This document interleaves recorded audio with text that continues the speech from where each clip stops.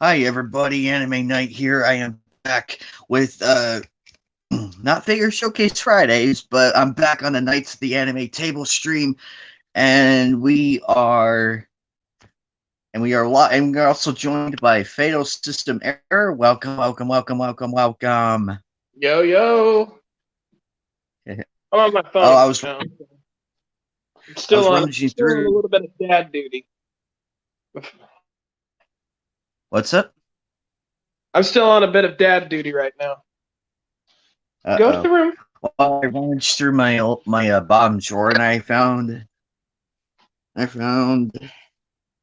Jeez. Yeah, I got the. I'm literally losing my mind right now. I'm also watching Ricada's stream, so Oh boy. losing my mind. But I'm gonna go on mute real quick. I'm gonna take my son to the bathroom, let him go real quick, and then we're still trying to do the potty training thing. So Of course, go ahead. ready. So I'm gonna set the phone down. I'll still listen. Yeah. So anyway, with that going on, it's very, very sad that I mean, God damn it, I don't think this should have been an issue at all. Like we're allowed to defend ourselves because if you get attacked, it's the same with the school suspending you. I mean, how many times have we? I mean, I never gotten suspended because the fights usually happened outside of the school. But the stories I hear of students getting suspended for fighting back is fucking ridiculous. It's like, what, you expect us to just take it lying down and the bully just continues to do it with no one to stop him, no one to reprimand him until the kid fights back and it's like, oh my god, we gotta suspend you. How dare you fight back? Oh, stupid. And I feel like we should defend ourselves. Because if people attack us, then they can't claim to be the victim and anything like that, and we fight back. That's the way it should be. I kind of look like Dr. Robotnik with these goggles. But at the same time, though, I need to get these fitted. There we go. But at the same time, it's also he didn't cross state lines. He's just not that far away from the No, no, Kenosha. no. He's from Antioch, Illinois. All right. He's from Antioch, Illinois. He did cross state lines. However, the rifle itself that he had was already in Wisconsin. Hmm. And but about the whole defending thing, listen. I've been hit with the bullies before when I was in school. Nobody to defend me. Could barely even defend myself because I'm getting ganged up on. And the thing is I tried. I tried, but even with that effort, to this day, you know, I look back at other bullies half the time that have, literally just because I was just the lone, peasant villager or whatever. I was the lone guy. And to this day, I still wish I had something to even the odds. You know what I mean? Exactly. And I'm, and then those same, some of the like, there's people like my friends around here. They're like, dude, can't you let that go? And I'm like, no, I want those fuckers gone. They do not, I want them gone. I still have a burning rage and hatred for them because of that. And you know what? I've always had an angry side. I've always been very resentful after the fact. Unless they came up to me personally, and there have been a few that have came up as like, hey man, you know, I know we're in high school and college now. I'm sorry for all that shit I did. It's just happened to my little brother, or something like that. And they tell me that, and I'm like, well, thank you for apologizing. I'm still pissed at you, but I'll get over it now. Yeah, I mean, if they apologize, then it's like, well, The it's thing that still I here. found, the thing that I found most appalling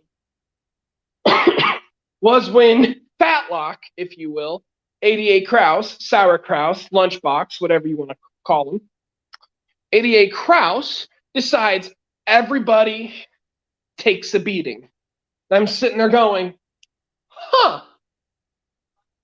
Yeah, you know what? You may be right on that aspect when you're being ganged up on, but nobody should take a beating. You're saying that as if it's a reality and that's how the status quo must be. And I'm sitting there going, no, it doesn't. Doesn't have to be that way. And this right to self-defense, I'm sitting there going, if Kyle didn't have that gun, this is what would happen. This is what would have happened to him.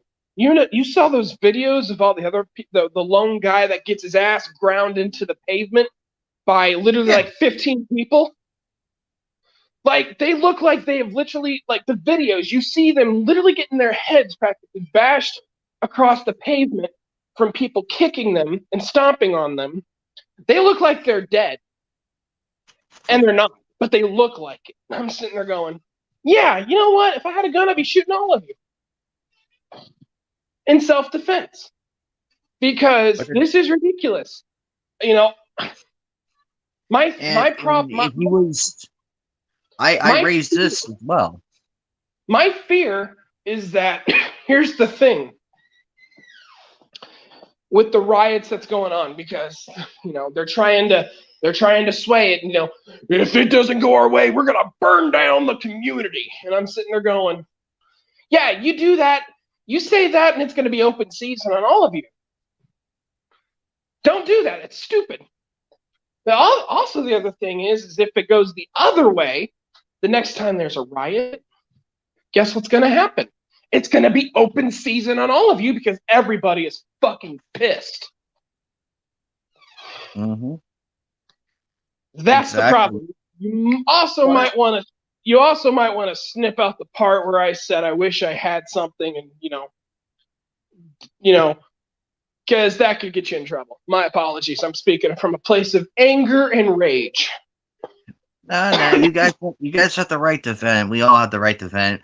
But the defense guy, I saw the tape. I saw the video a few days ago, and I watched. And I sat there and I look, and he is right. I mean, if these people claim Kyle was an active shooter, why didn't he open fire on the people that actually did stop? And who did back up? Here's the thing: if Kyle was an active shooter, he'd have at least 2 or 3 more magazines loaded, and there would not have been any videos of people screaming at him or him running down the street. It would have been spray and pray, and they probably wouldn't have been able to show it on media or footage or anything else like that. And this would be a totally different trial. I doubt even the defense would even be able to put up a good defense. The fact that they're being able to put up a good defense is because the facts are on their side. And the problem is they can't even utilize the fact. The defense team is pissing me off because they filed a motion for mistrial with prejudice, yesterday or something? And now they're asking the judge for a mistrial without prejudice? The hell is that? Now you're just what? After I heard that, I was like, so what? All of the work that you basically almost without effort, without putting in almost any effort into objections or whatever this is, all of that work that somehow ended up, for the most part, in your favor, is now just wasted. It feels like it. And I wouldn't even want to mistrial without prejudice because now I'm not a lawyer and I don't know how this works. But what happens if they start introducing new evidence, like this mysterious drone footage that all of a sudden just popped up out of nowhere last Friday or whatever? That all of the evidence that they couldn't even submit into evidence. And I'm hearing rumors that video would have acquitted Kyle of everything. could have. I don't know. Haven't seen it. I'm getting everything. I'm watching everything on the trial. And my son is copying me right now. He's just walking around the room and doing the same thing. It's actually kind of funny. It's starting to calm me down a bit. You go sit down. So no, but like, what is that? I don't know if it's a strategy. I don't know. First off, their strategies don't seem to be working very much. And Agent 47 seems, when he suggested the mistrial without prejudice, I'm like, what are you doing? You're an assassin. Kill them. Kill them with your words. Take care of it. What are you doing? Stop it. Since when is Agent 47 soft? That ain't right. Mm-mm. I mean, this whole thing is absolutely wild, and I can't even begin. Hey, go sit down. I can't even begin to fathom what the heck's going on through the defense's mind right now, because at this point I'm so lost, and the prosecution just seems to, after a while, they just become incoherent. You know what I mean? I'm trying to follow along, and I can't. Because they just they're just a circus in of itself. I've been watching the prosecution fail miserably, and I've been enjoying it. I'm like, yep. And then what really made me what really made me laugh is the way he fucking held the rifle. I was laughing so hard. I'm like, you fucking idiot. That is not how you hold it. You have it on your fucking cheekbone.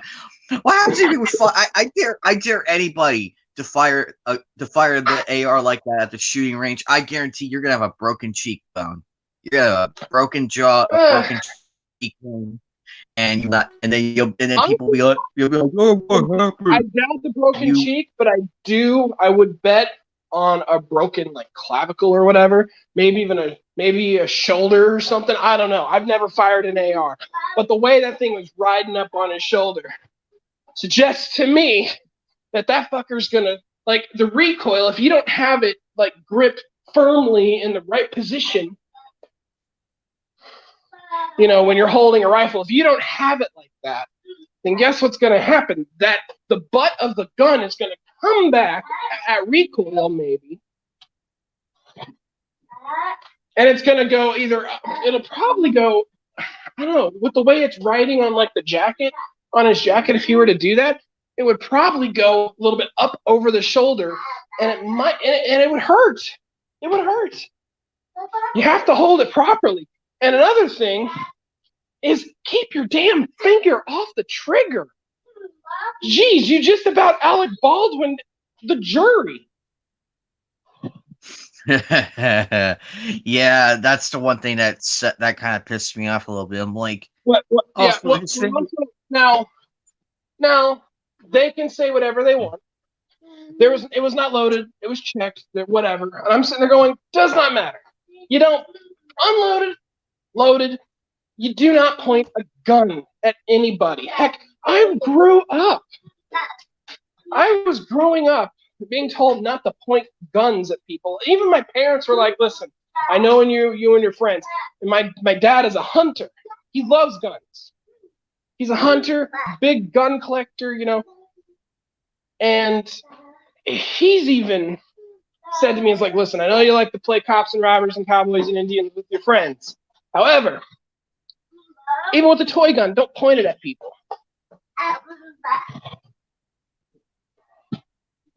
It's my parents did the same thing with me. Heck, even with bow and arrows. Hey, I gotta step out. Mama's home. Yeah, go ahead, man. So I'm probably gonna just kind of hide in studio for now. So Alrighty.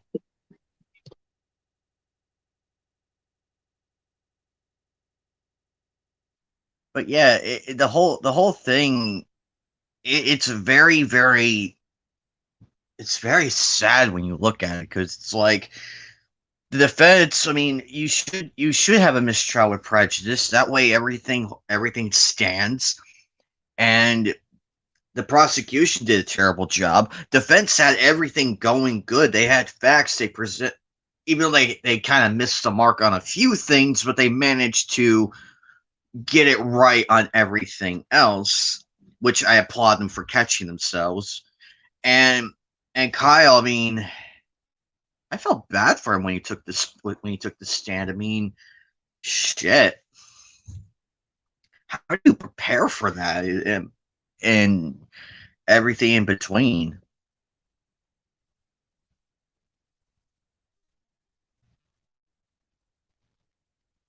There we go. But at the same time, though, it's like that they. If I were him, at the end of this trial, when everything comes out and when the verdict is given, I would sue the media. I would sue them, because you can get them for defamation. It has happened before, and they did. They'll try to settle it out of court with you, but I would still take them to court. I would go after Don Lemon. I would go after Joy Reid. I would go after Brian Stelter and the idiots over at the other clowns over at the MSBC. Fox. I mean, there were a few people, but eh, it's a hit and miss. But yeah, I would go after them, because it's high time that the media gets held accountable. But that's my opinion. But remember, whenever you guys are having a bad day, just remember there's a 35-year-old man working at CNN named Brian Stelter. You should be happy with your lives and not be like him. I swear to God, every time I see Brian Stelter, I hear Mark Dice's voice. I swear to God, it's hilarious. I can't even take him I can't even take Brian Stelter seriously. I can't. I just can't. And it's not helping him in the slightest. Wants to come in. Ah, yay. Yay. Eagles here. You boys staying out of Hello. trouble today? What's up? Are you staying out of trouble today? Despite the little spat I got into earlier, the person got upset with me because I post I there was this post called "The Last Anime Girl Foe You Saved is the fictional character you're marrying." And so I picked one that I thought would work, and someone got hugely offended and was like, "How dare you?" and everything. Because I put the joke, I don't mind, I would be sore for weeks and months after, as a joke. As a joke. People can go pull a penis out of their freaking ass. Oddly enough, the clown in question did report the photo, but it didn't lock my account, to my shock. And then the person deleted their tweets and everything from that spat, and I'm like, win? I guess that's a win. Okay, dear fuckwits on the internet, grow a pair of fucking boobs or balls, depending on which fucking type of pussy you are. Shut the fuck up, and if you don't like something, move the fuck on. Exactly. Not that I'm opinionated, mind you. Yeah, I looked at the clock. I'm like, oh god, it's almost time to start the stream. Because I look over, I'm like, it's almost 1:30. Gotta get everything together. You're in And thankfully, Arizona, my aren't food. you? Yes. I'm trying to figure this out because I'm figuring out I have to readjust because the times I'm used to you saying aren't working anymore. Uh-oh. Oh, yeah, that's right. It's daylight savings time. I completely forgot about that. So now I know where you are. Oh. I'm good. Well, I'll just call it Arizona Standard Time for me right now. That's better. But yeah, I was on. I paid a little visit to Mindless Entertainment. Said hello. Stuck around for a little bit. Love my Jessie. She's so much fun. Yes, she is. Oh my goodness, the whole news yesterday and Doomcock. Oh my god. Here's my whole take on him. I like the guy. I like him. But my major issue is whenever he's wrong, he just does not want to admit it. I don't even know what supposedly came out yesterday that involves him. I've been kind of busy. Well, apparently Kathleen Kennedy's contract has been extended to 3 more years. Oh, I didn't expect them to fire her. She has sucked way too many cocks to get fired. I mean...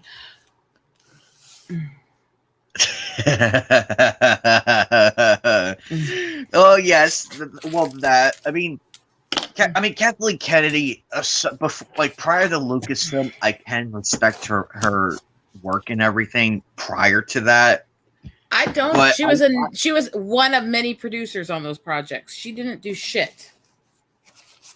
The more I see her, the more I'm convinced that every credit she has, she was sitting around backing people off and sucking them while the real people did the work. Direct your hate mail to me. I'm the one saying it, not him. But yeah, it's just so sad, and it's like, I'm like, Doomcock, just admit you're wrong, and be on your merry way and go do something else. You see, he's always been nice to me, but he's wrong a lot, and he doesn't admit it. And again, I still think he's hilarious. I still love his stuff. Yes. He's got to stop being such a freaking uptight bastard at times. And again, I say to somebody, he's always been nice to me, and I like a lot of his reporting. I prefer people to be more open on that. Yeah. By the way, Doomcock, we're just saying this with reverence and with respect. We're not bashing you or anything. We're just saying it's okay to admit you're wrong. It's okay to be wrong. It's not going to damage your credibility or anything. It just shows that we're all people who human. think it's not okay to be wrong are people like, fucking Harrison Ford. I mean, Hi, Geek. Howdy. I'm in a little bit of a mood today, so if I get bitchy, don't mind me too much. I'm trying to deal with That's okay. I'm in a little bit of a mood too. If I laugh at you being bitchy, don't get too mad at me either. I'm good. All right. But yeah, the whole thing with Doomcock and everything, I don't think anybody past March actually expected Kathleen Kennedy to lose her job.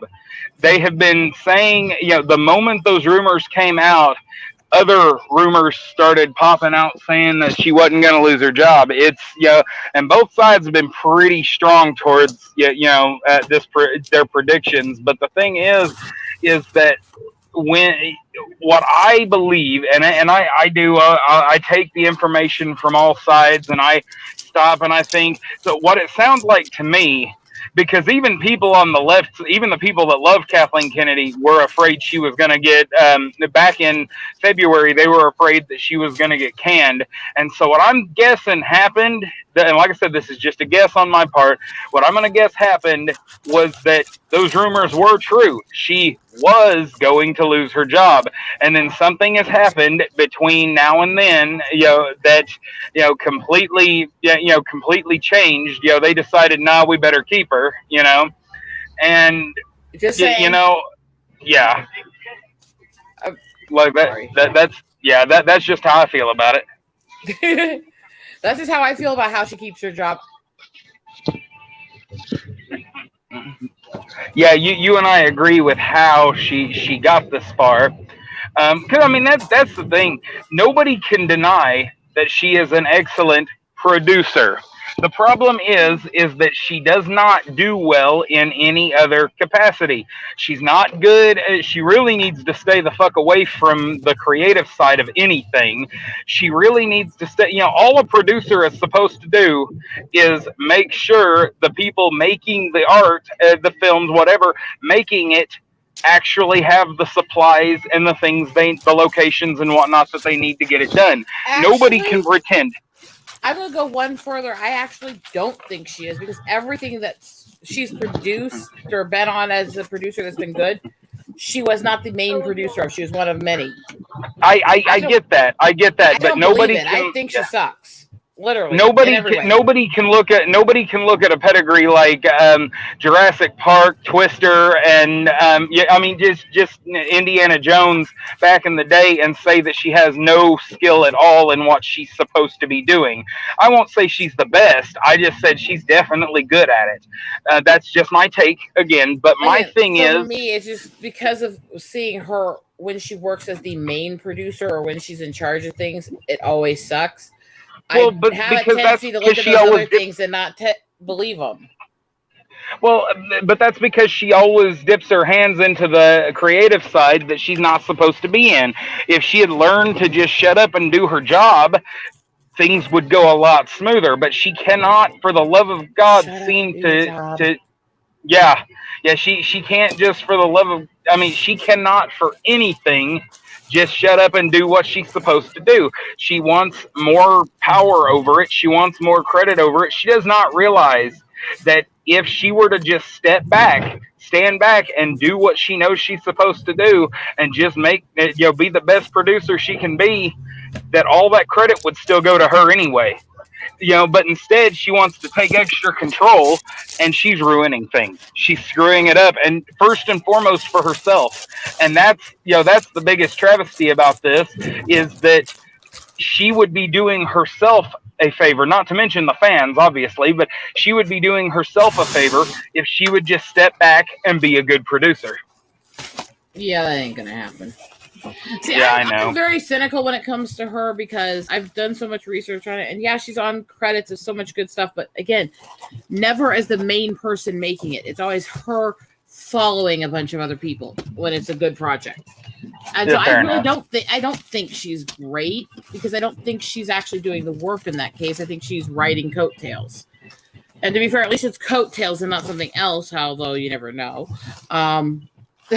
Well, she wasn't a bad looking old gal back in the day, so I mean, she was one of the table dancers back in Indiana Jones. You got to remember that. yeah. Mrs. Feminist, everything's got to be about not sexualizing women. Was one of the table dancers. Just saying. That's what irritates me now, is people like her that that got anywhere like that, and then want to turn around and say, oh no, feminism good, men bad, that's you mean like ridiculous. Marina Sirtis bitching about people objectifying her when she's literally done nude scenes and picked a sexual outfit herself? Well, it's like, what's her name? The one that has all the one that keeps all of her concerts keep getting terrorist attacked. Ariana Grande. That like her getting so mad because one of her the boyfriend she was with at the time, he was a famous dude too. I can't even remember his name. But anyway, she was with him, and one of his buddies, who is also a famous guy, had said something she thought was sexist, and she made a big, huge, grandstanding, situation. Like she is talking. She couldn't wait to talk to reporters about it and shit. And I'm like, first off, this dude's supposed to be not just like famous friends, but real friends with her boyfriend. So she making him look great in front of everybody. And secondly, we've literally seen what she chooses to wear at her fucking performances, and and she wants to go on and he had said something about congratulating his friend for hitting that dime piece or something. I'm like, yeah, you know what? It's distasteful, but it's rap terminology. Yeah, that is literally urban terminology. That's just, Oh, she's they're going just to a say it. bitch. She knew that when.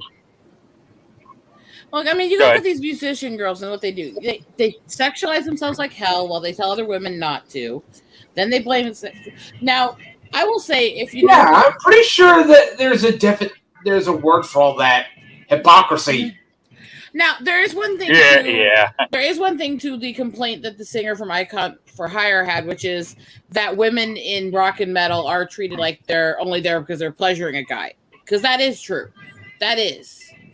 They get that attitude from fans and interviewers. But that complaint is But legitimate. that's the thing, though. Like, that was true 20 years ago. It's still happening with a lot of the female-fronted bands. There's still a lot of that shit going around. Or you see that. If you want to look at Hailstorm, or Evanescence, and act like they're just being objectified, I'm not saying all, but I'm saying as a general, that does still happen a lot. Now, again, it's not all, but when she says, I've had these interviews where people say, oh, wow, you're fronted by a female and shit. That's pathetic. It does happen, but it's pathetic.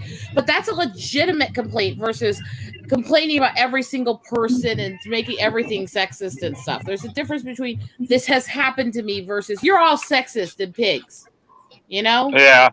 Well, and that's the thing. It's been my experience that every time I mention, because you can ask my fiance, I absolutely love female-fronted rock bands, and but they have to be good. Nothing wrong with female-fronted metal bands. I mean, Doro's an amazing metal singer. Yeah. Well, to be fair, there is on the majesty that is to be fair.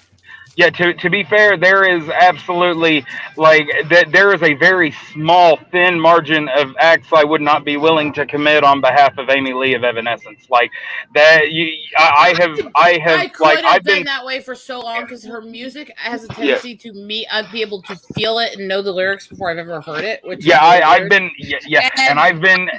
simping for her since I was there when she did the kickoff tour with Sterling. I was at the first show they ever did together.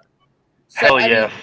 But I've lost so much respect for her too because last year she did a whiny ass song Last year she did a whiny ass song with a video that basically defended the BLM riots, while she, as a white woman, is singing about the black struggle, saying, "Don't you speak for me."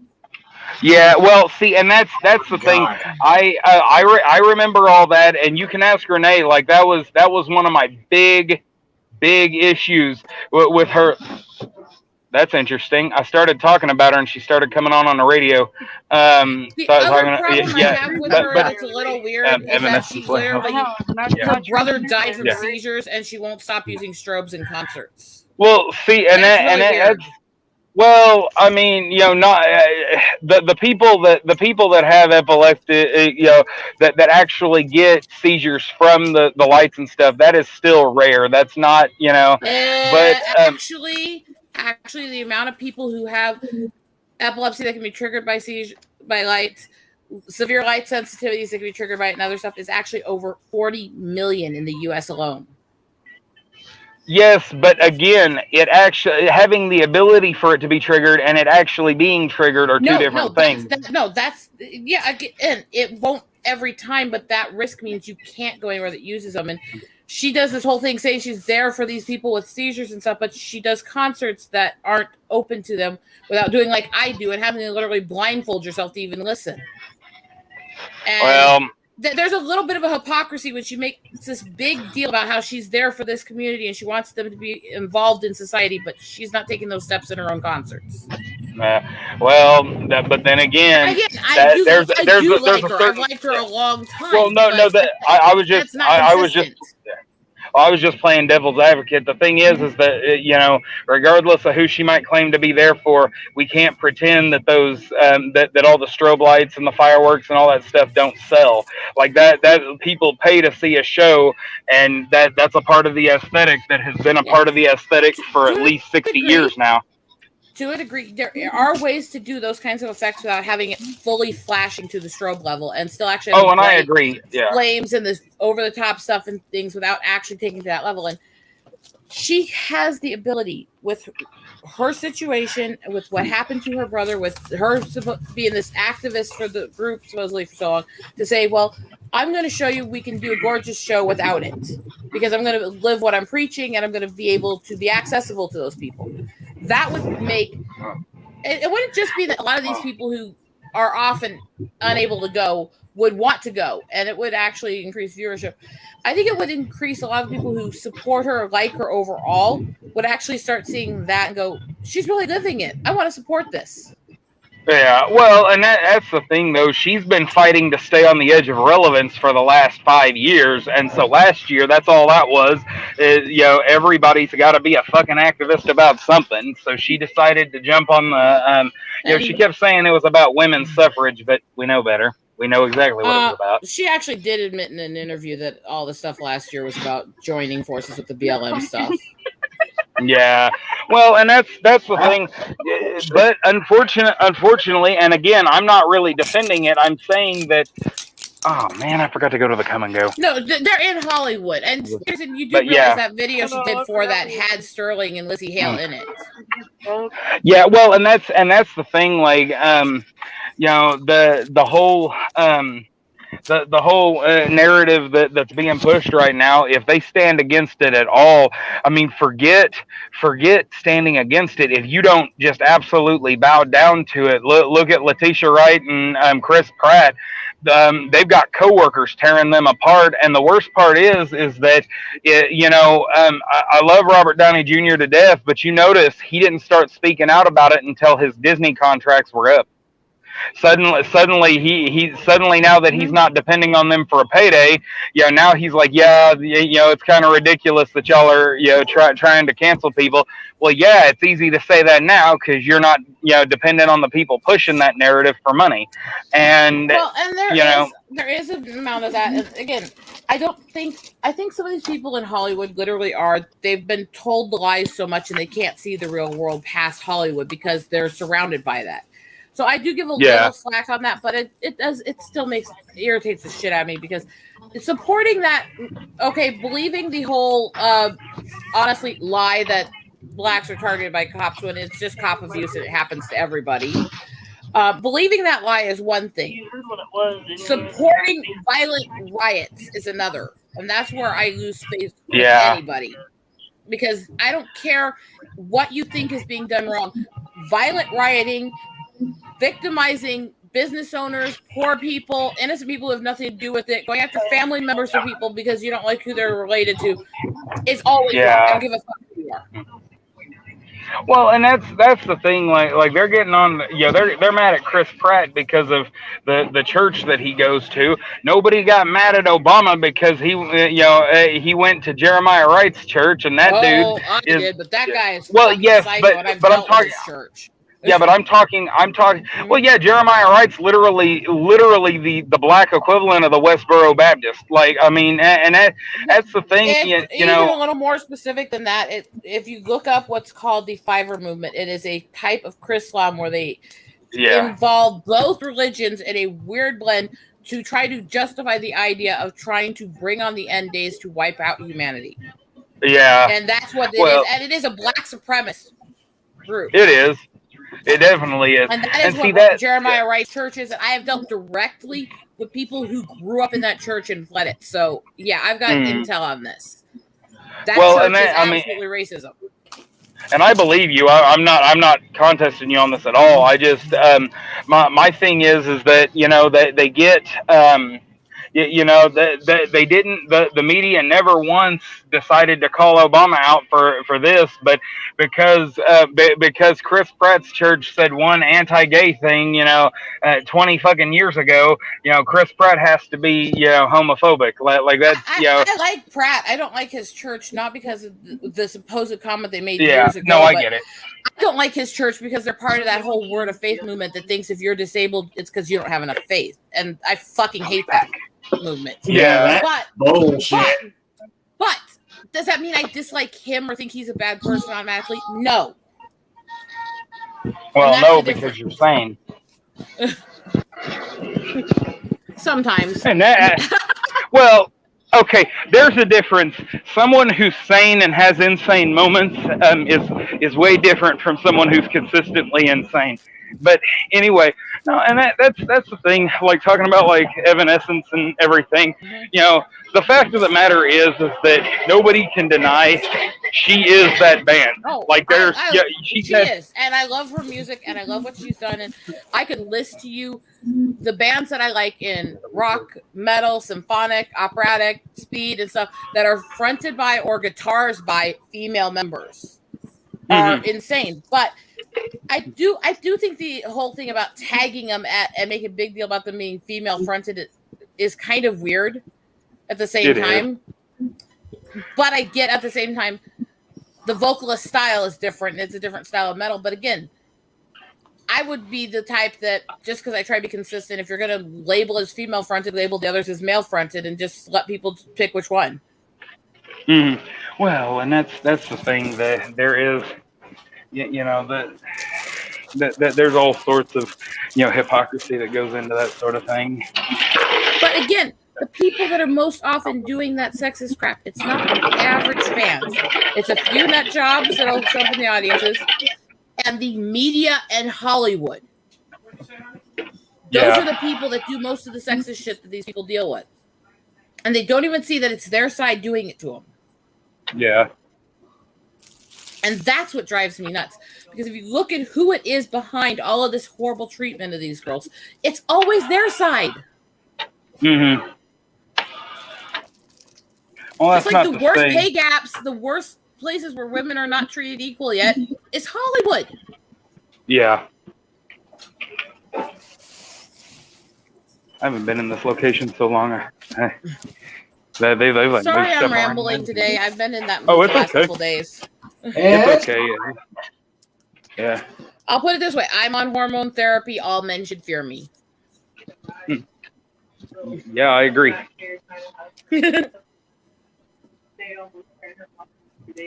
But and so I love a lot of these bands, and I have a repertoire of this stuff that most people wouldn't dream of.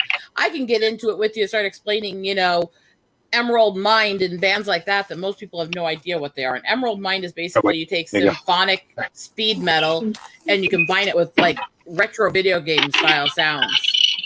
I look back in my hand and saw that I said like two there. I'm like, wait, that is all right. And they're badass.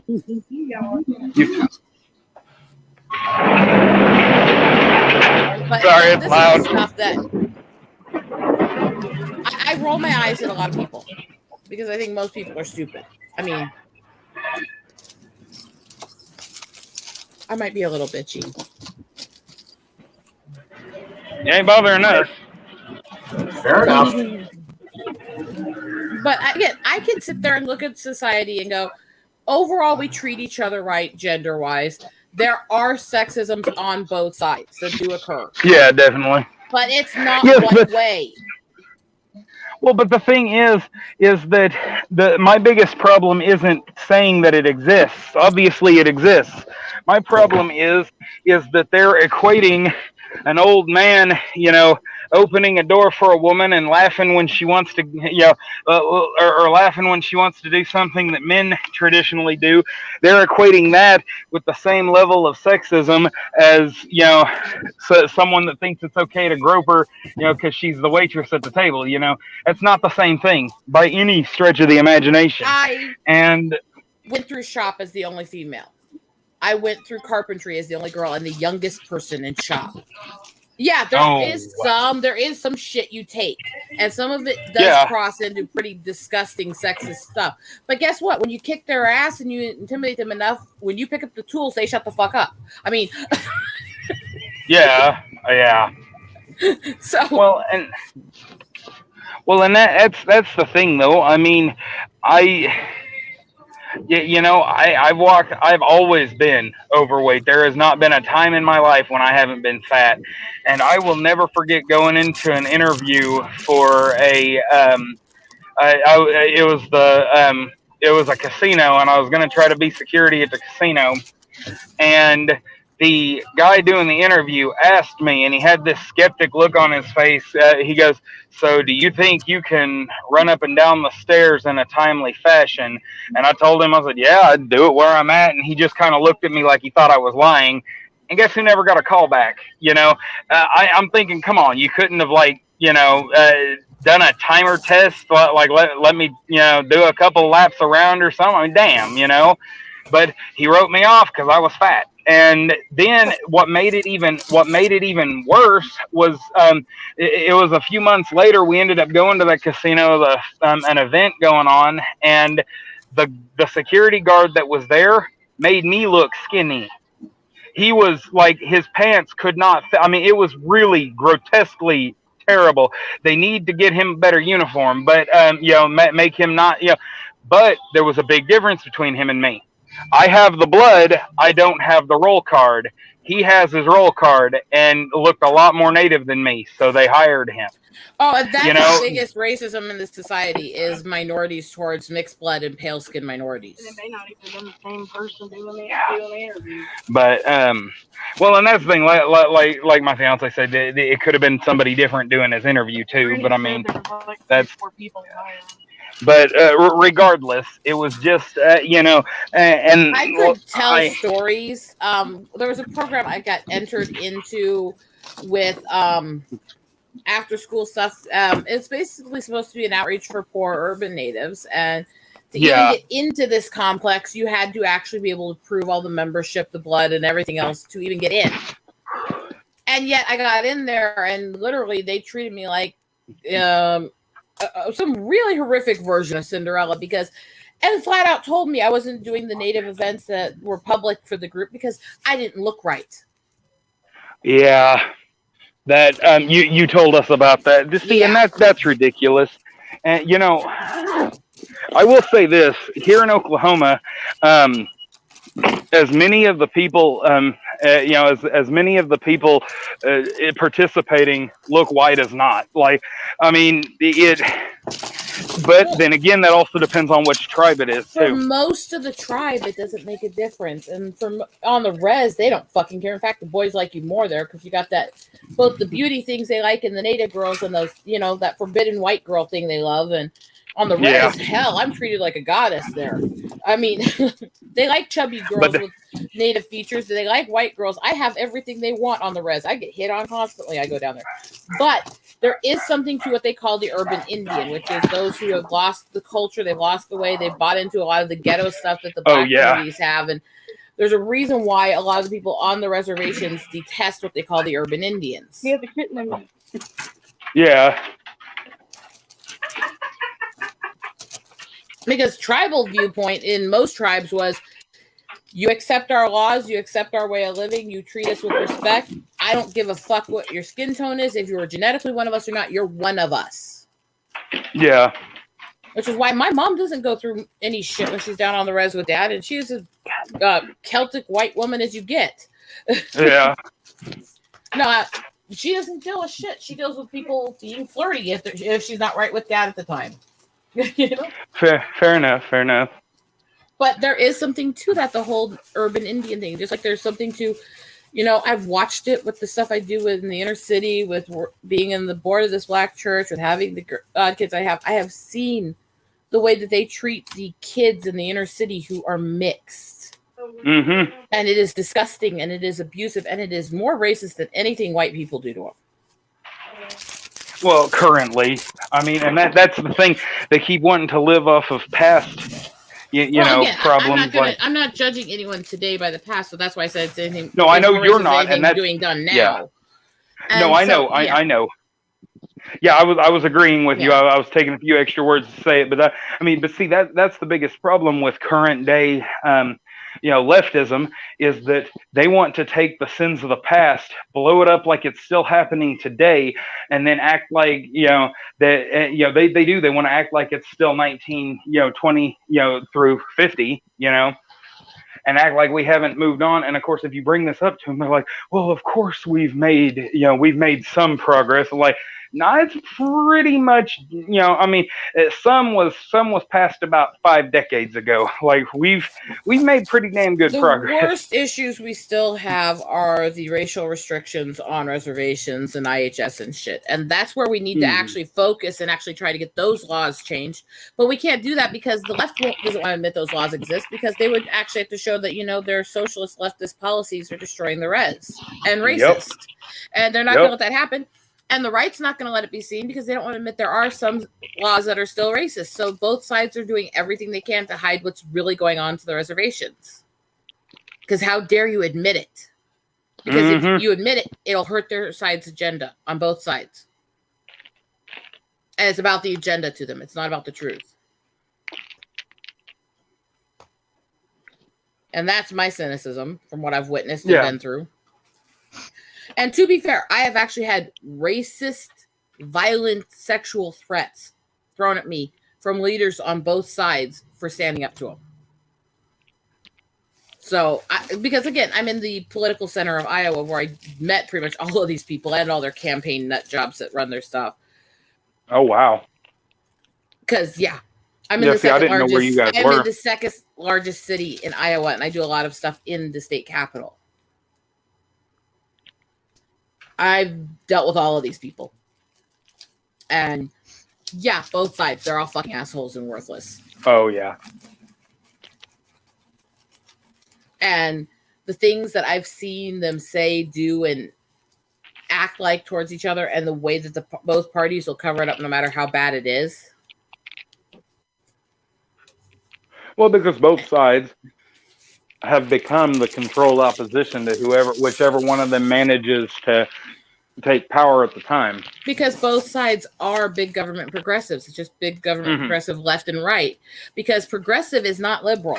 That they've tried to usurp that term, but the progressive movement came out of Madison, Wisconsin, and it was the eugenics big government movement. It had nothing to do with either side's political ideals. What they did do is what Alinsky taught about, which is embed themselves in both sides so that they could gain control no matter who's in charge. So it's the progressives wanting their version of the progressive utopia depending on which political views they have. That's what you have on both sides. There's my cynicism. Talked about it like 3 times. So our dryer is on the fritz. I'm sorry. Well, we're coming over to my mom's house across town, which is only, which is only like 3.5 miles away, given the type of town it is. But anyway, now we come over here, and after a whole bunch of song and dance and everything else, I realized I left my wet laundry in the basket at home. Well, that was bright, wasn't it? I mean, sorry. No, sorry. you're that's fine. I know. Now it's Snickers. But so I tirade, I rant because I have a lot of experiences that have made me very cynical.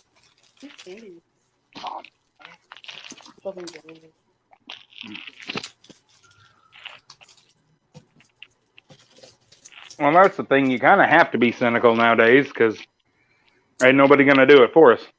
I will forever laugh at a picture I have because this picture was a native chick, a Hispanic man, and a Celtic man taking a picture together.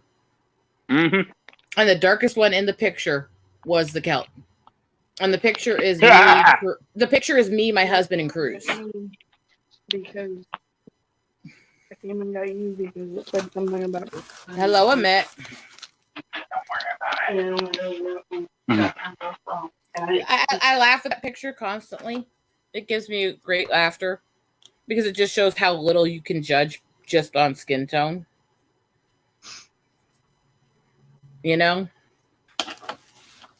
Well, and that's the thing. Just because something is the exception, not the rule, does not mean that the exception doesn't exist. Mm-hmm.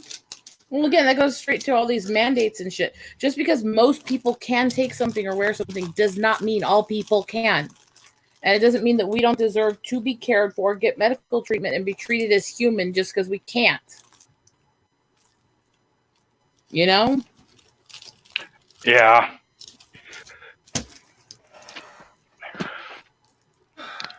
I'm gonna take the switch with me because go ahead and bring it to me. I don't want to leave it here when Joey gets back. No, there was here. It's back there. Oh, okay. Well, no. But Hi. Told you. it's like he's got an alarm. I Like, was sleeping in my room. I know, buddy. We'll be back in a little bit. I gotta go back to the apartment. I forgot my laundry Why? because I came here to put my clothes in the dryer. Because you weren't being very bright, let's be honest. If I give you this remote, can we have the TV back when we get done so Uncle Bub can play the Switch? Yes, I was playing GameCube for a little bit. Okay, well, you can play the GameCube, but will you promise that we can play it on the Switch when Yeah. we get back? Yeah. All right. So yeah, I will be in about a week and a half to heading back to be with my family for a while. Oh, okay. So yeah, I was about to ask about that because I knew I knew you had talked about it. So how long are you talking? Like, Depending on what's going on with my medical care and what's going on with my husband's stuff he's dealing with, I could be gone a few months. okay, how far away is it from him? Because I know you don't do very well when you're away from him. He'll too be long. there at least part of the time. Oh, okay. Okay. Luckily, he did get his exemption till the Novavax can come out, so he can work as a remote employee for the next several months. So he Nice. can work from my parents' house in the mountains as long as we take one of our computers with us, so we Ooh. have all of his sign-in and permissions. That's good. So he'll be there a lot of the time. So I'm incredibly happy for y'all. That's the best. That's yeah. his boss literally looked at him and said, "How the hell did you manage to get this?" Because it was like Joey wanted to The play on the game. tiny percent of the people applying actually getting accepted. And his boss actually literally asked him, "How did you get it?" And it's like, because he's intelligent and he knows what he's talking about, and there's a reason he wants to wait. And he actually had logistical and logical, both scientific and religious reasons why he is waiting for the one. Yeah. Because he's actually thoughtful and intelligent. Yeah. Well, you know, it's the problem is that in order to get in almost any situation you're in order to get certain approvals and stuff, you have to be able to have the time and the resources to track down and research and choose everything, and it's got to be months out and that sort of thing. That's our biggest problem right now, is that too many people have or didn't have time, you know, and the ones that did have time didn't take the time. And so a lot of people are didn't know being how bad they were going to do this, because they know they were going to literally just say, "You're citing this as your faithful. If you've had any shot in the last 15 years, that's proof it's not your faith." No, it's not. What if somebody converted in the last few years to a new religion? Are you saying that because of the past that was done to them, they can't try to live by it anymore? well, and that's It's another so thing. insane. Well, that's another thing. Besides converting and everything, there is a difference. You know, people don't realize how long the polio vaccine was in. Polio was a big problem for decades, and polio had been around for the better People still part. died by from the shots. Yeah, see, and that's the thing. That's the thing. You know, they don't want to. I forgot about that. Anyway, they don't want to. They don't want to take into consideration that not every shot is created equal, and it doesn't matter who's in the White House when the shot comes out. You know, I decided to take mine because I've never, and I mean this, I've been telling my family this for years. My cousins thought I was nuts. I never minded being a guinea pig. I did not mind being a guinea pig. My problem is that not everybody's going to feel so easy about it as I do. And Regardless of whether I ever want to or not. I can't. And the thing that bothers me, my husband, okay, he's the head elder of a pro-life church. He cannot use the one that uses fetal stem cells. Yeah. Yes. He cannot use the one that actually does gene therapy manipulation because that goes against church doctrine. Yep. This isn't a little thing where he's saying now it's his Yeah. way. This is well established. He's been the head elder of this church almost a decade. Well, see, that's the thing. You know, the faith-based objections are one thing, but even just, I mean, you shouldn't have to be, you shouldn't have to prove a faith-based objection. Any objection at all should be considered valid. They don't have. I mean, we're at a point where. We still don't know what the long-term effects of this are. And that's saying, like, I'm still not completely convinced that they didn't shoot saline water in our hands in our arms and, and call it a vaccine, which again, isn't really a vaccine anyway. But even that's if the it, thing, I have questions and I'm not on the anti-vax at all, but we've been told for decades, nearly a century, you can't create any form of vaccine for anything that's a cold variant because of the way they mutate, which COVID is a SARS. It's a part of the cold variants. Yep. You can't, that's what they've told us for years. You can't give people shots if they're immune compromised, cancer patients, or if they've had the disease you're trying to get the shot for, because that can cause either a reaction to them that can kill them or mutation. We've been told that for decades and decades. And there's consistency one of the big ones, issues because they're changing the rules on everything with no evidence as to why.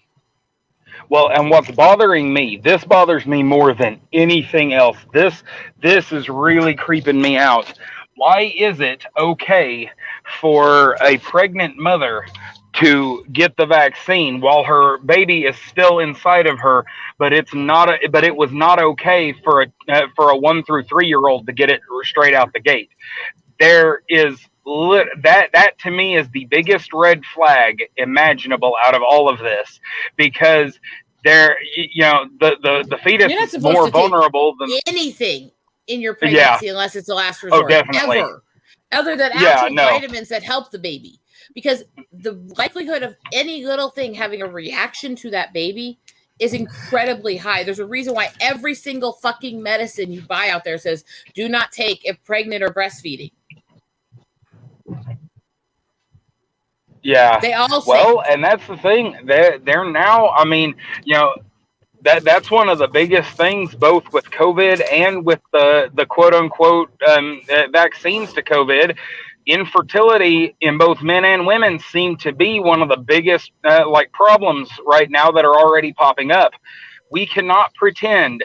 We need to stop pretending that this was not, grown in a lab, that it was not made specifically. This was supposed to be an anti-fertility movement. They are trying to actively push generations to. That's why we've had all the change in the media. That's why it's no longer cool to have kids. That you do know that they've had population control done through shots on the reservations and in Africa for years. Yeah. It's been documented, it's been proven. Yeah. In fact, Bill Gates and Melinda Gates and their foundation have been banned from over 60 countries in the Africa to Middle East area because of it.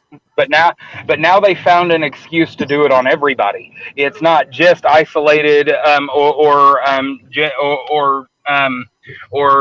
ethnic, based. It's now everybody.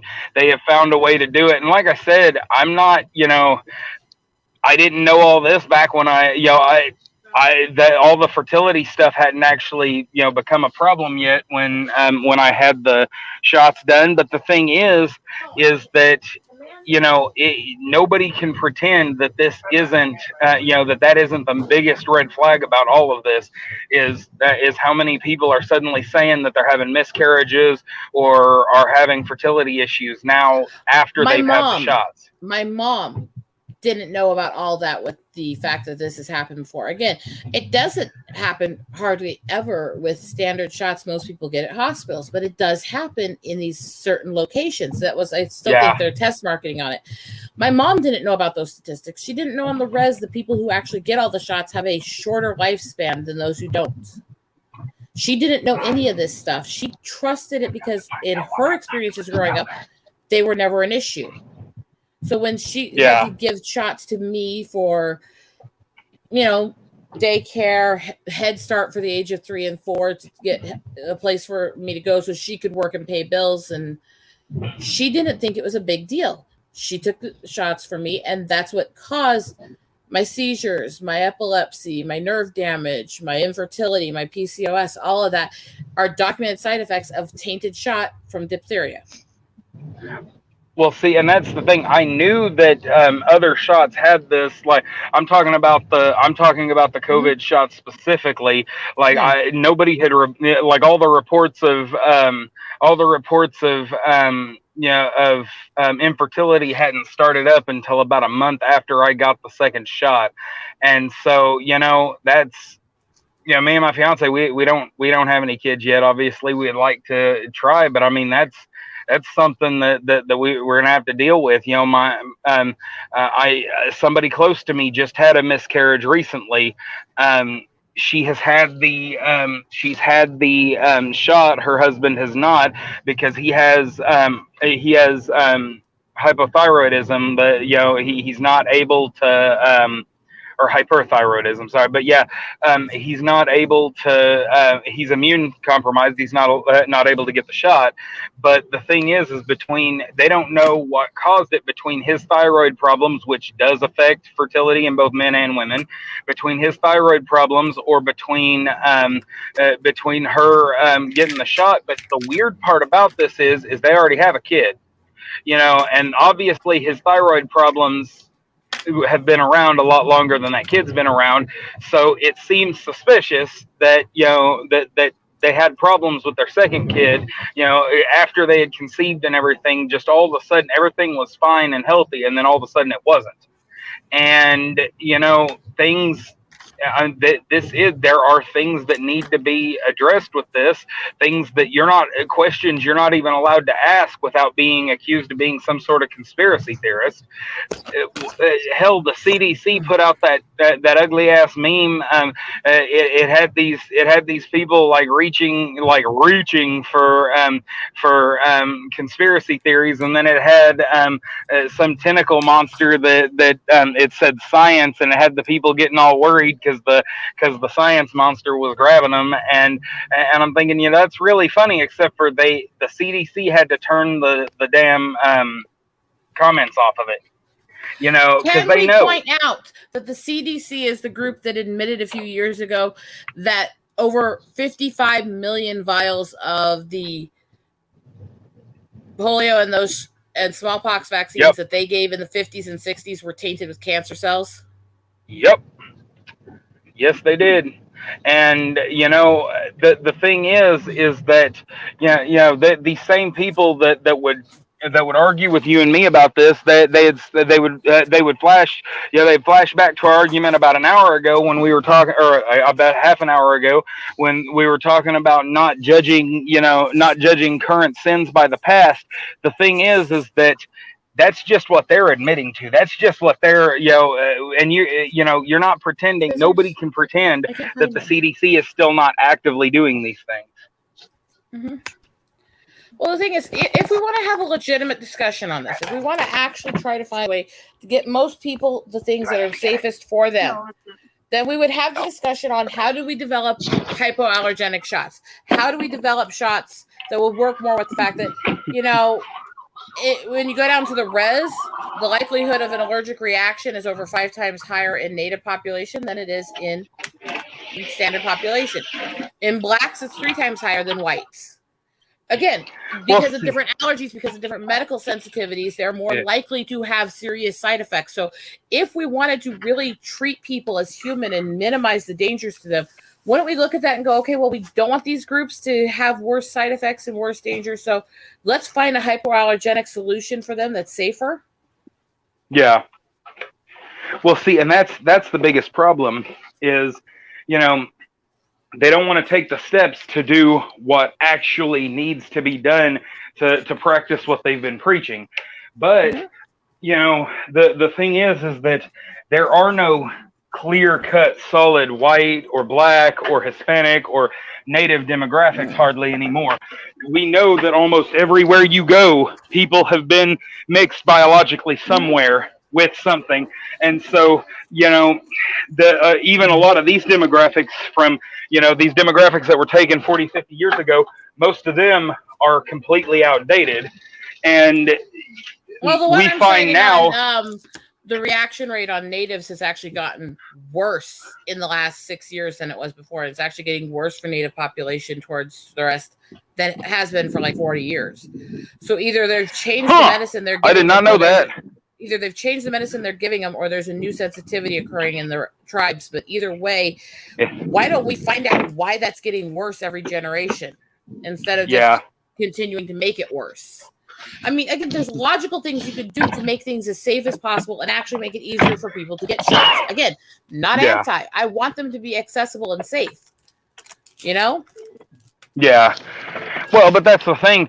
They want you, and we keep pointing this out. The same people that were completely against these shots before January, the moment, the only thing that changed about the shots was the man sitting in the White House in one country on the planet. Side, all these people that were all in for him when it was him all in for it. All of a sudden, the moment, No, they're evil. It's like, wait. That wasn't your argument a few months ago. And I literally saw people on both sides completely flip their arguments on their public posts within a day because of the election. Yeah. And I was sitting there looking at it going, what the fuck? And that's the thing, Well, see, and that's the thing that gets me. Back when, my mom hates Trump more than you do, and I can honestly tell you that. I can say that I believe that. But the thing is that my mom is also she's been a nurse for over 20 years. She and her parents were from she was older when she had kids, and so by the time me and my sister were in high school, most of their friends' kids had already that they were already finishing college, if not had been out of college for a while and had their lives established. And so so just imagine how my brother, who's 9 years younger than me, feels. But anyway, the thing is that when it's all said and done, the way my the way my family has has always handled this sort of thing, vaccinations, we did our vaccinations. There is no such thing as an anti-vaxxer in my bloodline, but some of my family were so upset by the outcome of this election, they did just like the people you're talking about. Some of them switched their argument the day of the freaking the election. And the thing is that my mom, when it was Trump pushing to get all the vaccines out, she was like, well, it's not him working on the vaccine. Well, I'm gonna get it one way or another, because she's pre-elderly and she is a hospice nurse. She goes from elderly patient's house to elderly patient's house, and see, now that she's got the vaccine, she's having to do unlike the others that are in normal professions, even though they're making everybody wear the damn masks regardless, but she was still wearing her mask because she, a few months after she got the second shot, she saw where people that had the shot are actually spreading it, even though they're not getting it. The Typhoid Mary effect has taken place. They're actually spreading the virus more than the people that have never had the shot. So, I mean, there's that. But there the thing is one other thing on that, to go with what you just said. With all shots, sloughing is real. It's in the inserts. It's in the documentation. That's one thing that the anti-vaxxers are correct on. If you get a shot, you should not be going around people who are medically sensitive for the first few weeks, because there is some possibility of spreading what you took the shot for. Mm-hmm. That is real. And that well, does not mean and that was the thing. It does not mean don't get it is real. It won't work. It means take those extra steps. My husband wants to know for one. He's already said when he gets it, because there is a slight chance it could actually have a slough, He doesn't want me going through this again. He wants me to go be with my parents during that time until so long after the second shot. Because he doesn't want me to have the possibility of it. Well, and I mean that's the thing. He has put a lot of research and a lot of thought into this, and and y'all have an avenue open to you that helps both your family's problems and his issue with this. I mean, things have lined up just right for this. Not everybody has that, well, in available that to regards, them. I'm still being denied doctor's access because I can't breathe in a mask because of vocal cord dysfunction. Yeah. So I'm not being given treatment for developing potential Parkinson's to find out what this fucking lump is. They're denying me access to hospitals. That was the other bridge then. Yeah. And there's nothing it's gotten ridiculous. That them on that. I can't do it. And they're like, well, just do it. It's like, if I could the fact that this. Well, the fact that they have patients with asthma that literally cannot wear the masks, but they won't let them into the hospital because because of how the situation because of the way the situation is. I mean, that's just ridiculous. The fact of the matter is that they could. It's a violation of medical rights. It is, but the ADA is on their side. That's the worst part is that the ADA is on their side. Everybody, right here. Like it was right as I turned the corner. But sorry, I was showing Renee where I hit the deer the night before last. This doe and buck were trying to cross this bridge at the same time. Luckily, I was only going 20 miles an hour because I was turning a corner. But I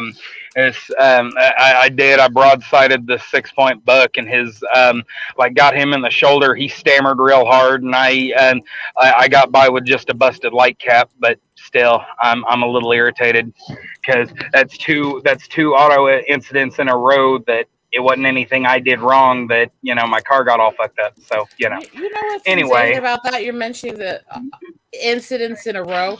Last year at the beginning of the year, of course there was that hit and run I was in with Chris Knight. Everybody kind of heard about that.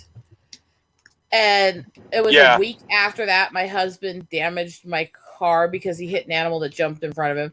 It was a week after that, I ended up being hauled out of a ditch because the deer jumped in front of the car on an icy corner when I couldn't avoid it because there was a river on one side, the ditch on the other side, and other drivers behind and in front of me. So I had to ride this one spot on the ice so I would go into this higher part of the ditch so I wouldn't hit the animal or anybody else or go in the river. And I was annoyed as fuck at that point because it's 3 weeks in a row on the same day of each week. This shit keeps happening at one time I was the driver, and I actually ended up preventing a really severe accident. But I was so fucking pissed by the end of those few weeks. Yeah. Well, and see that's the biggest problem is that with my job, working the type of job I do, I drive the company vehicle around overnight, out in the dark, on these back roads. There are constantly deer and everything, and it just pisses me off. On the one hand, I'm like, well, at least it was in my own car so that I don't have to, I don't have to go through that whole mess. On the other hand, I'm like, why the fuck would I be upset? I know I'll pass the drug test. Damn, why couldn't it have happened in the company car where I'm not paying for the fucking, repairs? But whatever. The point remains is that a couple weeks ago, I was on my way to work, and I pulled a big old piece of shrapnel out of my tire. I had hit it and lost control of the car, and had to replace two wheels. The actual wheel rims were bent up, and then of course last night, barely a month later, I turned that corner and hit the deer. And like I said, I'm pissed off because it's one thing if I was fucking around and I'd be like, yeah, I deserve that. But I hate it because between the roads and the shit that gets left in them and the other drivers out here, you can be the best fucking driver in the world and you still end up with your car all busted up. Well, there's a reason my husband's getting the tires changed on the car before we go back to my parents. Because I am not crossing several mountain ranges past all the elk and bison in the snow and evenings with fucking old tires. No, that ain't good. That ain't a good move. My parents live out in the middle of nowhere in the Black Hills. I have to go over several mountain passes that are high bison and elk traffic to get to them. Yeah. Yeah, See, I'm and that's not the thing. fucking going there without new tires. I'm See, sorry. and that's the thing. I might have found a 6-point buck in the middle of the night on a freaking otherwise busy city street like that, because that's what was really trippy about it. But right next to a highway, no less. But a busy highway, no less. But I mean, that's trippy enough. But that shit happens in Oklahoma. Yeah, but you're talking up there, up in the Black Hills. You are talking about elk and bison, and your car And hits one of those. pronghorns, which they don't have antlers. They have horns. They have hard, solid bone horns that twist back. Same with bighorn sheep are also on these passes. Well, you got the bighorn sheep, and then and you guys are far enough north that y'all might still see the occasional moose. They don't happen often, but I remember getting so pissed. They don't happen often, but they do happen. They used to be more common in the Black Hills, and they got hunted out to the point where they're very rare there. And the first one that had entered and been documented in the area in 50 years, it came into the city, and the fucking city people shot it. Oh my God. Yes. And me and my mom were so fucking pissed. We were so pissed. This guy, see, this is what I'm talking about.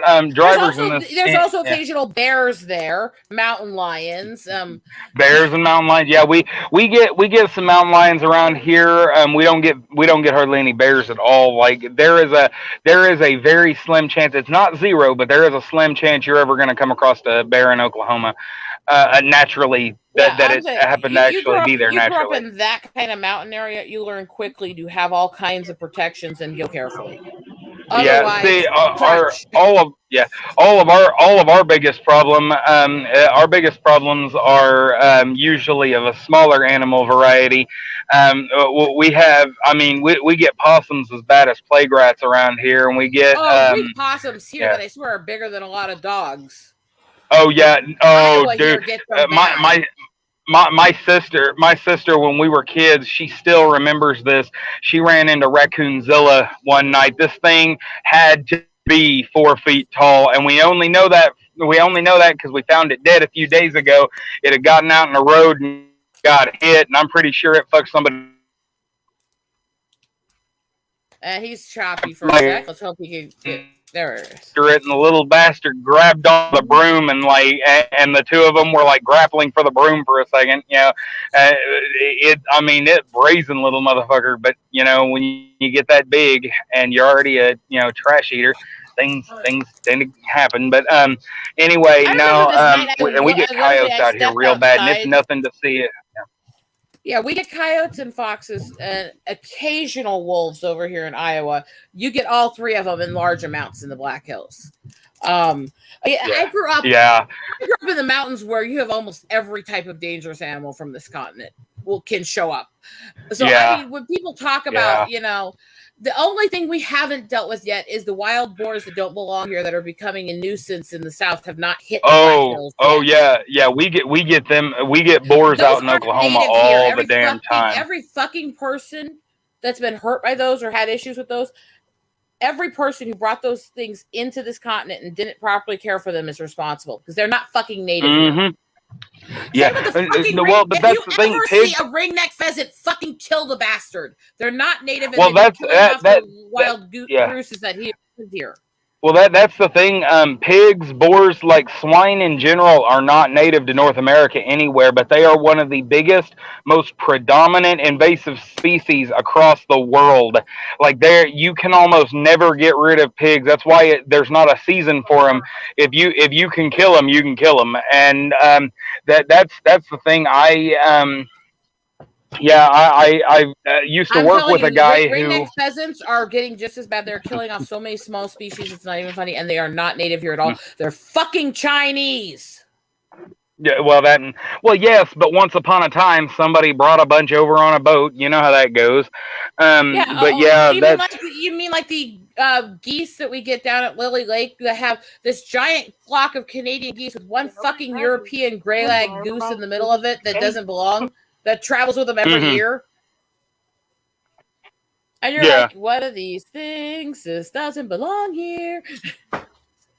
Well, like I said, you'll take this picture and you have like these fucking Canadian geese in this huge swarm in every corner of the picture. Then you'll have it sitting in the middle of the flock, like, look at me, bitches. I'm different. Well, and that's the thing. Like as far as swine goes, if you find them, hell, the other night I was doing my patrol rounds, and I mean, you can see them, but it's nothing to see them like walking around on the outskirts of Tulsa. You know, all down through this area between Tulsa and Muskogee and Bartlesville and everything. Like northeast Oklahoma gets absolutely, like we get absolutely, you know, swamped with pigs all through here. But what's funny is this guy that I worked with for a while, him and his family had found, like they had a pig farm up in a small, and I say as a pig farm, it was it was kind of a hobby thing. It wasn't something that they it wasn't something that they were proficient at or anything, but they had this pig farm.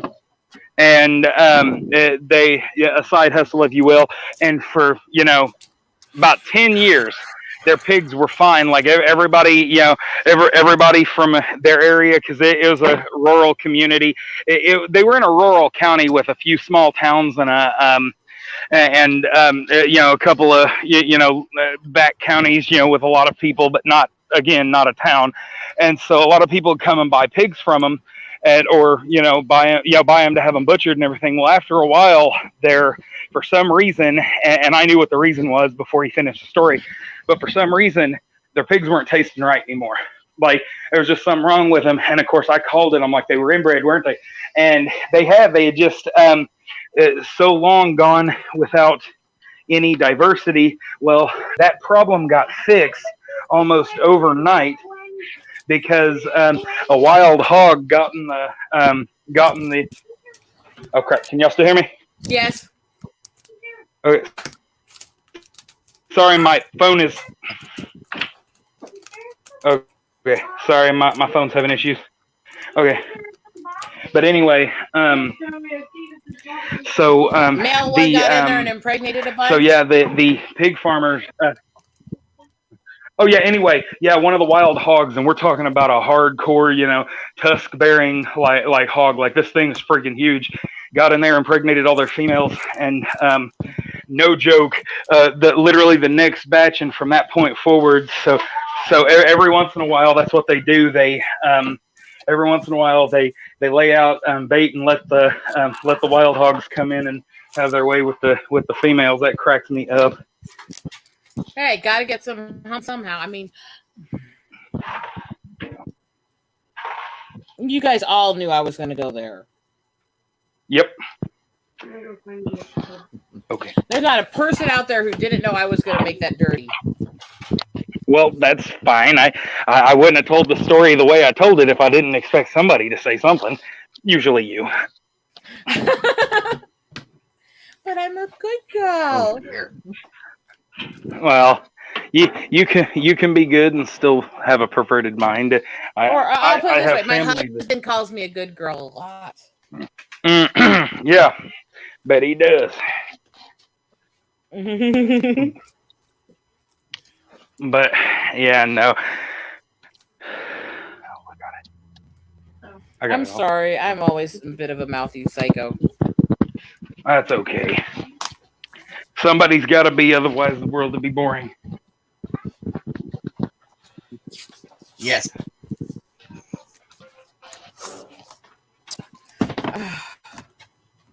Yeah, my husband's off getting, oil change, new tires, all that to make sure the car's really set well for going into the mountains.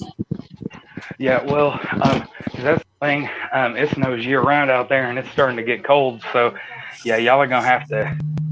Yeah, there are tips in the Black Hills that will snow year round. There's been recorded snowfall every month of the year there at some point. But it's not uncommon to have, end of early September blizzards all the way up through like June blizzards is not uncommon. So. Yeah, well, and that's that's the thing. Now, that's another thing. Like weird weather patterns and stuff out there. That's not weird here. I love in Oklahoma because we are one of the only places I know that can go from, -10 one day to 70 degrees the next day. I have seen that happen within a couple hours back where I live. The worst weather change in recorded history was in the city I grew up in, which is, well, actually in the city next to it, and the city I grew up in was doing it too, but it was like a degree less severe there because of where it was hitting from. But that was actually during World War II era, and it was literally switching 40 degrees up and down constantly every 2 minutes as the storm was waving over the mountains. And so it was literally going from like, oh, it's 40 degrees. Oh, it's 0 degrees. Oh, it's -40. Oh, it's 0. It's -40. It's 0. It's 40 for like a half hour.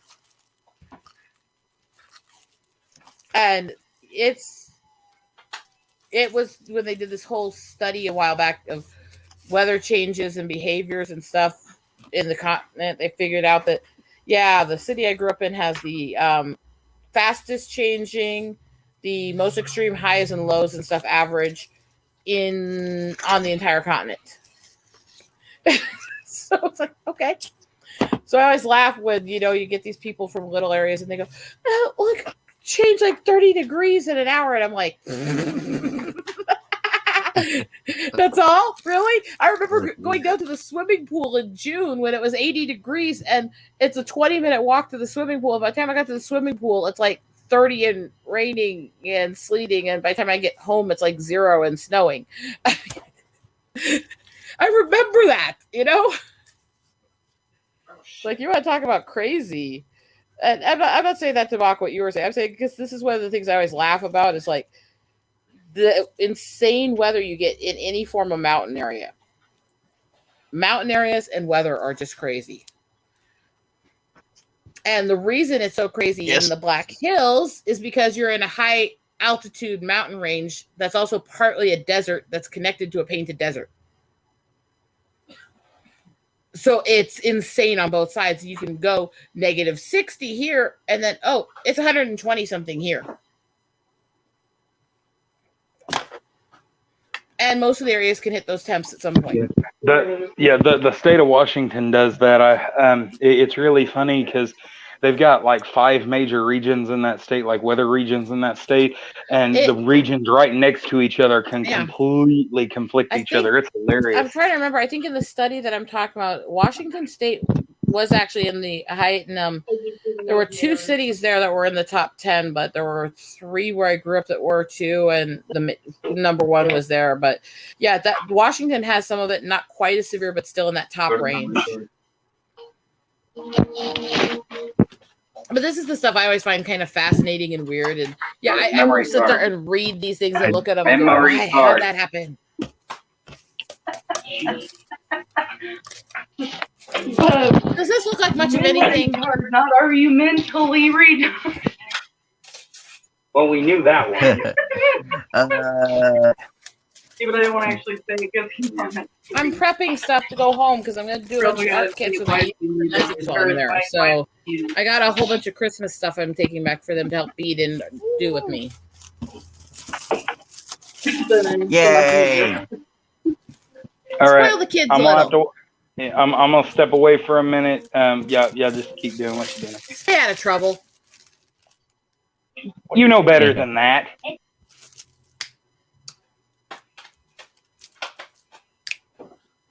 Okay. Ha.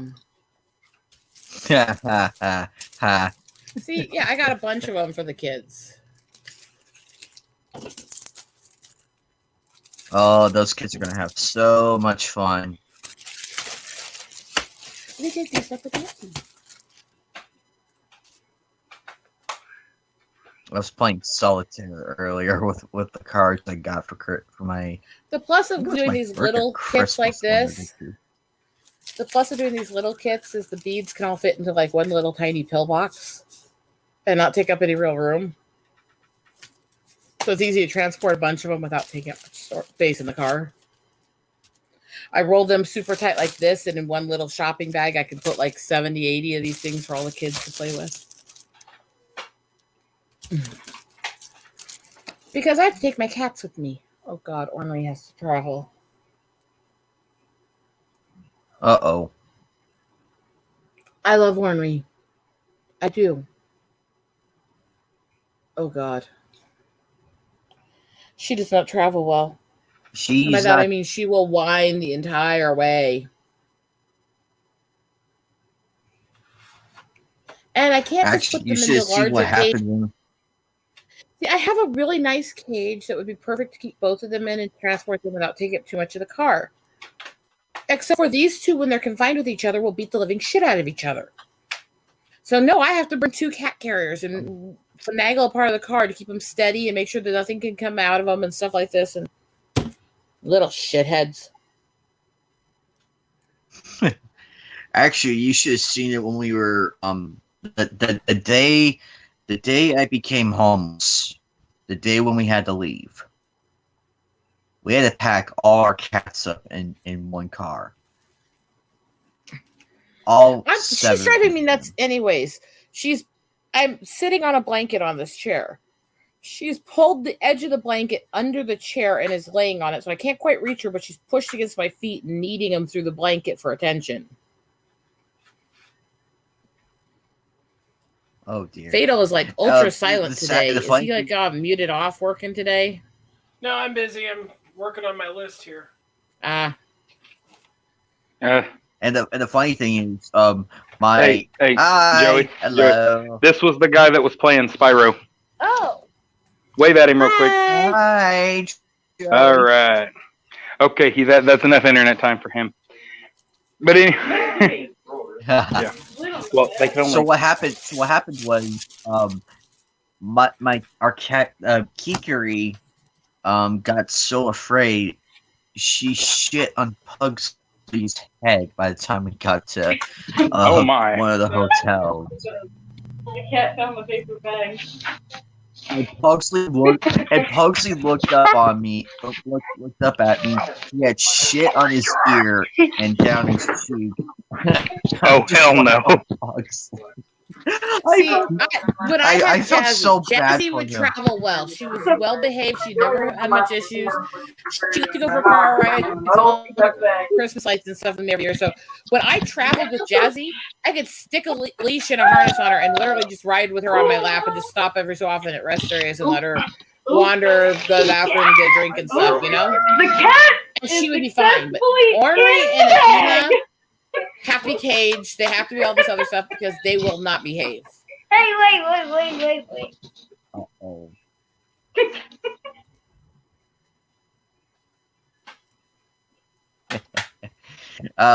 But Thor, oh my God, Thor, oh God, what can I say?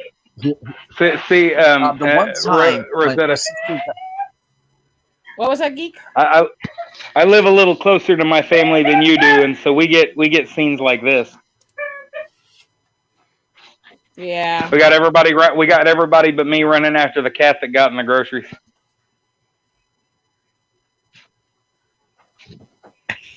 Anyway, what about Thor?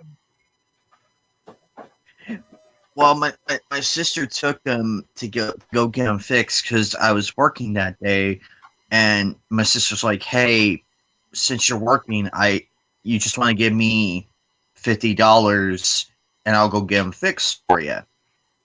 And I said, "Yeah, that's fine." I gave her the 50 and everything, and she goes and gets him fixed. He was such a bad boy. I mean, he was meowing and everything, and then after he got fixed and everything on the ride home, he farted in my sister's car,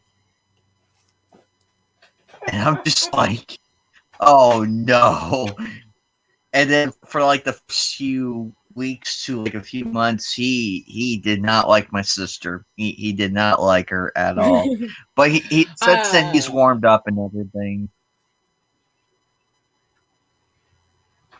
No, would you like somebody if somebody had your nuts cut off? Actually, I think he was more mad at me because I was not there. Wait. Well, yeah, but people on the execution block hate the executioner the most. That's just the way it is. Well, yes, indeed, I would agree to that. I can't imagine what he would do to me if it was me that took him. Yeah, there's I actually would there's not actually a joke. It reminds me of this joke. This old lady, she's going through these antiques she just recently acquired, and she finds this really nice bejeweled bottle. She rubs the bottle, to clean it, and suddenly a genie pops out. And the genie tells her she got 3 wishes, and she's like, "Oh, this is great." She wishes to be young again, and the genie's like, "There you go." She wishes to she wishes to have riches beyond her wildest dreams. The genie is like, poof, there you go. She gets to thinking about her third wish, and she says, "You know what? I want my cat Charles to be, he's always been my faithful companion. I'm going to go ahead and I'm going to wish for him to be a man, so that my age, so my new age, so that we can live together happily." And the genie grants the genie grants the wish, and after the genie leaves, she says, "Isn't this wonderful, Charles? We can start our life together." Charles looks at her and says, "Yeah, I bet you wish you hadn't had me neutered now, don't you?" Oh.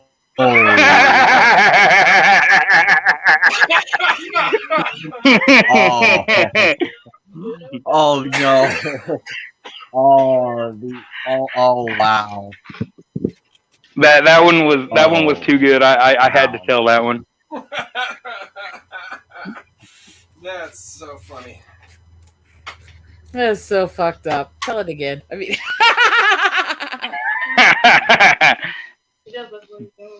not that I'm the kind of person who appreciates twisted, dark, or fucked up things. I'm sweet and pure and innocent.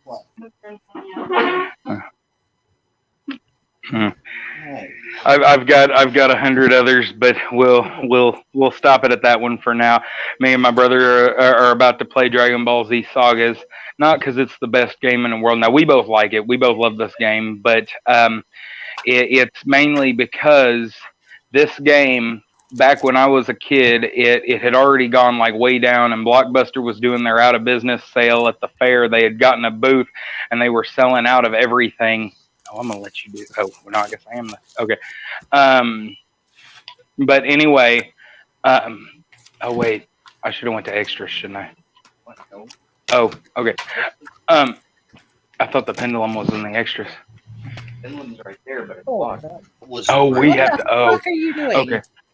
Okay. Anyway, so yeah, no, we're anyway, we played we played Sagas a lot when he was little, and so we do. We constantly play this game every chance we get, just every once in a while to feel nostalgic. But everybody hated this game because it didn't really have a head-to-head mode. It was all it was a beat 'em up. It was a run around beat 'em up game, and Josh and I, we can play this in our sleep.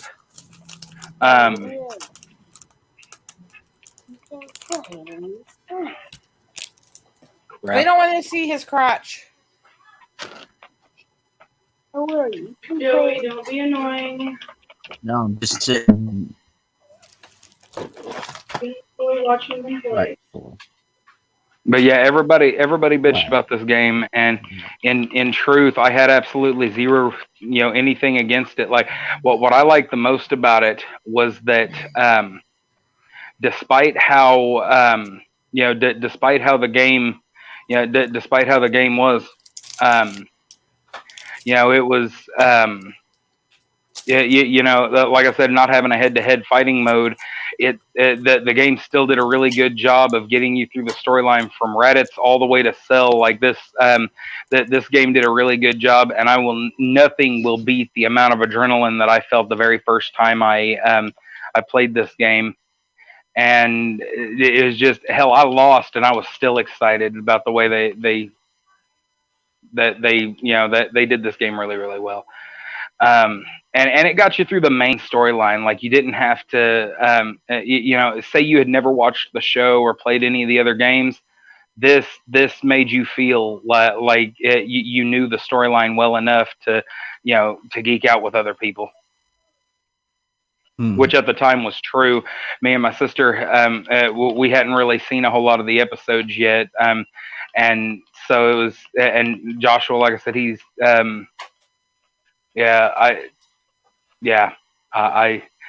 sorry, I'm getting a side eye here. I remember playing the Dragon Ball games on the Game Boy Advance, and there was one game I could not get into no matter how fucking hard I tried. It was a Dragon Ball Z card game, and for the fucking life of me, I could not get into it. Most card games that come in after anime, like Dragon Ball Z and Yu Yu Hakusho, those card games they're bogus. They're gimmicks. They're not like Yu-Gi-Oh! Or Pokemon or Digimon, you know what I mean? And even Digimon was kind of stupid, ridiculous. I get what they were trying to go for, but some of this shit didn't make sense to me. And I'm just like, well, at least it was on sale for $2. So and that's the thing. That's the thing. Like Bakugan, for instance, Bakugan was literally a cross between Yu-Gi-Oh and Beyblade. But I did love. I did like the Legacy of Goku series. You know more about it than me. I love the first one. Yeah. I love the second one, and the second one improved from the first one because you could play as Goku, Piccolo, Vegeta, and Trunks, and Gohan at various times. And I don't remember how to power up. Oh yeah. Oh, it's okay, but yeah, no. Well, and that's the thing. That's another reason why I liked the Legacy of Goku games on the Game Boy Advance. The first game was hard to get through, but once you get through that game, the rest of Goku Legacy of Goku 2 and Boo's Fury were both really freaking awesome games. Mm-hmm. And I could not stop playing Legacy of Goku 2 because of how good it was. And and that's I wish more games would do that top down. Like more games from back then had done that top down. If they had done a game like that for the Ninja Turtles, hell, there was a game like that for the Winx Club that was actually a pretty decent game. I ended up getting it for Renee years later because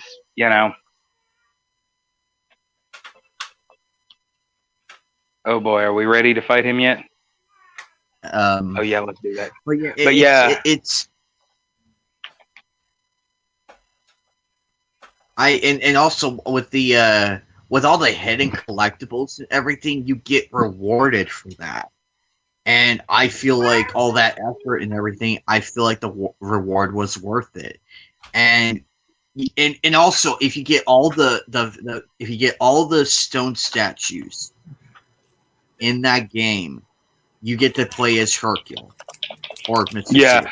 Oh yeah. No, I did though. At one point in time on Legacy of Goku 2, I lost my mind and decided to save all of my power ups specifically for Hercule. And I had him all leveled up, and it makes him just as powerful as Vegeta, Vegeta, Gohan, and Piccolo. And so you finish the game with Hercule actually being powerful. It's freaking hilarious. But yeah, no, but I had all the characters up to the highest level in that game, which is level 50. But forgetting how to do the teleport thing. Oh, okay. But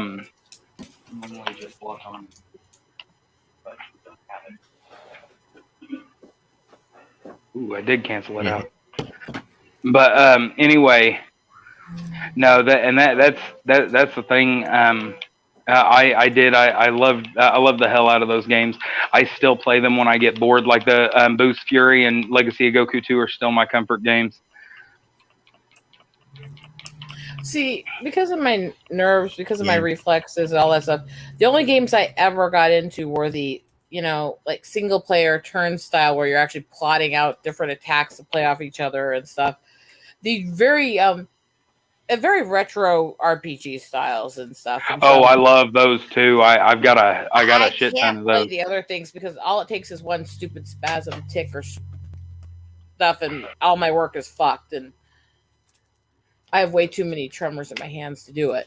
So, Yeah. but the ones where it's strategic, especially like when you got like Fantasy Stars and those where you actually plan each member of the team, you could discover hidden multi attacks and stuff based on playing spells off each other and stuff like that. And then you could plan those into your actual, programmed plan attacks and stuff like that. That stuff was fun. The amount of thought that went into it, and I miss that kind of game. And there's still a few places you can get them, but you can't really. It's not worth a gaming console because there's very few games made that way anymore for the consoles and stuff. Basically, the only place but you can that style is like get like Chemcode downloads on the apps and stuff. They're good at that. Well, and that's the thing. You can usually anything, because the stuff you're talking about was most prevalent on the Super Nintendo and on the the Super Nintendo and on the Game Boy Advanced. So Sega had a shit ton of them too. Later on Sega definitely did too. I mean, of course, later on, even in the 80s, they had a freaking ton of them. They had Phantasy Star definitely, but you know what I mean though. Now me, I'm a huge Legend of Zelda fan, so I love the top-down style. It just doesn't work for me, No, I get it. And I get why some people like it. I'm not into it, but yeah, like that. The easiest way to find those kinds of games and find new ones now is to go through app stores and find like Chemco and companies like that make them to be retro and stuff, but also have some of the flow and function of new games and touchscreen and stuff. Mm-hmm. And so you get the retro, but it's easier to play and stuff like that. And I kind of enjoy those. And Chemco's okay. Their downside is, they're very formulaic because most of those are either free or only a few dollars. So they don't I really wish into stuff, but they have some really good special effects and they've well designed gameplay. Yeah, well, and see that's the thing. I really wish they would re-release that they would re-release the Lufia games, the first two, because that was the thing. The first game came out at the beginning of the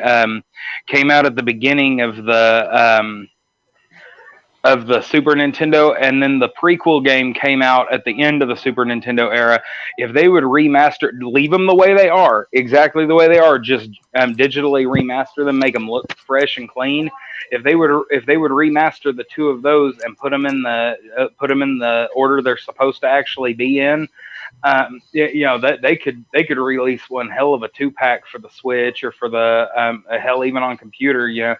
People would buy that. Those are some Shining Force, Shining in the Darkness, Shining in the Holy Ark. I love Shining in the Darkness. From the first game back in the early, just going from Atari to Sega Shining era, Soul, all the way to the one that they fucking did with Shining in the Holy Ark and stuff like that for Dreamcast, and actually create a game pack of those would be fucking badass. I could see them doing that. What I really wish they'd do, I wish that Snowblind would do a pack, or whoever owns the licensing now. I wish they would do a set that had because the people that still own the IP for EverQuest still have this licensing.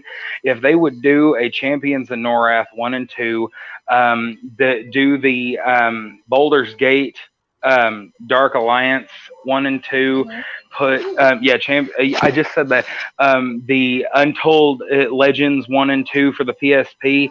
Like if they would put those 6 games, and you could actually add a 7th if they were to put the last big game that they did was Lord of the Rings War in the North. If they could get all the proper licensing to put all 7 of those games on one as one bundle pack, I would pay $60 for that. I would easily pay a full price game price for all. Well, and Untold Legends 3, so it'd be 8 games. Untold Legends 3 came out on the PS3.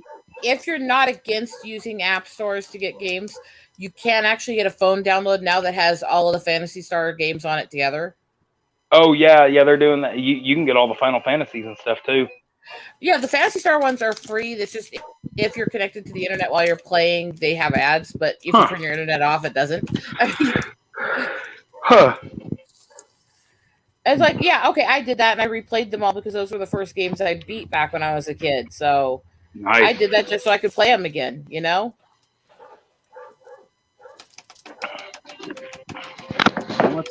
Have any of y'all tried?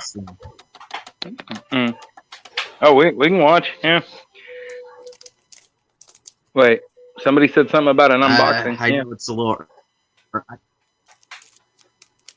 I know it's a little early of me, but I figured, fuck it.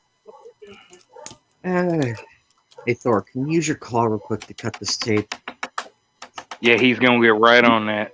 Nope, he's not. He Here, just like right there. I got Thank you, the buddy. sweetest package recently, which was not expected necessarily. I didn't demand or anything, but between 2 of the companies that I get my bead art from, Richard actually ordered me like a dozen different fancy bead art big kits of fancier pieces for me to do. So from dragons and tigers and all kinds of stuff and wolves and stuff in fancy prints. And I got that. It was sweet.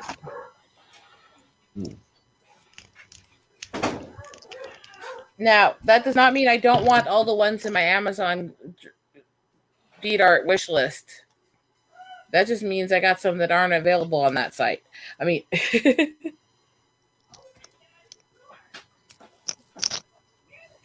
bunch of these kits are going to either get done or given away while I'm back with the kids. I know they are. Or I'm going to do them while I'm sitting with my mom and then give the final results to the kids.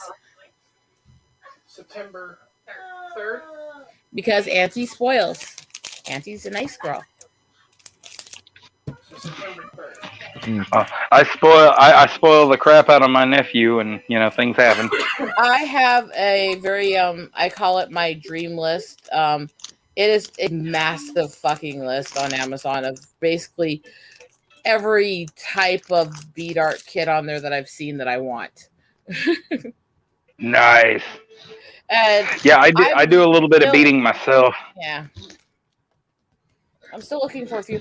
The next one I'm going to finish here before I go on my trip that I'm going to be doing is going to be for my husband, and it's actually Toothless and his mate in the big flight they did together. That's for my hubby. There you go. Because I like How to Train Your Dragons. Oh yeah, a little while ago we found all the books like that the movies are based off of. Mm-hmm. And what's funny is the show, the Riders of Berk show, actually takes like the first movie is only like the first like 3 books, but they did and they've done a really good job. DreamWorks did a really good job of keeping the show canon and everything. Like they did a really good job, like the short films, the new movies, and then they got this new video. Then they got this new video game that goes completely off the rails now. It takes place at Hiccup's all old and he's like training a new generation of writers, which is cool. They haven't done anything to disgrace the continuity. So any time in current era any time in current era where they can make something new based off the old thing and not completely screw it up, I gotta take my hat off too. DreamWorks is usually pretty good about that, though. DreamWorks is pretty Well, consistent, showing some respect to the original, even if they change things a little. Well, see, and that's the thing. I can agree to that because the new Grinch movie was not absolutely terrible, and the two new Addams Family movies were not absolutely terrible. They did. I got it as bad as some people panned it and stuff. I do have a bit of a soft spot for the Carrie Grinch movie because it had some good humor to it, and it didn't completely shit on the original. They changed Cindy Lou mostly because they wanted to make a longer story, but it wasn't completely against it, you know? And the problem I have is when people just go completely contrary to everything in the original. Yeah, well, and that's the thing. They did my biggest problem with the DreamWorks Grinch movie was if you watched the theatrical version, there is a part in the where that goat is screaming at him, and it's like the third time, and he starts yelling at him. He's like, "Get out of here, you weird goat!" And then if you watch the DVD release, like the Blu-ray DVD release, they completely cut that out. He screams, "Get out of here," but he doesn't call it a weird goat. And I don't know why they decided to cut that line out, but it does. It just absolutely bugs me. I went to the flea market. And we know it existed because they were playing a pirated copy of the movie where people sit with their camcorders and record the movies, and it was at that part, and I remember I'm like, oh my gosh, I wasn't just imagining that, it was in the theatrical movie, and so like I said, I don't know why they cut that out of there. That makes no sense to me. It's probably not the only thing, but it was the part that stood out to me. Because it's GOAT, probably pressure on international release because of the whole goat raper joke stuff. Oh, because well. There are whole sections of those communities internationally that are trying to remove any reference to goat or sheep in any movies. Especially in like the... it's not even as much in the Middle East where they're doing that kind of weird censorship as it is Malaysia and Singapore. Isn't that weird? Because let's face it, the Middle East and the Scottish, Highlands are about the two places you don't want any goat references to be made, but we just laugh. Well, that at and it, Wales. I mean, well, that's right next to the Scottish Highlands, so I mean, kind of. It's a weird position, but yeah. Well, Wales, yeah, but just it's because they're still all right there. fucking freaks. I mean, come on, let's be honest. All of those fucking hill folk out in the UK area over there. I mean, yeah. I when I was hanging out a lot with Richard before he lost his dad, we had a stream I actually titled "The Welshman Will Ruin the Stream," which was him and his Welsh friend sitting in his house streaming and bullshitting with me. And then we ended up having, the Scottish ex-military sniper, the guy from Ireland, another guy from England and stuff all end up joining the panel, and it was the most offensive UK stream I think I'd ever seen in my life. Well, and you got to be a part of it, so And I'm sitting there going, and I don't fit in this group at this point. I'm hosting this stream, and they're all UK bastards. Well, that's fine. But by the way, a side note: have any of y'all tried the new Mountain Dew Major Melon? No. It's really good. You wouldn't think watermelon Mountain Dew. They use propylene in their stuff or sucralose, depending on the companies and that are bottling. And I don't drink Mountain Dew stuff. Major Melon actually has both, so you really can't get that. Yeah. That actually, I've read the label. It has both. So dang. But yeah, no, yeah, you've got to be a lot. Organs. So if you have any kidney or liver issues, you should never drink it because it can actually start inflaming those organs. I know. That's why I only drink real pop every once in a while. Like usually I go to the Walmart and I get they're a generic sparkling water, like a Great Value brand sparkling water. They don't have anything in them except for a whole lot of potassium. And so I get those when I want to get my carbonation fix. but every once in a while I have to have real pop, and diet ain't gonna cut it. So I get There are a few I've decided are my splurges when I really decide I really want something like that, and it's I go expensive with those. I go to like the ones with real honey and stuff like that in them, and gourmet birch beers and stuff like that. When I and you get the stevia pop and stuff. Not as much with pop, because for some reason when it's in pop, stevia ends up having almost a licorice aftertaste, which is really weird in some sodas. It's okay in some things. In soda, it has a weird aftertaste. So I'm like, it's got to be either like really high-end natural sweeteners, or it's got to be like monk fruit or ones that don't react to me or stuff like that. So I'm really finicky. And I think we were boring poor Anime.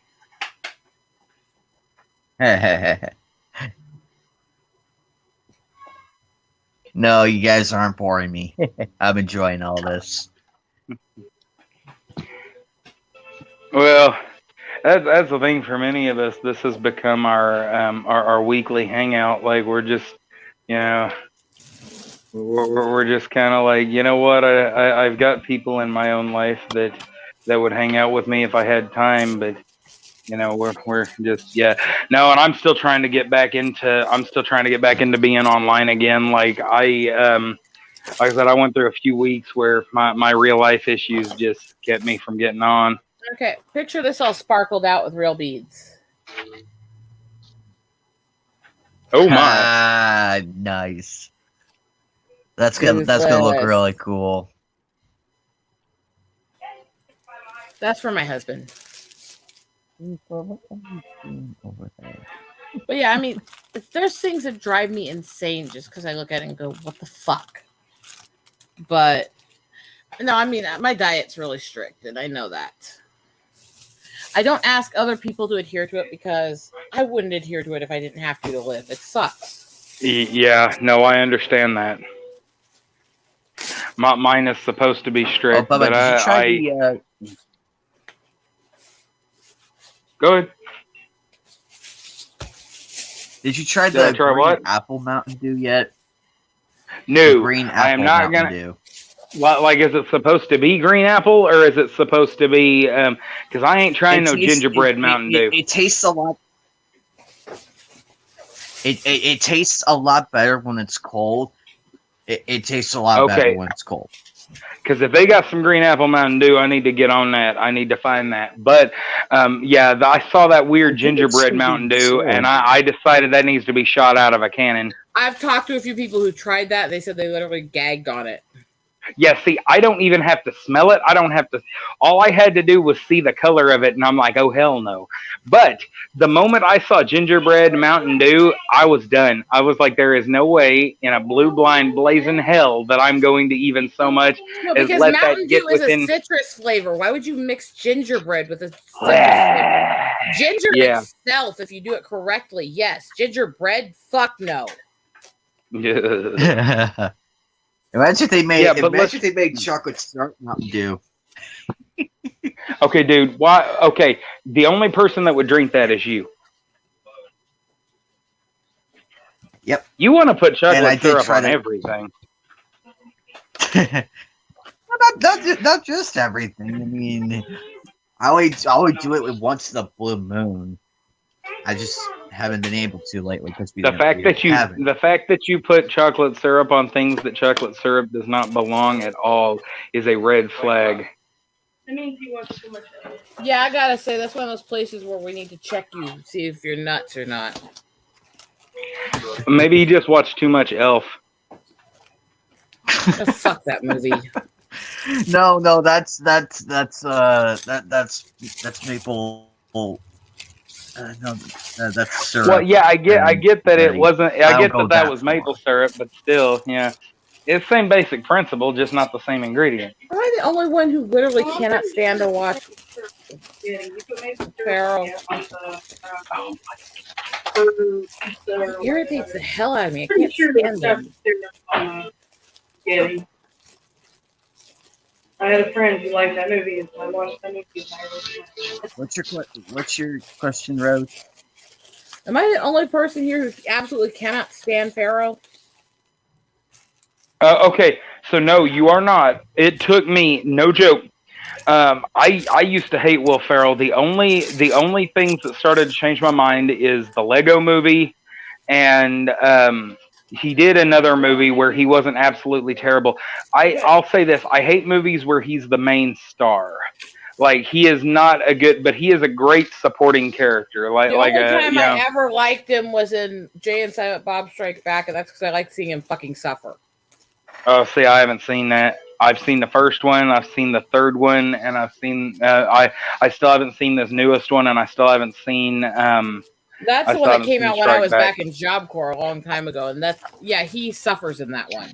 I actually kind of like him, and it's more, and is like, to my knowledge, I think he plays at least one serious role and a semi-serious role, which is still pretty comedic for the film. I believe it was Stranger Than Fiction was a good one, in my opinion. And another one, I believe it was more of a serious drama sort of film where there was no comedy at all. And I believe he was playing a father or something. And every time I see him, I want to end up punching the TV because he's so whiny and annoying. Well, yeah, but he's playing what they're telling him to play. Like, that's just what he got good at. I'm even saying in interviews I've seen him in. I mean, okay, well, you know. I mean, I liked him in his more serious roles. It's kind of the same reason why I like Jim Carrey in The Number 23, even though it was a shit movie. But I liked the movie because he played a serious character, and it was so different from his typical. Whether you love or hate Carrey, he did play Kaufman well in Man in the Moon. It's a cross of serious and comedy. That was crazy. He was. I don't know how he did it. He played Kaufman very well and very believable.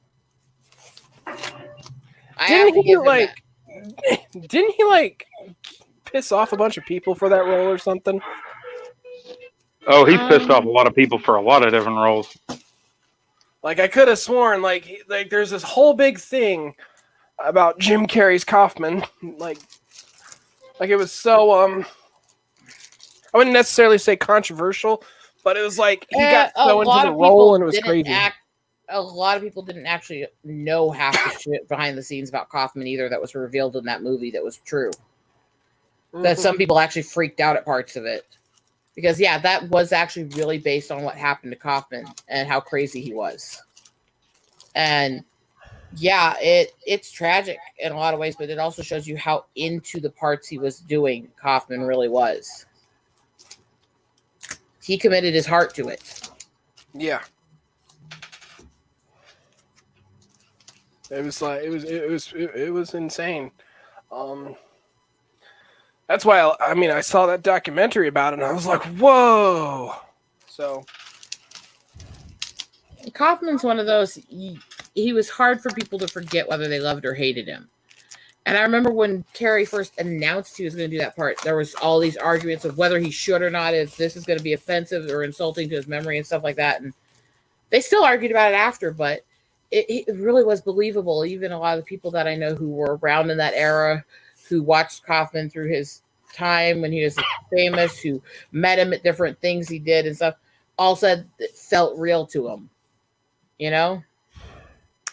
Yeah, I think I remember hearing a few people on the documentary saying that some would say Jim Carrey was possessed, if you will. And then again, Kaufman was one of his icons that he idolized. See, Carrey's one of those, I think if you get past his mental issues, his heart's in the right place, but he spazzes out and freaks out. So his personality and the things he says flip completely from polar opposites a lot. Didn't his like girlfriend at the time commit suicide? I don't remember. I don't think it was during the coffin stuff. I think this is more recent. Like I know he's been through a lot lately and stuff, and he did lose a child a while back, and then the person he was with when they lost that child kind of went nutso over it, and she went the hardcore anti-vax because it was an allergic reaction to a vax that killed the kid. So she decided that all of them are evil for everybody because, I'm sorry, weird, you know? But I mean, there's a lot of shit he's been through in his life, and I do think he's actually either getting serious mental and brain damage from drugs in his youth, or he's getting like Alzheimer's or dementia because he flips really bad. Like there was times where he just shows up on the red carpet out of nowhere, and he's just like, I don't know why I'm here. I don't know why any of you are here. There's no point to anything. And Well, to be fair, those ones he's at least invited to, but the way he sits there and insults them and bitches about it's very odd. It's like, if you want to make that social political point, or why am I a part of a club that would have me as a member kind of thing, he doesn't do it well. And I think that's what he's usually trying to do when he does that, but it just comes off awkward and uncomfortable. Yeah, a little bit. He's one of those who I actually kind of feel sorry for, because I think there's something really wrong with him, and I think he's been through a lot in his life. It feels like his like the only thing that kind of brings him down to earth, that brings him back down to earth is his acting. It's like well, it's like he one day he'll be going off telling everybody, if you disagree with me on this, or you like this, or you do this, you're evil. And the next day he'll be out doing charity events with churches, talking about find something to believe in and stuff. It's like, where what are you? Yeah. I honestly, I don't know. For those who've played Persona 4, it almost kind of feels like Carrie's kind of stuck in that same rut. You know what I mean? With Rise, can't figure out her identity. There's so many different types of her, but it feels like the moment, and Carrie being the extreme case, it feels like the only way he pops down to earth is when he's acting. And see, I loved a lot of his early stuff because, I'm okay with the zany over-the-top comedy as long as you do it well. And in his earlier stuff, he did it a lot better than he did in recent years. Yeah. He got really, really weird a few years ago, and his recent movies since then haven't been great. But there were some great movies he did. I mean, I still love Liar Liar, even though it's weird as hell and it's a corny plot line. It's funny, But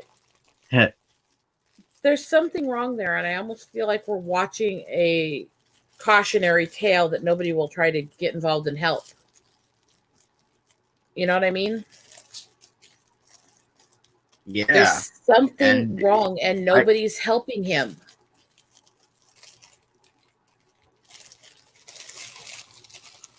And you always sit there and go, "Why?" I think the question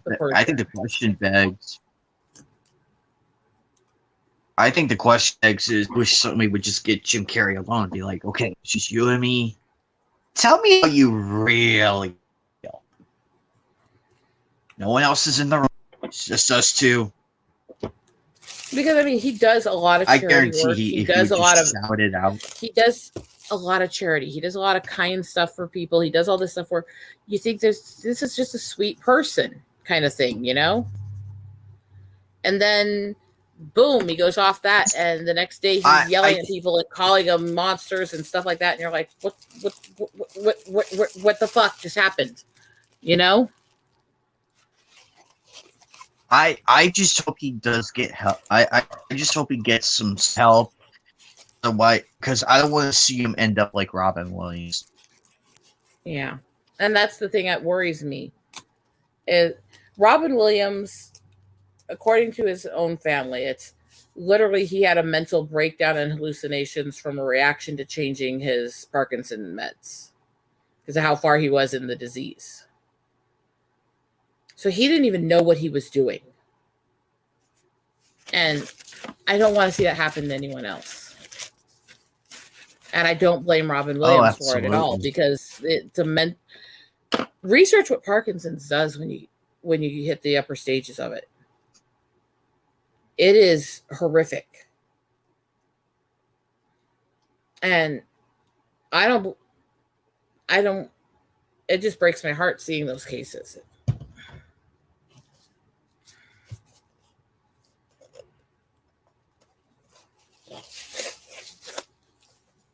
Yeah, it's just so sad that all this shit happening, and and a few people are only talking about it, and it's like someone reach out to these people. I could tell that I know Jim Carrey's gonna crack.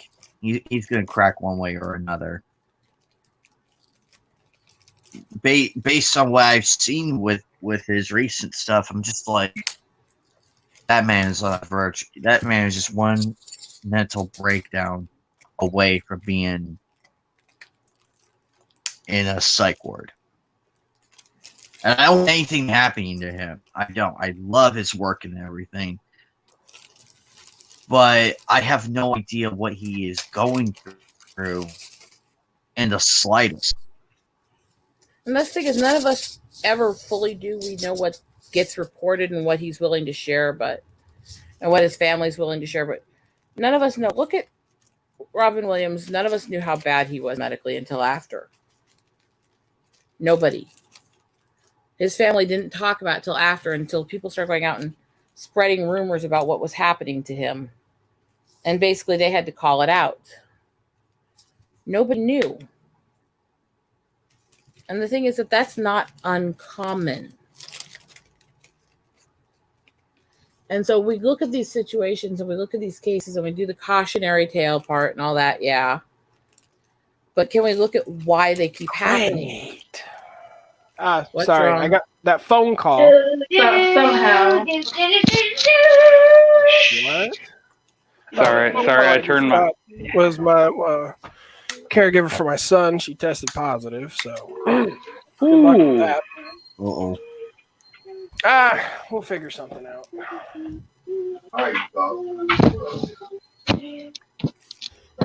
If it makes you feel any better, you don't look it.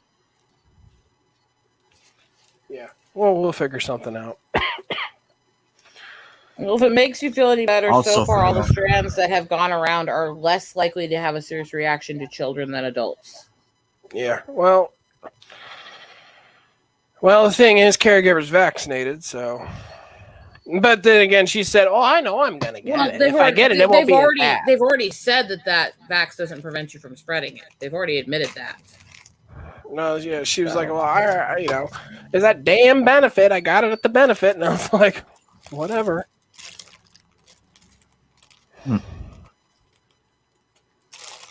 And heck, I'm basically all over the place with the spreader stuff. I have a cough, but I've had it for like a month, so.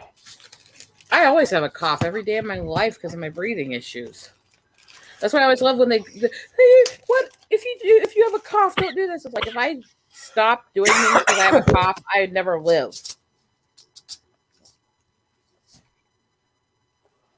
There is a Ever since it started getting colder, I've had that cough. I've always had it, even when I was little. So I finally finished off the list for my anime collection. Nice. And now I'm Yay. just currently working on the DVD counts on it. So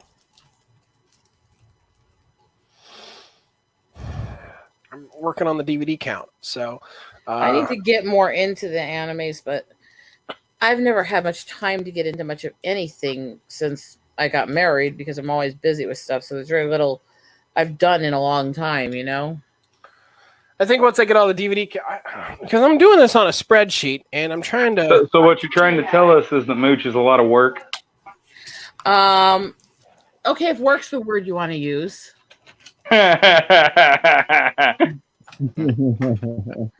have to mess with him a little bit. Mm-hmm. No, he's a sweetheart, but life is busy. And when it's not busy, I'm busy with him. Well, fair enough. A good wife makes her husband happy. You don't have to wait on the switch to charge. In every way Yes, conceivable. indeed. And feminists, if you don't like that, suck my tit, bitch. I mean, Good grief. Okay, tell me about the DLC. yeah, and I bet you 10 to 1 there's men out there going, I want that offer.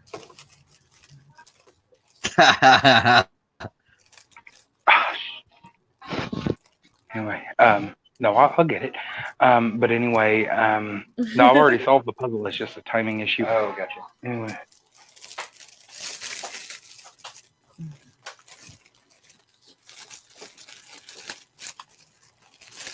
Well, that is complete.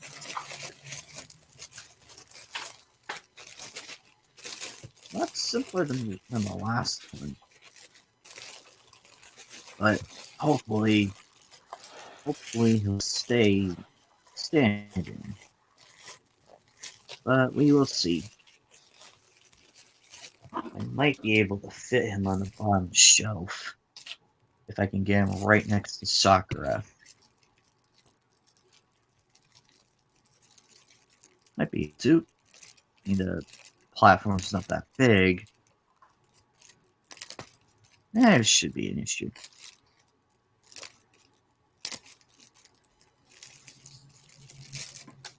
I'm not very coordinated today.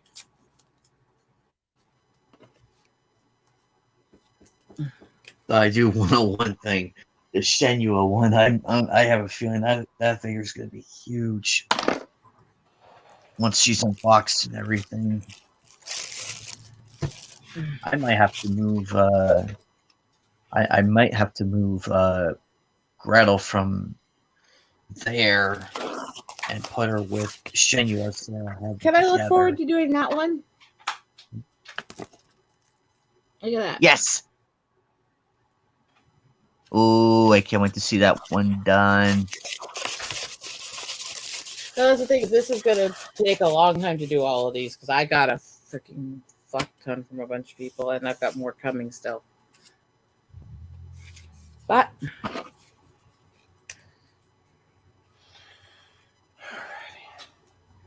hopefully I'll be around long enough to do By it the all. way, I mean, you Yeah. will.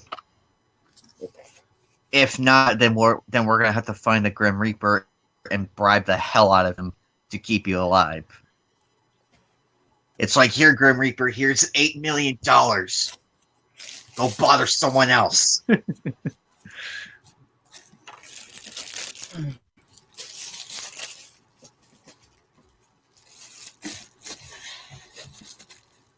all right.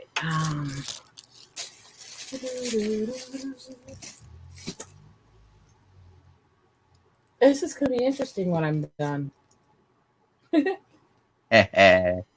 This shelf is going to be very, very full. Can you tell? Yes, and I'm very, very scared of what'll happen if you pull one thing out. Will the whole thing collapse or stay in place when you put it back? Oh, no. I'm very, very careful. See, everything in its place, easy to pull out and move and organized. Never mess with a girl with OCD. I mean,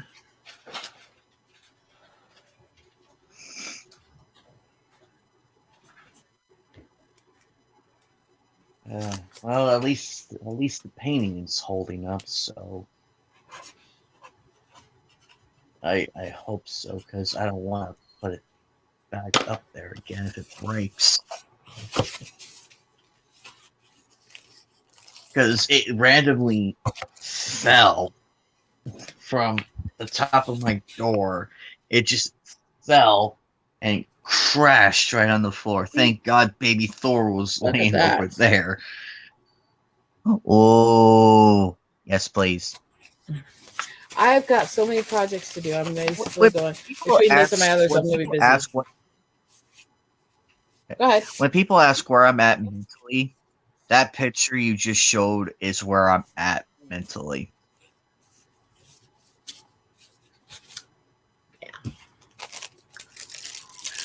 Like, physically I'm right here, but mentally I'm somewhere else. I'm usually mentally somewhere else, but then again, I'm kind of nuts. Actually, I think if most people knew how many issues I actually have mentally, they'd be shocked.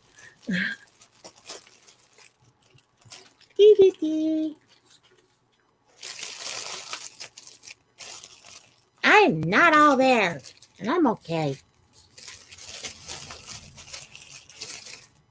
Ah, Thor, look at you over there.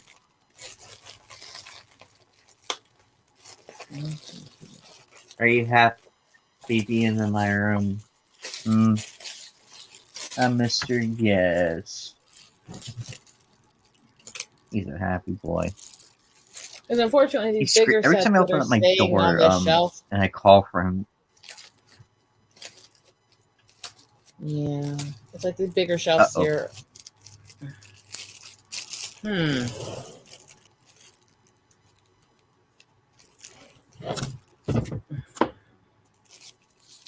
What do you plan to do then?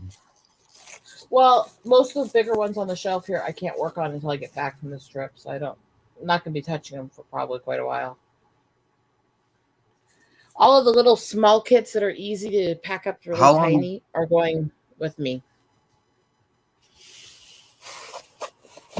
I don't know. Depending on what happens, it could be anything from a few weeks to a few months. How long do you be gone?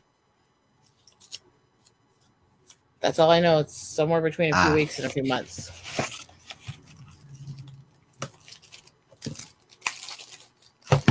But yeah, I have all kinds of kits here. I hope you'll make it to your. Oh no, I'll be on the birthday stream. If I have to do that in the back of my mother's house, I'll be on it. Yes. And it won't be the first time I've streamed from that guest room. Anywhere it's fine. But it's gonna be a fun. It's gonna be such a fun event. We're gonna have a lot of fun. Too bad we can't send you cake over there. Too bad we can't just like air I don't you eat cake. Or like ice cream or something like we could just fly a drone to your place with something good. I'll give you a list of places. You can just send me a gift card. I can pick it up when I'm in town with my husband. We do have to spend several times go into the city to deal with my family, so because all my siblings are in the city. My parents are way out in the boondocks away from them. I'm not saying there's a correlation. I am saying because of the crap that they've been dealing with their neighbor and his fucking pet. And I know he's scared of me because I've gotten in his face many times. I'm going to be there basically as armed security. Don't. Uh-oh. Let's just say the last time I had to deal with this neighbor and his pet, this is, by the way, the dog my dad ended up shooting when it attacked Mom. Oh, it lived. But, yeah, that was a thing.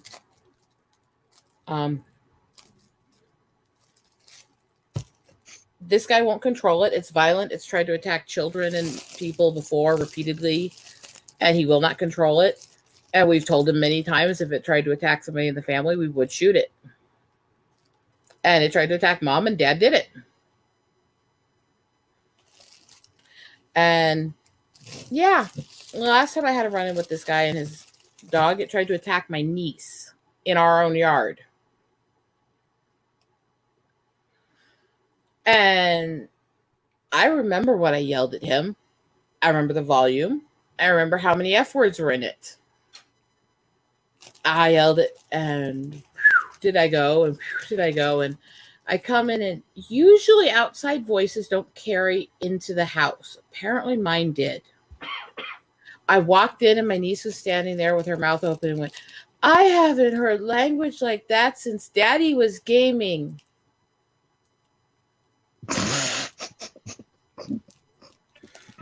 I do that when I game. I do that. I have a tendency to cuss like my father. And I looked at her and said, and don't you repeat it either. She goes, that's what Daddy says. He was like, That's over there in the passenger blanket. damn it. You can sit over there with your I blanket. feel like you could choke laughing. That was what my moment. Because that I haven't heard language like that since Daddy was gaming. It was just the way she said it. It's like, oh my God. The switch will be charged before you know it. Yeah. You'll probably just sit and dress with William. Now you're fine. Oh, man. Beans, If anybody's email me for the size shouldn't have given me by 5. Well, he's like, you know the joke when Josh is behind, alright? Bits and pieces. Josh finally that said, everybody was pissed at Christmas in November just now. It's time to have to kill an elf. Oh yeah, I think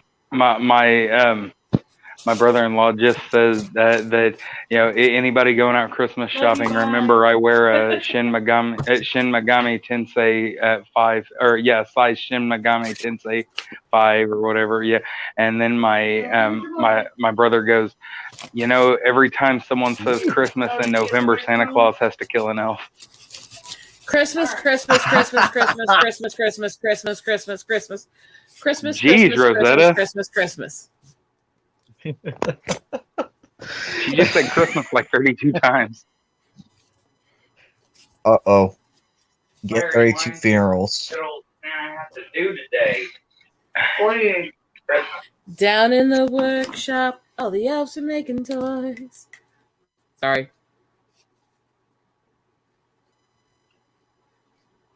You say Christmas, that, and I'm Christmas, thinking Christmas. the night Santa went crazy. I'm sorry.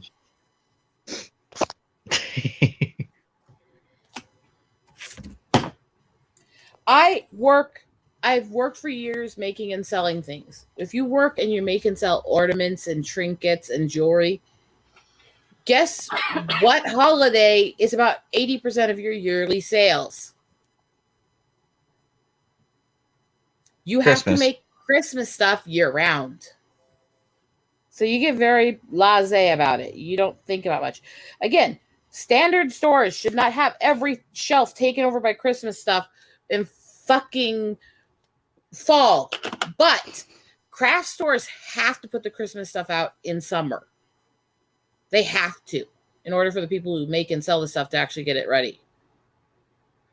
Especially since all the Christmas shows where you're selling the stuff at start usually at Black Friday and run through to Christmas Eve. So it's a different world dealing with craft and hobby stores. And they have to have the stuff out really early. Most stores don't need to and shouldn't. Fuck's sake, wait. You know?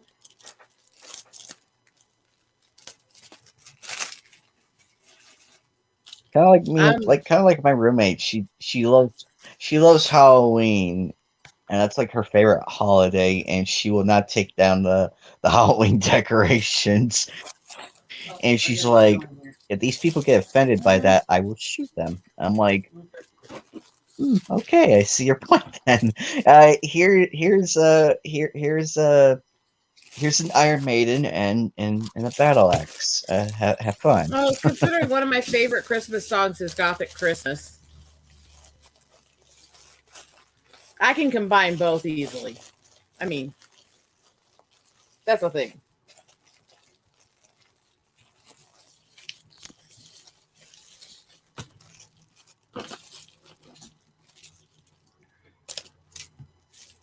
Have fun. Keep that cat out of trouble and don't let her torment the vets. What? Fun. Uh-oh. Be good. You know better than that. If he's good, then I do things that make him say good girl. And then he's happy. Oh, well, with incentive like that. Being good is contagious. I mean, and just make sure nothing can shift if something crazy happens outside.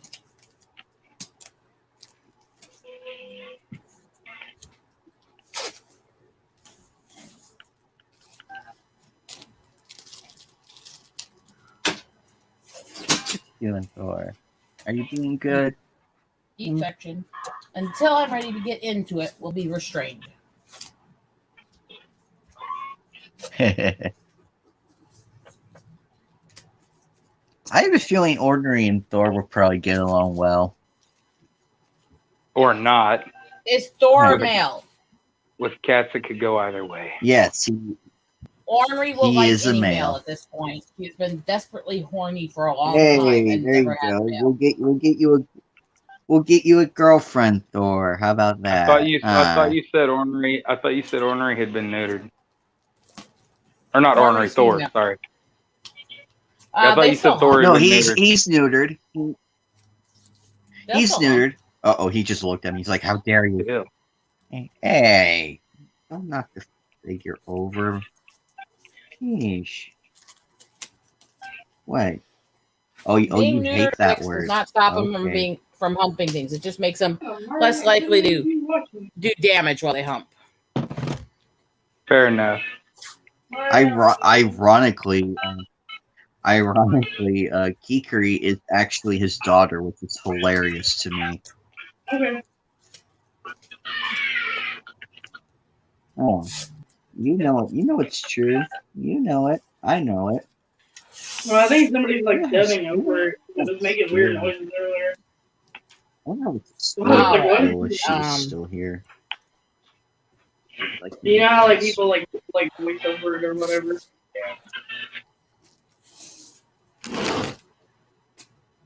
Ah, Grumpy, welcome to the stream.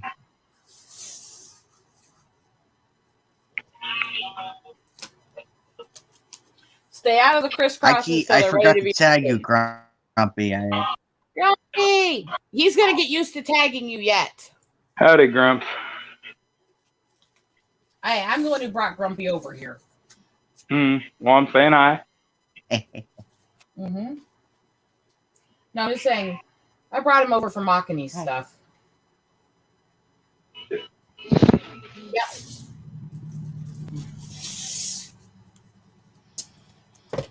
This is the touch it and die. These don't get open until I say so areas. My stuff.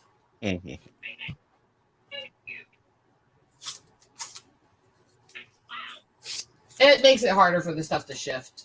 And considering the way these people drive and act, anything that makes it a little more secure, I'm all in favor for. And it's painter's tape, so it will come off easier anyways. You know? Mm-hmm. Not necessarily a good Plus, thing. this is a cheap as fuck little holder.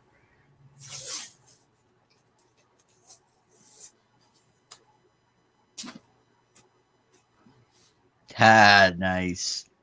We're doing good, Grumpy. Just having a nice stream and everything. And Thor is beating the shit out of my knee with his tail. Should I make all the inappropriate crass jokes about a nice stream? The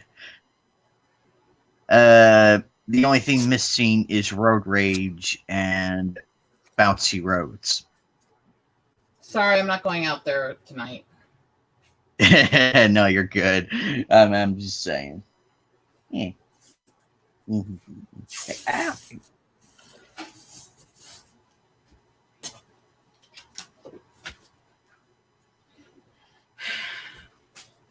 Be good, Athena. She will. She'll claw them to death. Probably. I'm sure she's not going to like it when they start poking.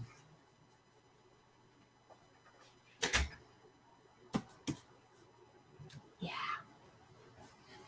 Athena has to go in to have some testing done on the cysts that have to be surgically removed and to get them drained temporarily. So they're going to be poking sore spots and draining fluid out of her. She's not going to be a happy kitty. Oh, no. And luckily, Steve has to deal with it. I don't. Oh, that's going to be a fun car ride. No, she's going to be pissy as hell when he comes home with her.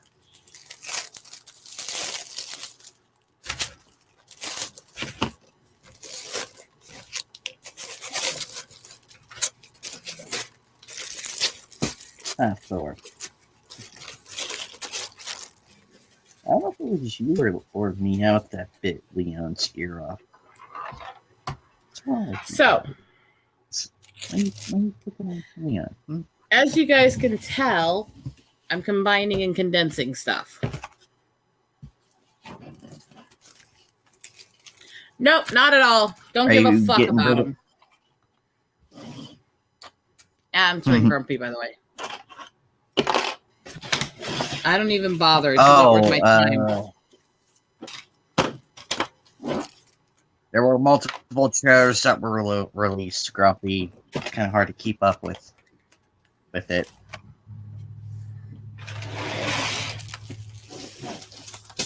Oh, crap. Yeah, that ain't getting picked up for a while. I accept my limitations.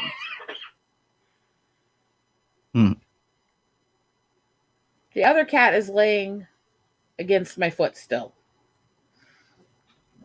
When I won't wrap my legs up in a blanket because I'm not cold, she'll lay under the chair in the blanket. So she's still close to me in a blanket. She's a little clingy.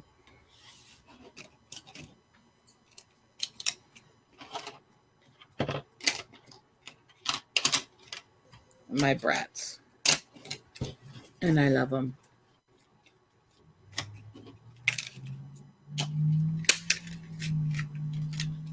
Tools.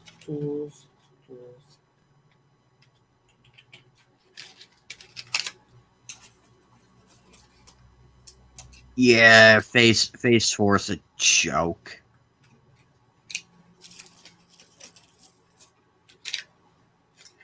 They've been a joke for a while. I don't get why they try so hard to do all this shit, and then it's like, oh my goodness.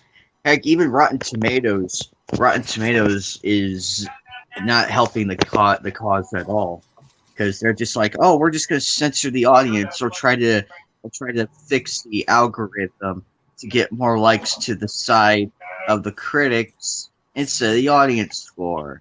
Well, yeah, but now the critics are even the critics are starting to back off from some of this crap.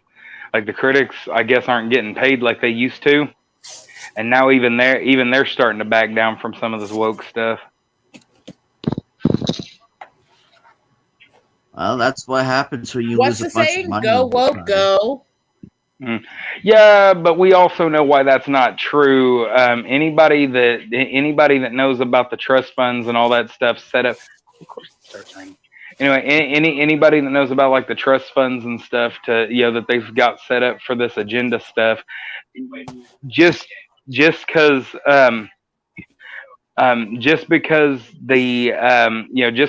doesn't mean, or just because it's not selling does not mean that the people that made it aren't going to get paid. Like, and that's the biggest problem, is that they're able to get paid anyway.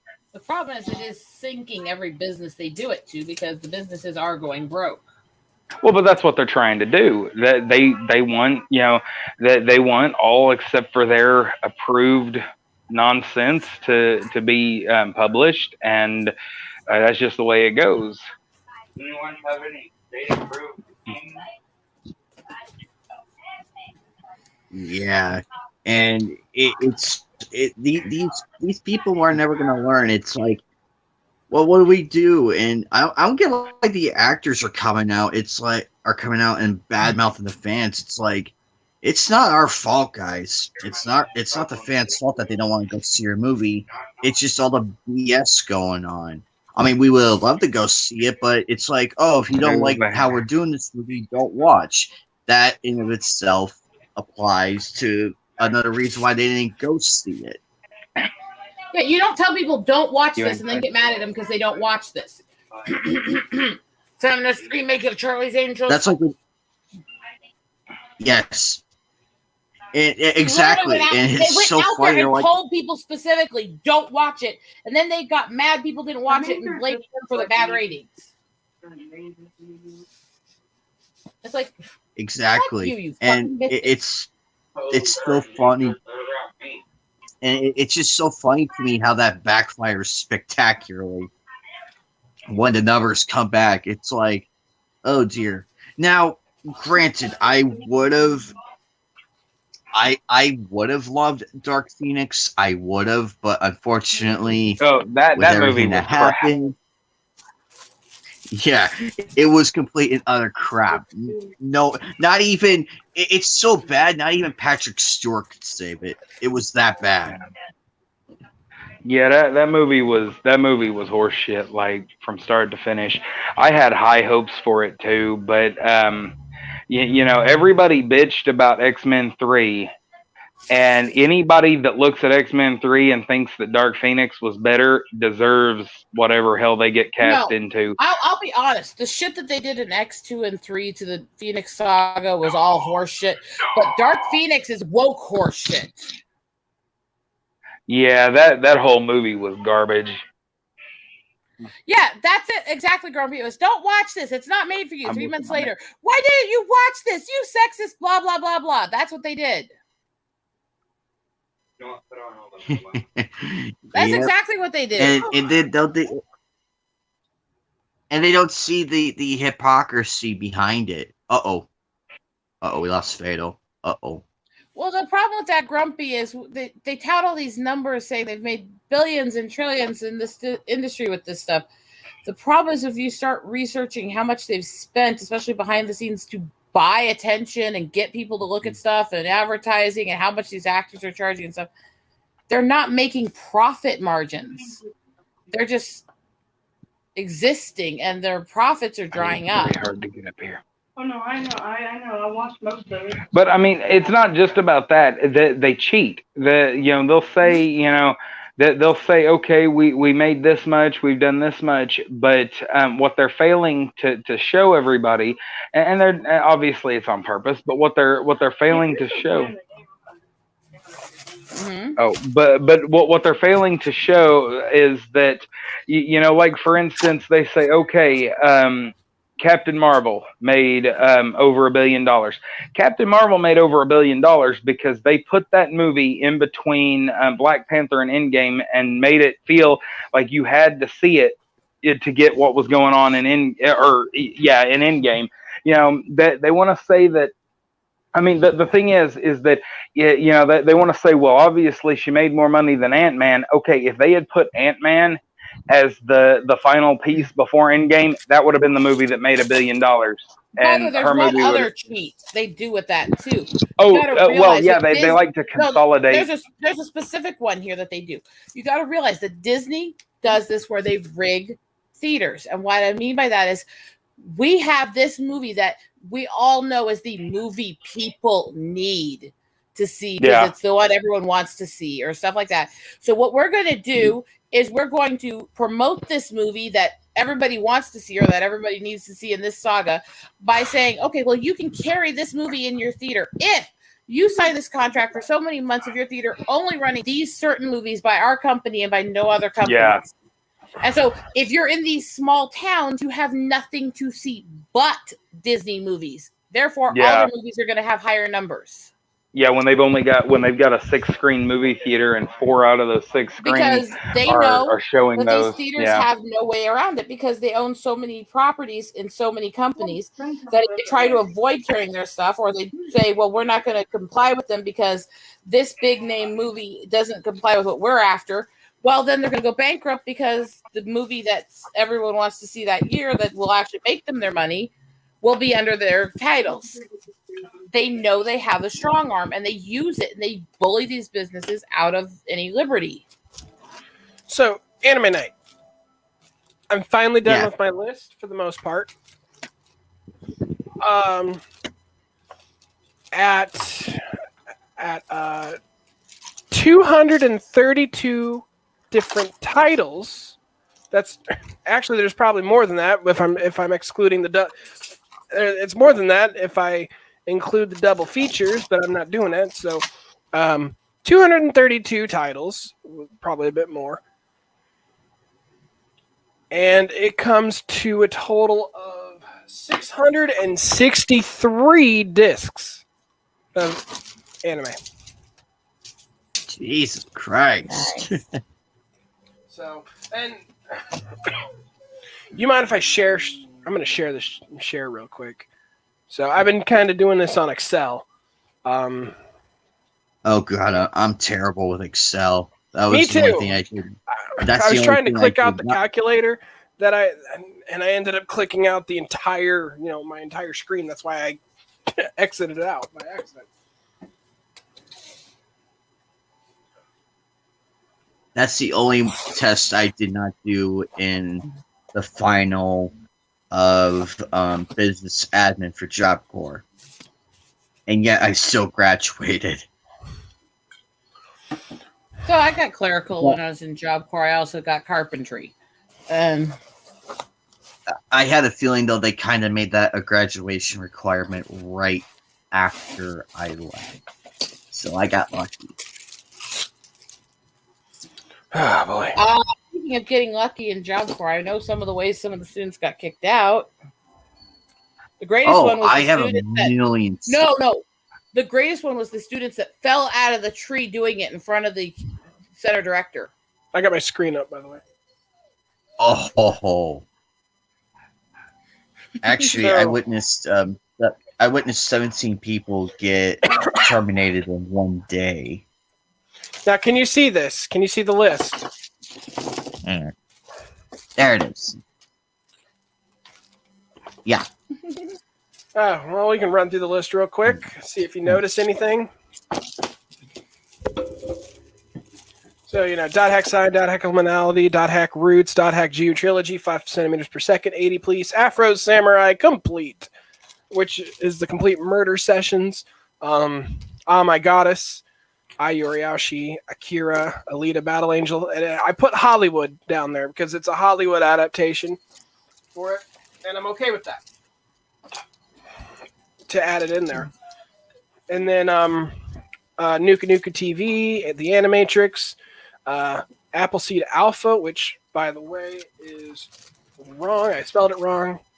Appleseed Ex Machina, Area 88 OVA TV, Argento Soma, Armitage the Third OVA, Armitage the Third Polymatrix. Literally the same thing, just one's a movie and one's a OVA series. Dual Matrix, Astro Boy, the 2003 reboot. Basilisk, Battle Royale. JPF stands for Japanese film. Live action, Mongolian Chop Squad, or Beck Mongolian Chop Squad. Black Cat, Black Rat. It's another J-horror. Blue Gender Complete, which has 5 discs, so it has the TV series and it has the Blue Gender, the Warrior movie. Blue Seed, Blood the Last Vampire, Blood Plus. Now, for the reasons I put volumes 1 through 4 or volumes 1 through 3 is because it's not the complete series. Or set 1, Bubblegum Crisis, OVA, Tokyo 2040, Carved, Slipmouth Woman, another J-horror Castle in the Sky, Ceres Celestial Legend, Chobits Volume 2, Chrono Crusade, Cowboy Bebop Remix, which is literally just Cowboy Bebop. Just has extras. The movie, Crest of the Stars, and I put sequel Banner of the Stars. Cyber City, Final Collection, Dean Angel, Dark Water, Death Note, the movie, Death Note 2, Death Trance, Devil May Cry, Dirty Pair Flash, Eden of the East. God, I'm going through all of these. Eden of the East, the movies, Elven Lead, Escaflowne, TV, Escaflowne, the movie, Eureka 7, 12 discs on that one. Eureka 7, the movie, Evangelion 1.01, XL Saga, X Driver movie and OVA, Final Fantasy 7 Advent Children. It's not the complete version. This is the original that came out.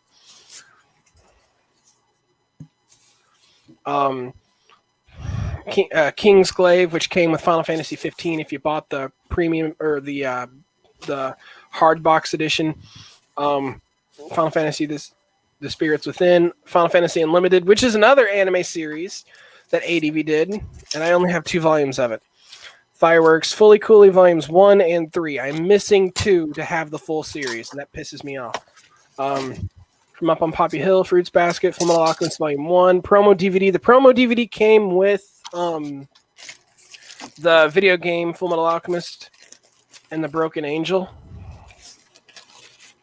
Nice. Or it wait, it either came with the Broken Angel or it came with the Secret of the Crimson Elixir, which is the second game. The Conqueror Shambhala movie, Premium OVA collection, Sacred Star of Milos,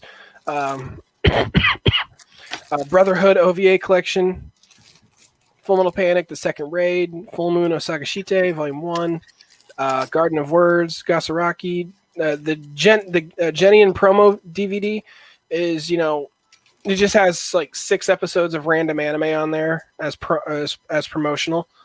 And some trailers, so I just kind of keep it in there because a lot of this stuff I plan to go through and see which anime I need to write down or make a list of that I need to add to the collection. I'm in the G's by now, and that's considering how few I've actually gotten to watch that I want to. There's actually quite a few you've listed I know and have.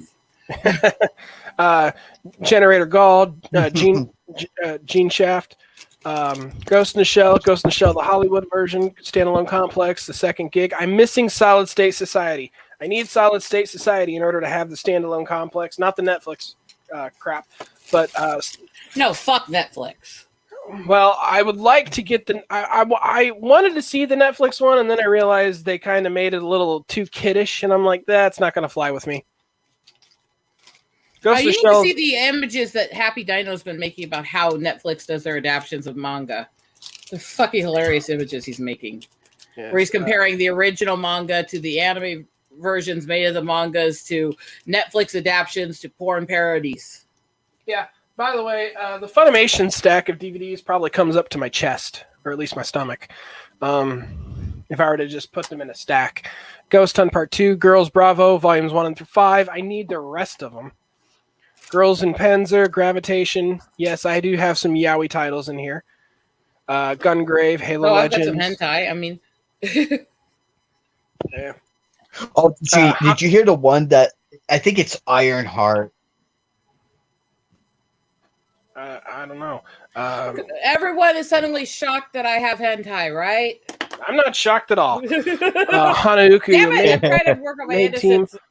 Harlock, Haunted Junction. I still haven't watched this yet. I bought it in Georgia and I need to watch it. Hellgirl, good anime, great anime. Probably John Bergmeyer's one of his best roles, actually, in my opinion. And Lucy Christian. High School of the Dead OVA, House Moving Castle, If I See You in My Dreams. Some of these you probably have never even heard of. Just on a side note, that Dragon Ball Z Sagas is also the first time me and my brother knew about or like ever heard anything related to Broly, because after you beat the new game plus, basically it is you can use him as a playable character, and he was indeed voiced by Vic Mignogna. So that's another thing. That game is literally like the first time that I've ever or that we experienced the voice acting prowess of Vic Mignogna. Yeah. IGPX. Do anybody remember that on Toonami? Immortal Grand Prix. Nobody? Yep. Nobody remembers IGPX? That was that was quite the trip. That one was quite a trip, though, on Toonami. It was I actually enjoyed it. I found Volume 1 at a Walmart, so never found any more. Infection, which is a horror film. Inuyasha sets 1 through 6. That is the complete TV series, actually. I do have that one. That one's a tough one for me because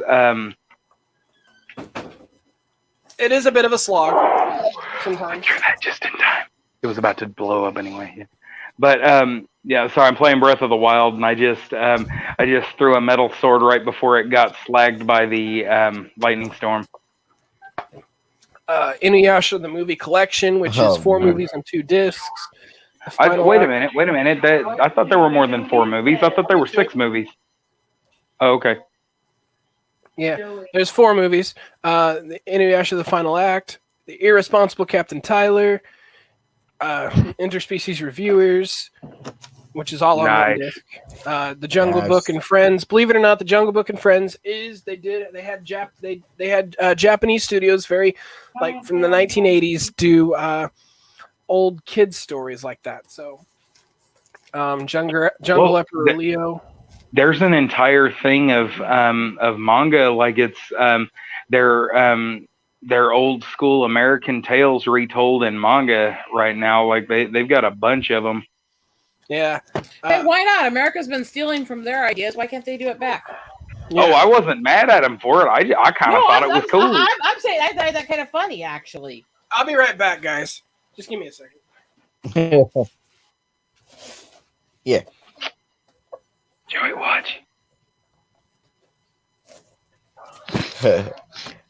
I'm just gonna sit here yeah, and continue to work. It was funny how that all came to be and everything.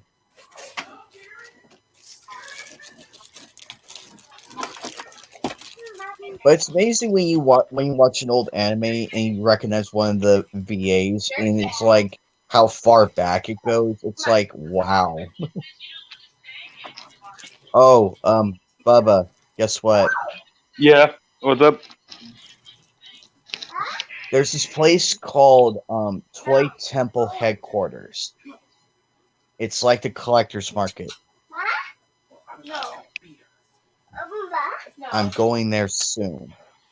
Unfortunately, I work this Friday, but they have the voice of Merrick doing an autograph signing over there this Friday. Cool. Sorry. Yeah, I was like, holy shit. All right, where was I? Juon, Kanazuki no Miko, Canon, which I can't get into. Karas, the Revelation. Did you know that Matthew Lillard actually did a voice in this? Hole up there is where my thing. You know, really? Matthew Lillard, voice, or the guy who plays Shaggy in Scooby Doo, the live action. Oh, huh. Had no idea he did a voice in this. That's so cool. I can just imagine the amount of bombs he'd left in the recording booth. Oh, Like out of Lord. nowhere, he's like, Scooby-Doo, where are you? Or something in the recording booth. Oh, Those are what they God. call bombs. So, Corinne Volume 1, Kashimashi Girl Meets Girl. Yes, I got some Yuri content too. Kaze no fine. Yojimbo, Kitty Grade, Files 2 and 3. Kiki's Delivery Service, Kite Director's Cut, Mezzo Director's Cut, otherwise known as the hentai versions, which is the only one I have in here. Kite Liberator, Kodacha Seasons 1 and 2. For Funimation, they put Seasons 1 and 2, but technically 51 episodes are Season 1. And in Japan, they only have... I have Season 2 on my computer, but it's all Japanese dubbed and English subbed. Legend of Zelda, it's US. It's the old, Ganon's Evil Tower DVD. And then Love Hina, this is imported, but it's also English dubbed. And the Spring movie is in Japanese, so I bought the Spring movie, the dubbed version of the Spring movie as well. But it has the Chris Mann movie. My bad. Gotta rewrite that. Okay. Christmas movie, Love Hina's Spring movie, Love Hina Again, which is the sequel, Lupin the First, which is the CG film that came out recently. Oh, that one's actually pretty good. We watched that. Me and my fiance watched that one a couple of weeks ago. That one's actually pretty good. Yeah, I haven't watched it yet. It's in there. I have a backlog of DVDs that I need to go through. They're in my collection. Any real collector has one hell of a backlog that we need to go through. Like everybody's like, why do you keep buying new stuff? It's like because new stuff keeps coming out. Look at what I'm doing right now. You get a backlog of stuff to do. Whatever you collect, whatever you're passionate about, you get a backlog of stuff. Someday I'm going to do this. Someday I'm going to watch this. Someday I'm going to be involved in this. Yeah. Maribito, Marmalade Boy, the complete ultimate scrapbook collections. I just put complete because I didn't feel like typing it out. Memories of Metropolis, double feature, which, by the way, I need to... There we go. Memories of Metropolis, double feature. Mirage of Blaze, which is another yaoi or shonenai. It really didn't go that far. Like it was. Granted, I've only seen the TV edit of it, but it really didn't. It seemed like it was leaning that way, but it never actually did it. What is it? Mirage of Blaze. This is the TV version and stuff, and there was romance, but there was not. It was. it was geared to romance with very minor, it was more romance than actual sexual content. Mobile Suit Gundam, Mobile Suit Gundam Seed, just volumes 1 and 8. Monster the box set 1, which is probably worth a bunch of money. It should be, at least, because they never printed any else afterwards. Mouse. Have you ever heard of Mouse? If you're not talking about the comic book, then no.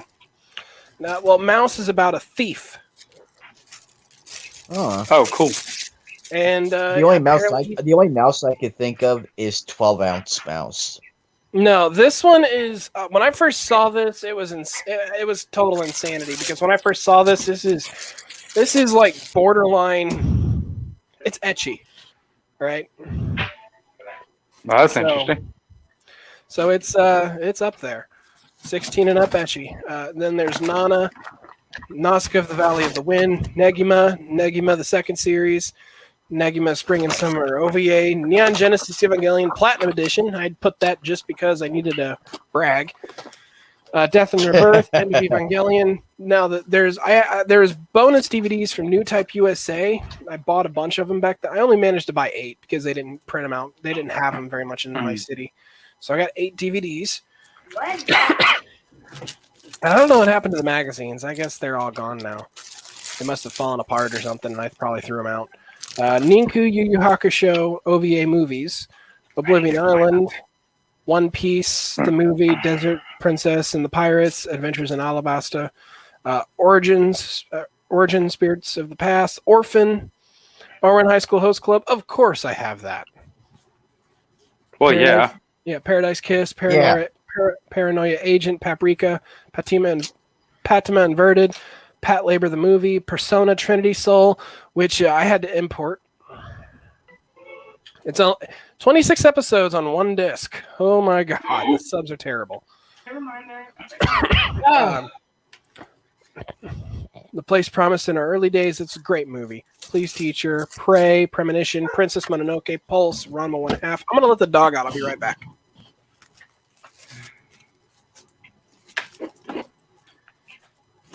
But yeah, apparently I read somewhere that Netflix got blasted for the cast got released for One Piece, and I looked through it. It looked good, and I'm like, okay, this is done right.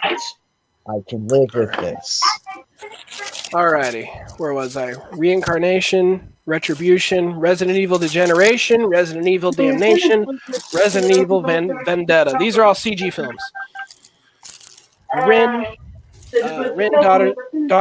Daughters. Oh man, I spelled it wrong. That's the pickle stuff. Robotech, the complete set. That's 20 discs. Romeo and Juliet, Rosario this Vampire. What? I saw the complete collection of Robotech at Bookman's the last time I was there. Oh boy, was it the box that I had? No, it was the complete series. 20 disc section. Oh wait, show me. Something like that. But it was so weird. Yeah, those ones. Yes, that one. Okay. And then they had different box sets of each one, and I'm just like, it was all divided, which was so fucking weird. Rumbling Hearts, Rumiko Takahashi Anthology, Rune Soldier, Rurouni Kenshin Volume 1, Ruby, Seasons 1 through 6, which I put USA because it's a USA thing, but it's still anime, technically. Not Japanese anime, but still anime. Saber Marionette Jada X Volume 2, Psychonos, Samurai 7, Samurai Champloo, Samurai Deeper Kyo, Samurai Girl Real About High School, Samurai X Complete, Seven Samurai, the actual movie from the 50s. Shigeru Death Frenzy, Shin-Chan. I need more Shin-Chan in my life. Shuffle, A Silent Voice, Sister Princess, boring ass anime. Spirited Away, Steam Boy. Oh my god in heaven. Steam Boy is a great movie. I need to watch it again. Step Up Love Story, or otherwise known as Futati H. Street Fighter, Assassin's Fist. It's a Hollywood movie, but it's still I put it in there because it follows the actual Street Fighter storyline, the backstory. Suki Show, another yaoi with a little bit more sexual content, but not much. Supernatural, the anime series. Sweet Blue Flowers, another Yuri, which is mainly just romance and drama. Tenchi Universe. What's up?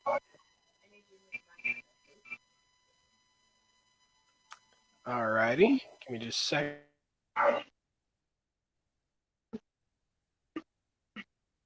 Uh-oh.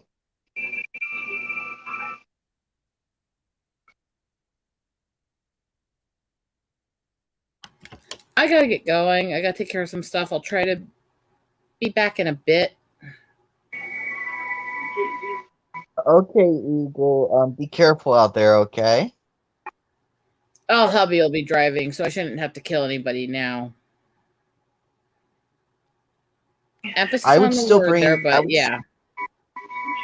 I would still bring the. I would still bring the cannon, though. I would still bring the cannon. I'll try to bring the phone and headphones and sign in when I can. So I'll talk to you guys in a bit. Alrighty.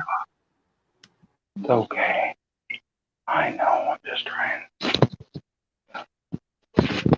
Guys, I'm gonna mute my microphone for a little bit, but I'll still be around. Alrighty. What, Thor? What did you see? What? What, mister? Okay. Oh, you're just sitting up. Okay. I was wondering what you were doing, baby Thor. That's all. As you were. Oh, shit. As you were, baby Thor. As you were. Oh, wait a minute. You probably want to use the bathroom. Oh, okay then. Okay, there you go.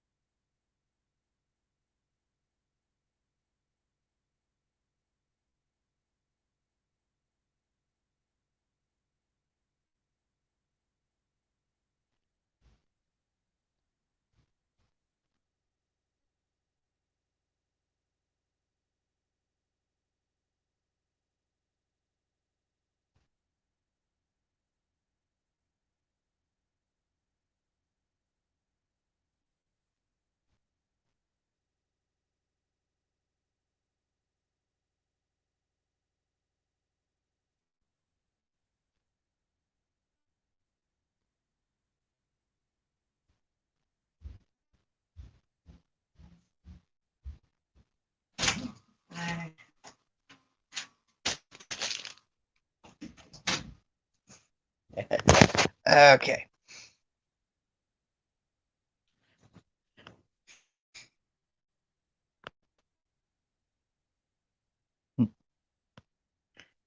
Nice. But yeah, I feel like it's so stupid. They're like, "Oh, Nami's white." Well, yeah, she's from Sweden, and that's how it is, because she's European. I mean, look at us. Our ancestors came from European countries, so it's a given.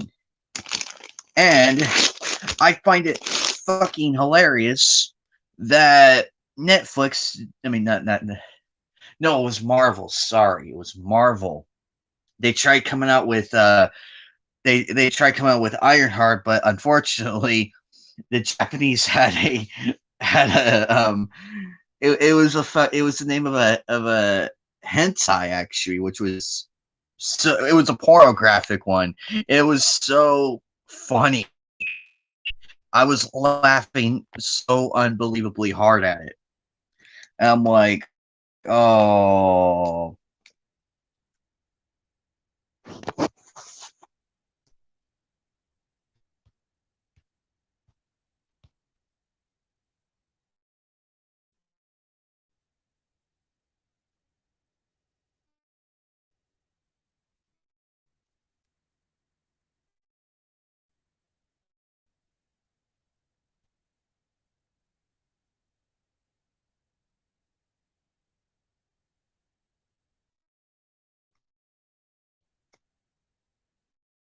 I think it was Ironheart. I'm not sure.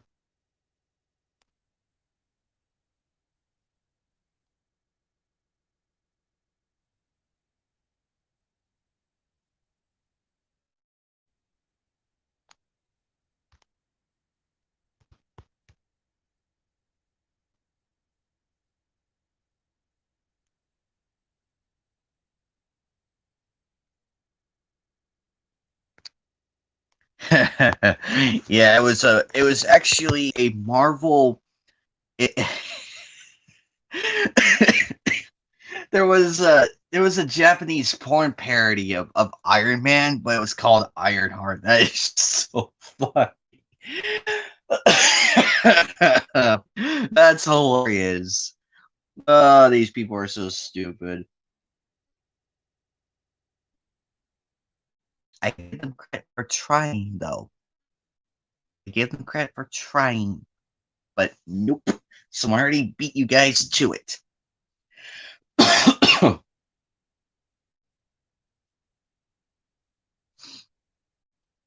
And of course, they're attacking us fans again over the bomb of the Cowboy Bebop on Netflix. It was complete trash.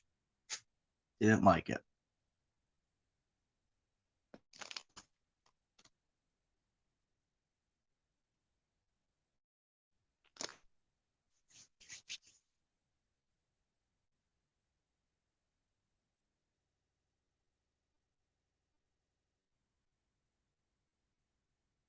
Waving the flag of victory. Waving the flag of victory. But yeah, it was really interesting to see. I'll put you back in your box real quick. I'll put you in the cabinet later. Yeah, it was really interesting to see just how stupid Marvel is and their inability to I would love. My problem with Marvel is they are so tied to like the main characters. They're having a hard time coming up with new characters. I mean, I know for a fact they can do it. I know they can do it and make new characters. But unfortunately, they're also pandering to they're pandering to the wrong crowd. They're making a big deal out of like orientation, race, and everything between when it doesn't have to be that.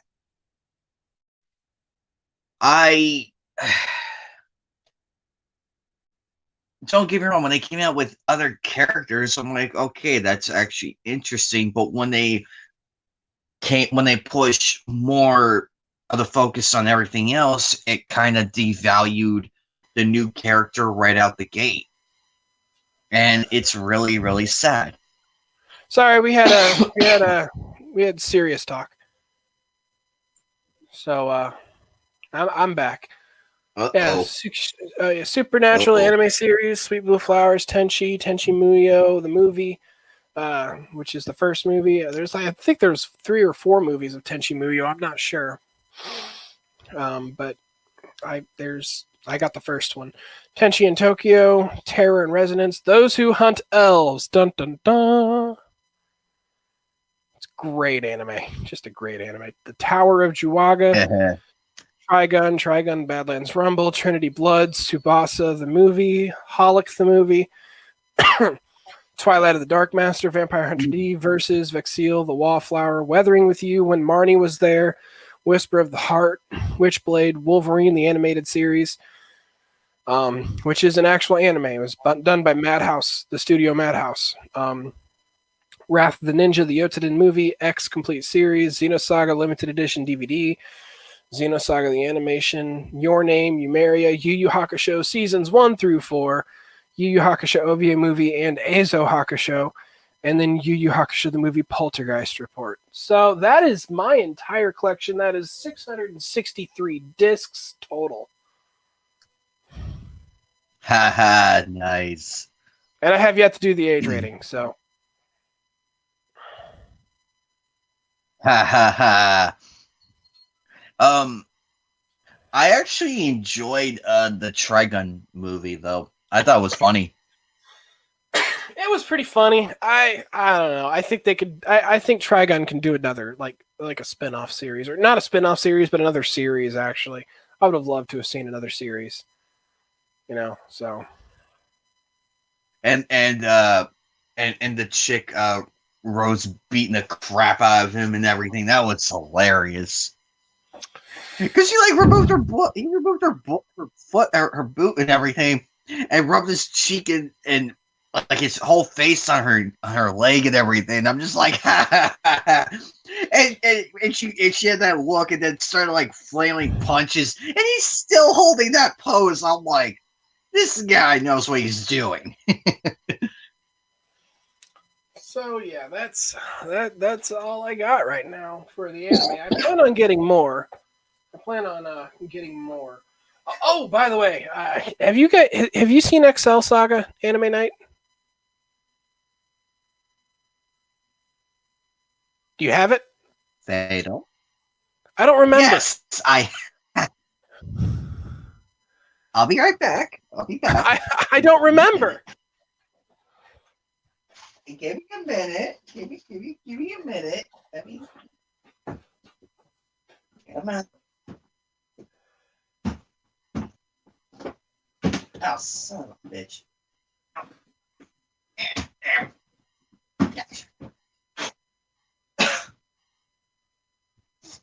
Oh. Which collection do you have? Oh, you got the Imperfect collection? Yep. Nice.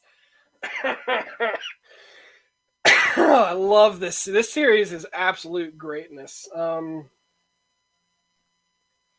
Warning, the contents of this DVD may be hazardous to your sanity and your funny bone. P.S. Do not remove this tag under penalty of Lord Il Palazzo. You. Oh shit! These are out of order. Uh-oh. Okay. One.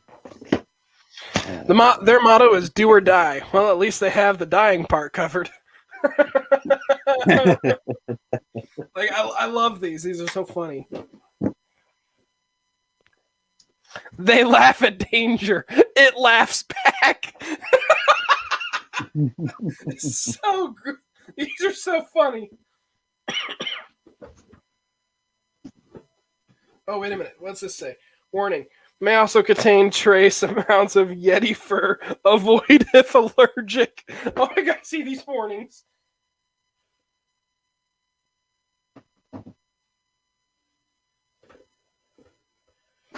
These are so funny. Those are hilarious. Warning. The contents of this DVD may offend practically everyone. That's good news. This is premium top tier anime. Yes, indeed. Cute female giant robots and pandemonium. Warning, this DVD is not intended for use as a dental appliance or in a toaster. Use of this DVD in said fashion may constitute a violation of your warranty and may make your muffins taste funny. You showed me the gun. Oh god. Yeah, you showed me the gun grave already. I still need to work on that. Oh, what's this one? I remember how legitimately pissed off you looked. I remember that legit look, and I'm like, yeah, he's pissed. Oh, caution! Packaging can be deceptive. Don't trust the box text. Buy the disc and see for yourself. And this one is "It finally happened." All right, let's see what this one says.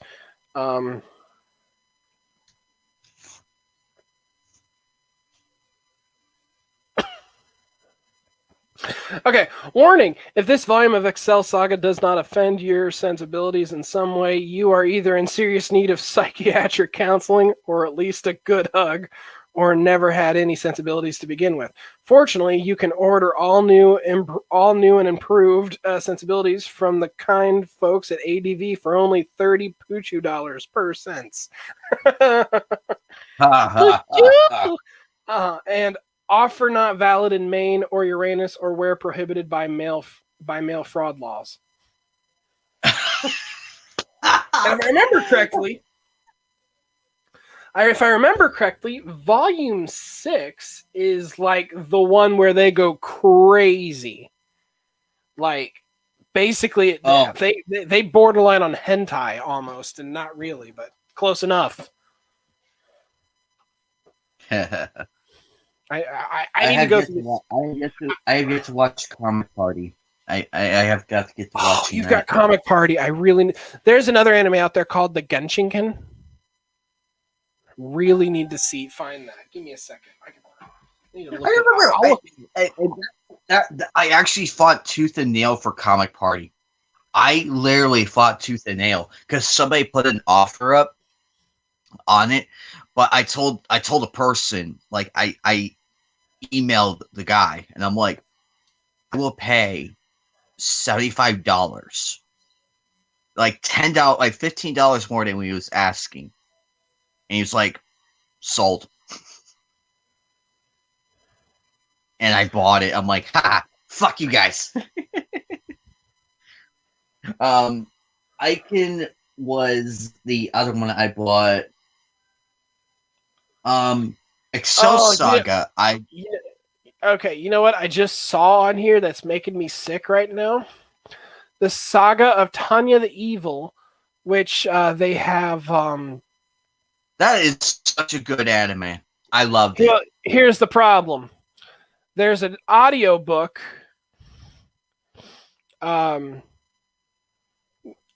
There's an audiobook about the Saga of Tanya the Evil, and the story is written by Carlo Zen, and guess who it's read and narrated by? Monica Rial.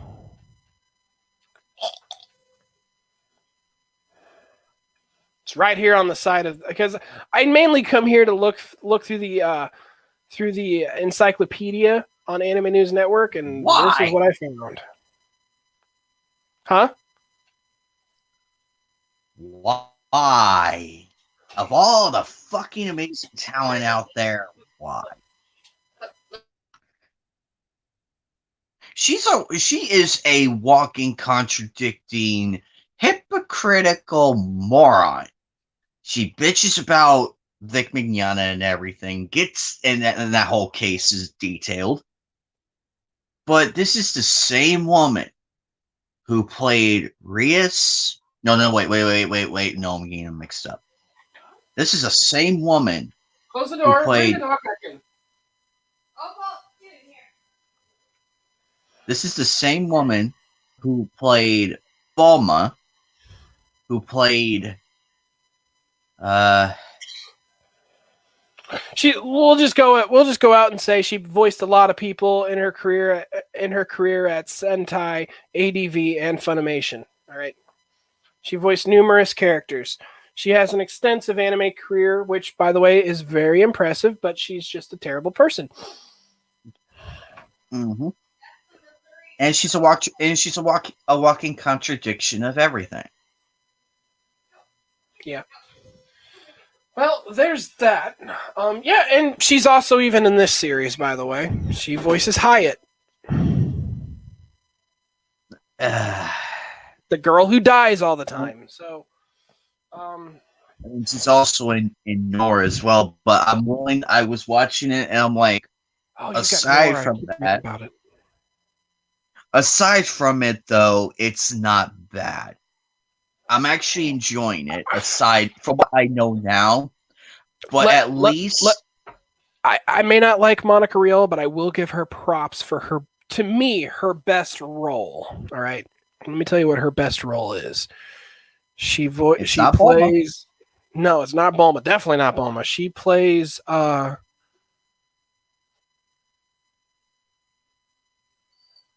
gosh. She plays Misaki in Another. She plays Misaki in Another. Another has got to be her best acting role. Now, let's be real, people. For those who are ever watching, we don't like her, but we will give her credit for what she's done in anime. Mm-hmm. We grew up, me, Knight, and Bubba here, you know, we all grew up with this. We all grew up with this person, with her voice. We grew up listening to it. So yeah, you're talking about Monica Rial, because I've been kind of listening. Yeah, we grew up listening to her voice in the various anime that me, Knight, Bubba, we've been watching over the decades we've been alive. The 3 decades we've been alive. Oh, I keep forgetting about that. Well, but see, that's the thing. I never said that she was a bad voice actor. I will say this, she does tend to be the proverbial one-trick pony. She doesn't really seem, you know, she can't play overly perky, and she can't play overly, you know, sweet or overly mean. She can't be evil. She's basically the bitchy best girl. That's what she does.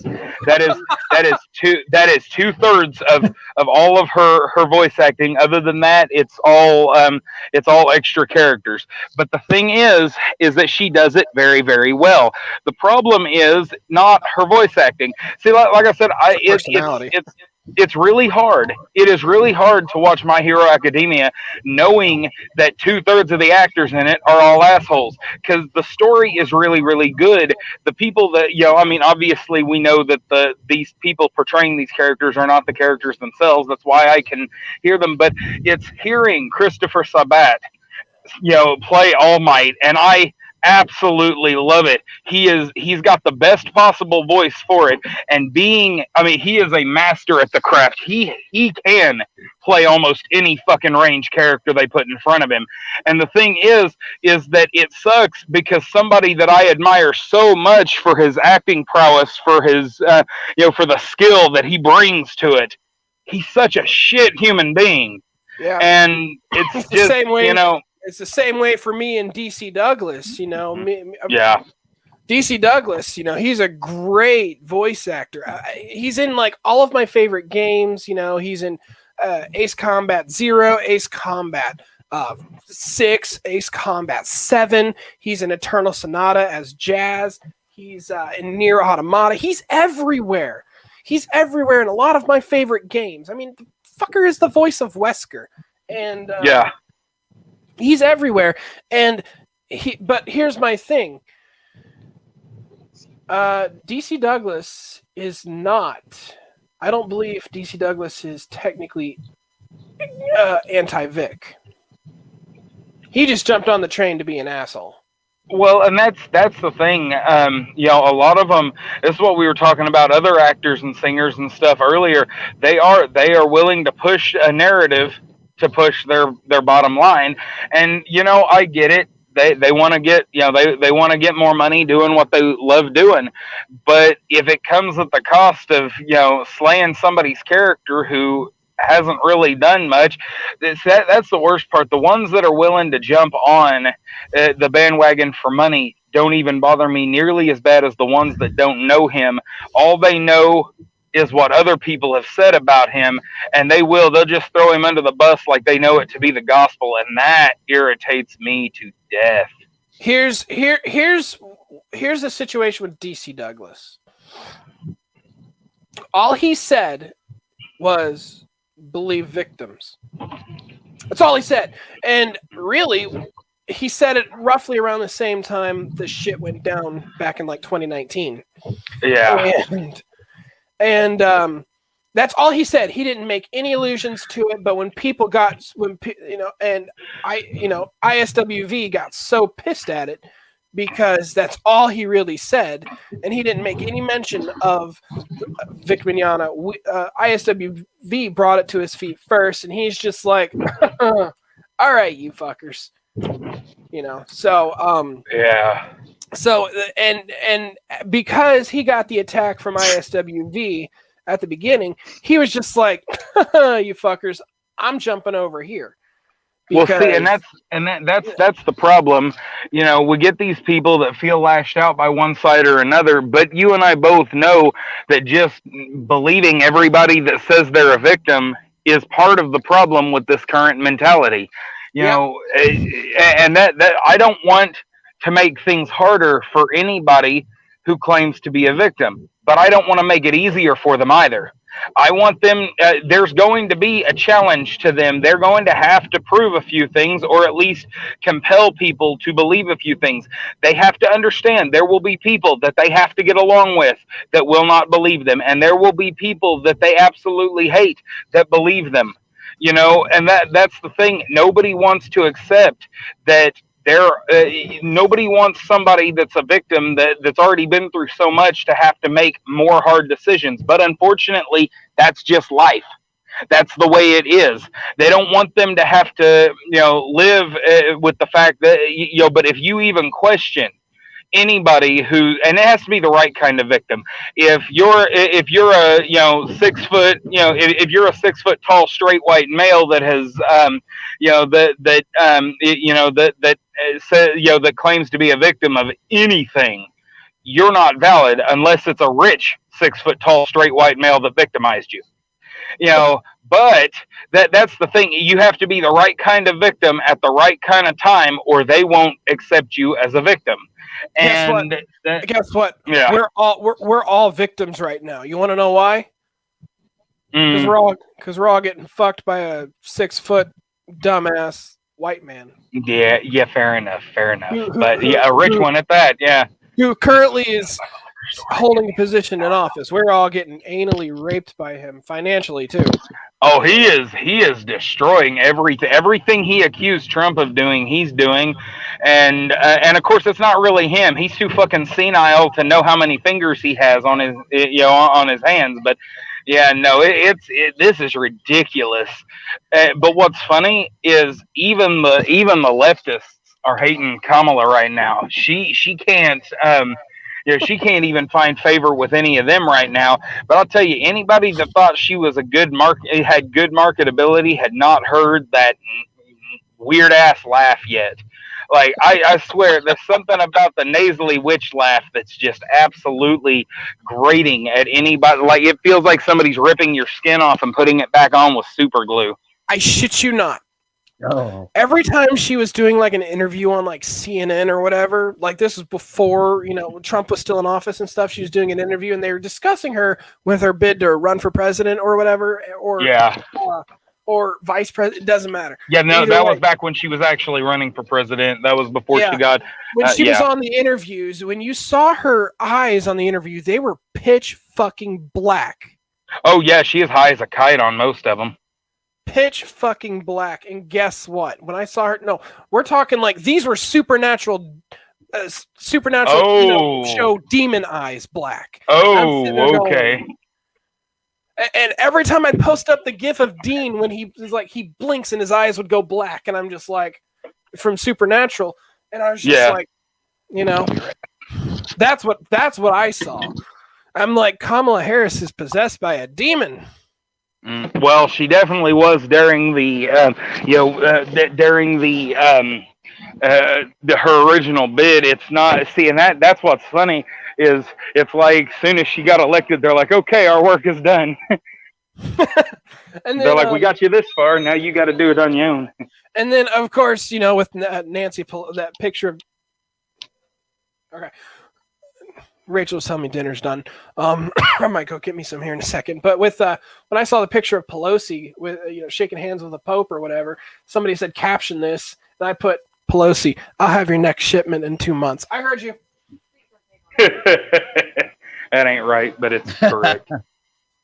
Yeah. I know. But yeah, that's what I said. They said caption this. I was like, it's Nancy Pelosi shaking the hands of the Pope, and I'm like, I'll have your next shipment in 2 months. And I was just like, oh, I got a ton of likes out of that too. I also got a ton of likes. Where's my phone? On one of these other pictures or posts. I don't know if you saw this. This kind of goes with the.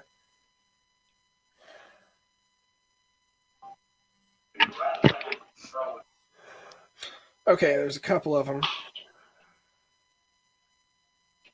Come on.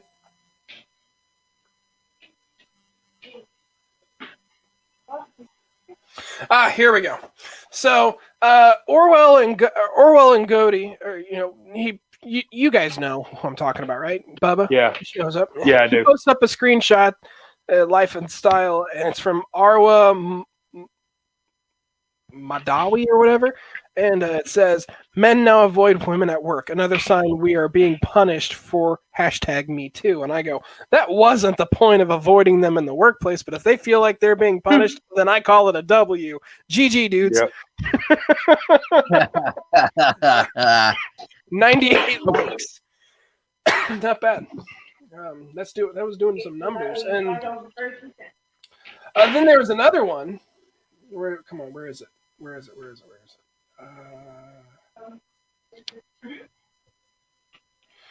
Yes, another one that somebody else posted up. Kid tells Santa a secret. Seconds later, him and his elves are beating the crap out of a child molester. That ain't right. And I wrote, name went on a list. Santa never checked it twice. He and elves took care of the naughty, which was really fucking nice. So that's great. So I got a few likes out of that. But yeah, so I'm just, some of the stuff that comes out lately, I'm just like, well, if you feel like you're being, what's really funny about #MeToo and why why they're getting pissed is like, why are you now avoiding us? Because you're a fucking Venus flytrap. But you're a Venus flytrap. Your entire body might as well be a Venus flytrap at this point in time. You smell good. Exactly. We fly in. You chomp us, and once bitten, twice shy. Right? Once bitten, twice shy. And they took their viper teeth and they sank their fangs in with me too. And now we're just staying the fuck away from you. And they look at it as punishment. And I'm sitting there going, you people are, for the Me Too supporters. I'm like, yeah, for the Me Too ladies out there, I'm sitting there going, yeah, we want nothing to do with you. All right, just we tried to be friendly. You screamed rape or sexual harassment, and we want nothing to do with you. So go off that way. All right, 2:16. Oh, are you going to work, Bubba? Not yet. Oh. But yeah, that's the thing though. Plus, unfortunately, with this whole thing blowing up, it's really, really, really hard to tell who the actual victims are. Like legitimate ones, aside from the ones who are just wanting attention. Eagle's back. Boo. Boo. Oh, and by the way, I Hello. shaved. If you all noticed, I had a beard that was like fluffing out, so I decided to To be shave. fair, I don't notice most people's facial hair. Well, if it's going to piss at me, I don't usually care. Unless it's like completely drastic, like they have like a full beard and now they have nothing. I had a full beard, and Rachel came home yesterday, and she looked and saw my face. She had to do a double take. She was like, "What happened?" I'm like, "I shaved." Do you mean full beard as in it was growing over the whole face, or do you mean full beard as in long? That's what I think what Geek's getting at. Oh, full beard as it was growing over the whole face, and it was starting to get a little long. Like I tried to keep it, and every time I try to keep it, it would just fluff out, like out to here. So it was just it was fluffy. I was hoping to go long. Like Josiah Rises, Odin, or any of them shaved, I'd notice because they've got those long curly. Yeah.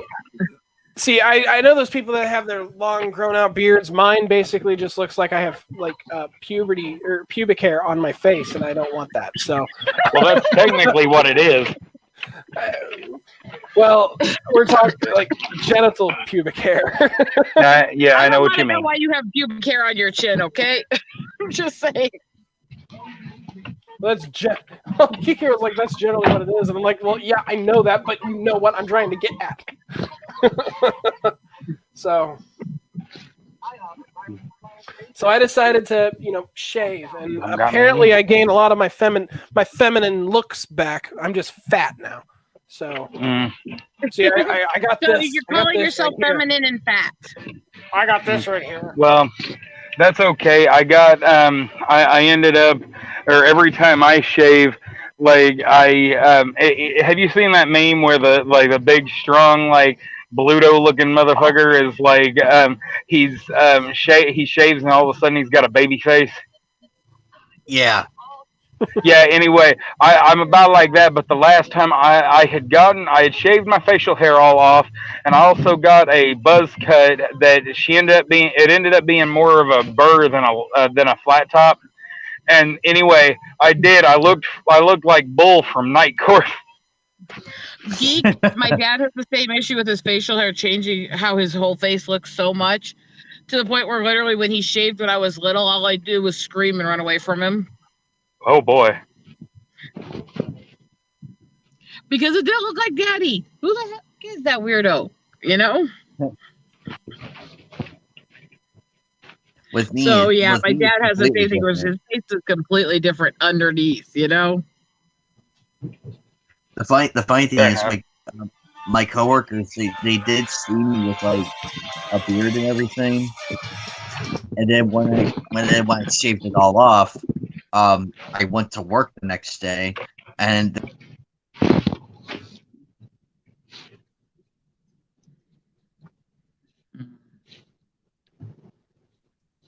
they're like, "You shaved?" And I'm like, "Yeah, I shaved." And then they asked me my age, and I told them. They're like, "There is no way you're near that age with how you look. No way." No, the one that really changed his facial structure when he shaved recently was Memes of Destruction.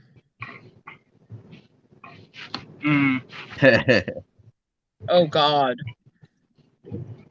I didn't know he had shaved. I'm gonna have to go look now. It's become a thing where he's getting tortured about it on multiple channels.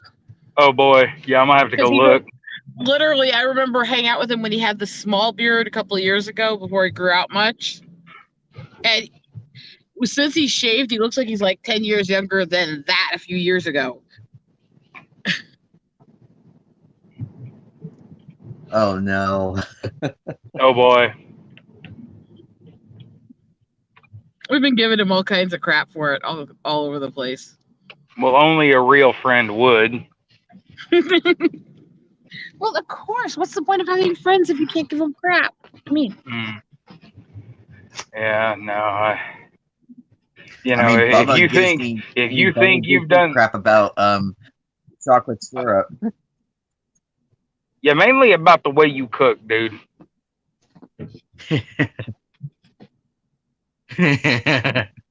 jokes aside, though, and yeah, you know, if you really think that you've done something grand, awesome, and spectacular, take it around your friends and family. Find out for sure.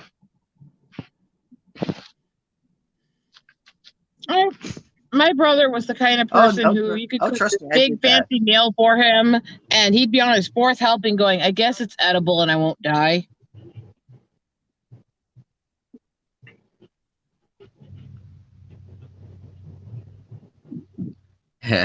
Nice. But it's just so it's just so funny how all these wackos out there.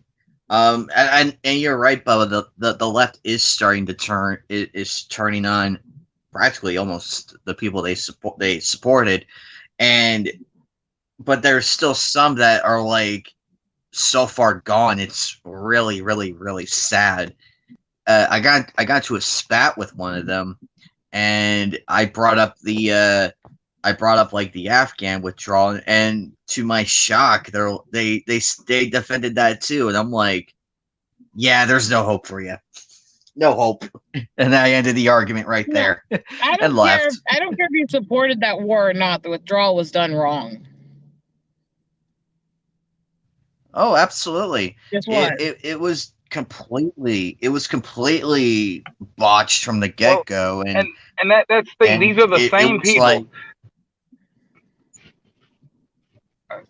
but yeah, well, I mean, but these are the same people that griped so bad about our withdrawal from Iraq. But the difference between our withdrawal from Iraq and our withdrawal from Afghanistan is we had been telling them for 2 years we were going to pull out of there.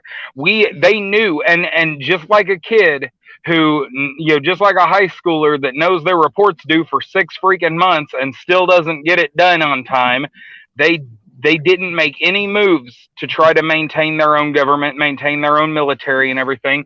And we can't stay over there forever.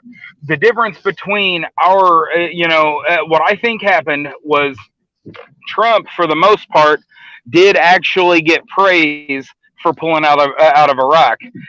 I think they felt like. To also be completely fair, by the time Trump pulled the last troops out, they were just the police force remainder. The majority had already been fully pulled out in the last couple of presidents before.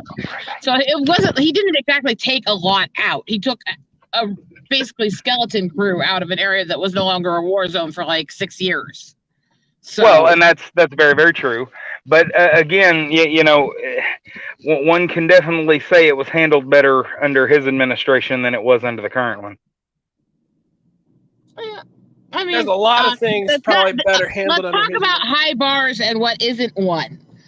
And comparing anything to this Biden shit show is not a high bar standard to try to beat. Still, I'm just saying that I know you hate both sides, and we're not talking. I'm just saying it's okay to admit that he did something semi correctly. Rachel hates both sides. To be honest, that's the thing. I'm not saying that some. Yeah, I'm just saying but if you take one shithead over another, one definitely did it better than the other. I mean, don't get me wrong. We both still voted for him. I voted for him just to. Yeah. I voted for him just so I could piss off the lefties and SJWs, and Rachel voted for him because she hated everything the other side stood for. But the thing is after this whole after the election, Rachel's just like, you know what? Now that I think about it,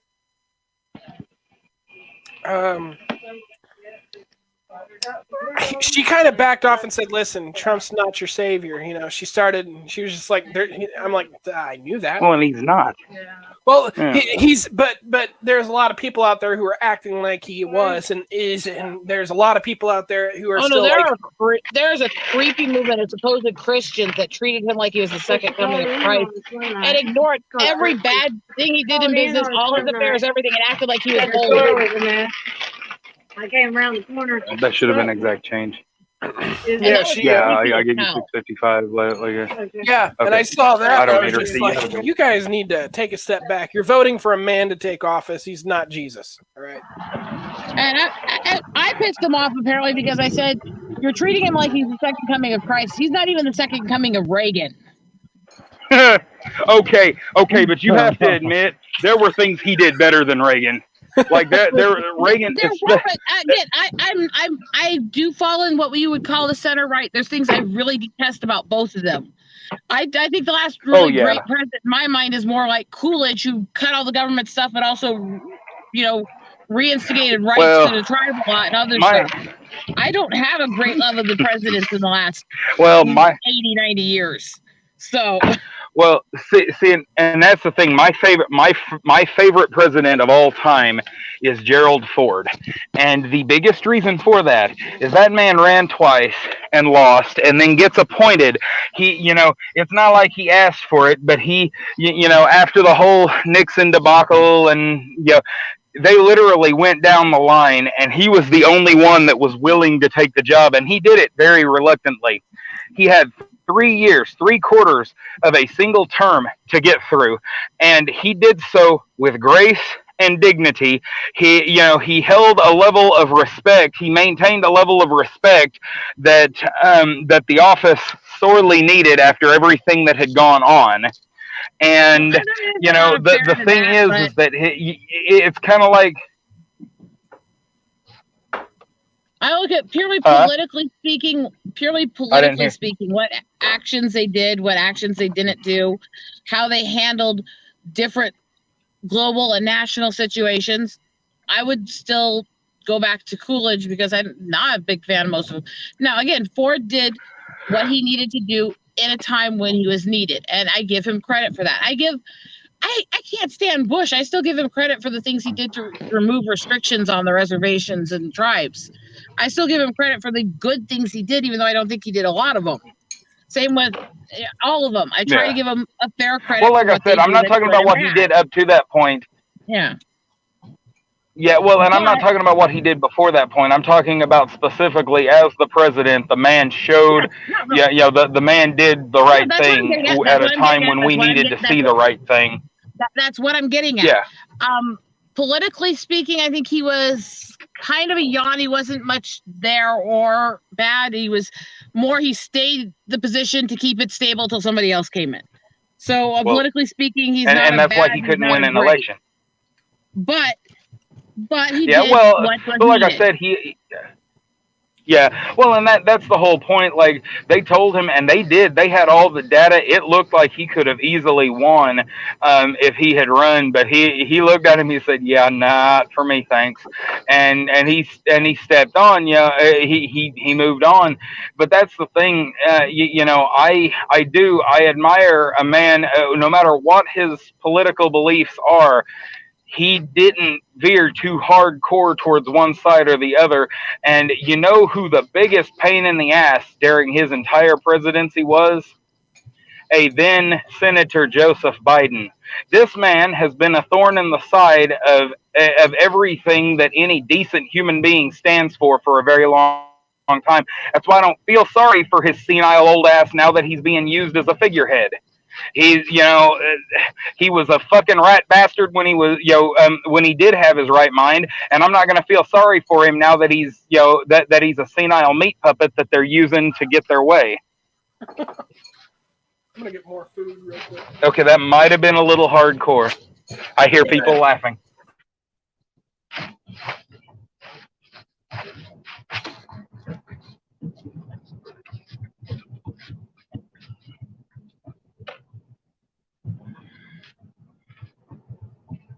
I guess I'm kind of here by myself. Sorry, my okay. My roommate was just here, sorry. Yeah, oh, that's fine. That's fine. But yes, I looked down.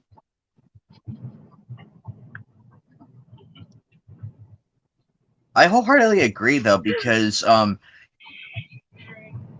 all the shit that's happened, I'm like, Biden, what are you doing? And I mean, I'm sad he has Alzheimer's. I mean, I feel bad for anybody who has that. But in that same regard, though, it's like, why do we have him as president if all this is going on? I don't think he has Alzheimer's. You can't really talk if you have Alzheimer's. He's got dementia. And that's not fully true. It depends on the stage it's in. It depends on the stage, but yeah. It does get to the point where they lose speech, but that's usually right towards the end. Hey, look at him and tell me he ain't towards the end. And I like the... It's iffy on that. Just by age alone, you'd think that, but I mean... I've dealt with elderly patients for a long time. Like he looks like he is far beyond. I think whatever weird experimental CIA drugs they've got him pumped full of are all that keeps him lucid during his speeches and stuff. You notice that they don't let him speak after a certain time of day unless they absolutely have to. There is all sorts of preparation they have to go through, and there are times the teleprompter can't even save him. There are times that when he's speaking, he makes George W. Bush sound like an orator. It is absolutely ridiculous what they've, what they're trying to pass off as a president. And I will say one thing on that. Be fair, Biden has sounded that fucking stupid for decades. Yes and no. If you go back and listen to his speeches from 2012, right before the second election of Obama, he at least, he sounds stupid, but he just sounds stupid. Now he sounds mentally... I keep forgetting we ain't supposed to use that word. You know what? I'm going to go for it. Slurred speech and confusion and stuff in his speeches. He's had those issues in his speeches. The incoherence. Yes, but it sounded like... One sec. He's had those issues, though. The inconsistency, the slurring, the babbling, the losing track of things, the forgetting, all that weird stuff. He's had those happening a long time. It's not a new development. It's becoming more publicly seen because they can't avoid him speaking publicly as much as they could before. When you get bad before, you just hush him for a week or a month or so. I can't tell if I'm roboting or if you're cutting that.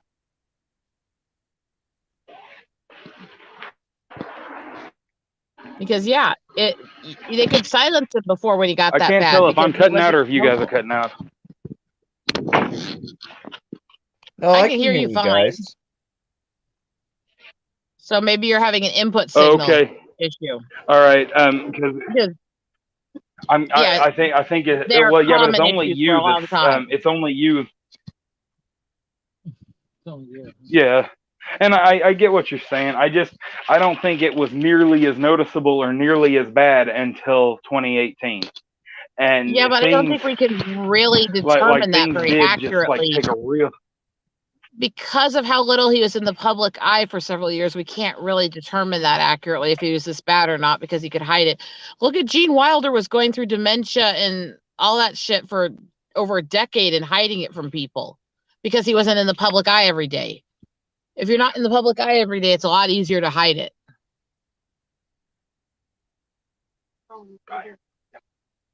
I get what you're saying. I just, with Biden, I feel like he was enough in the public eye, like between 2008 and 2016.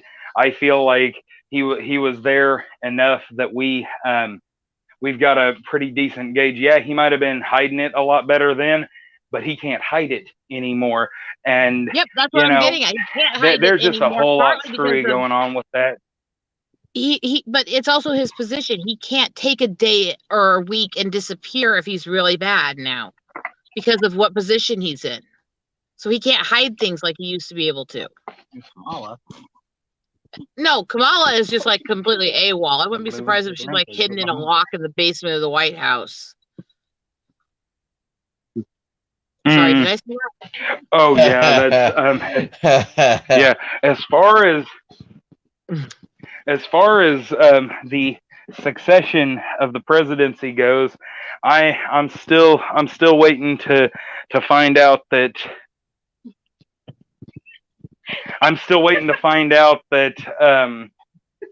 that Biden is unfit for duty, at the last minute, like we haven't known this whole time.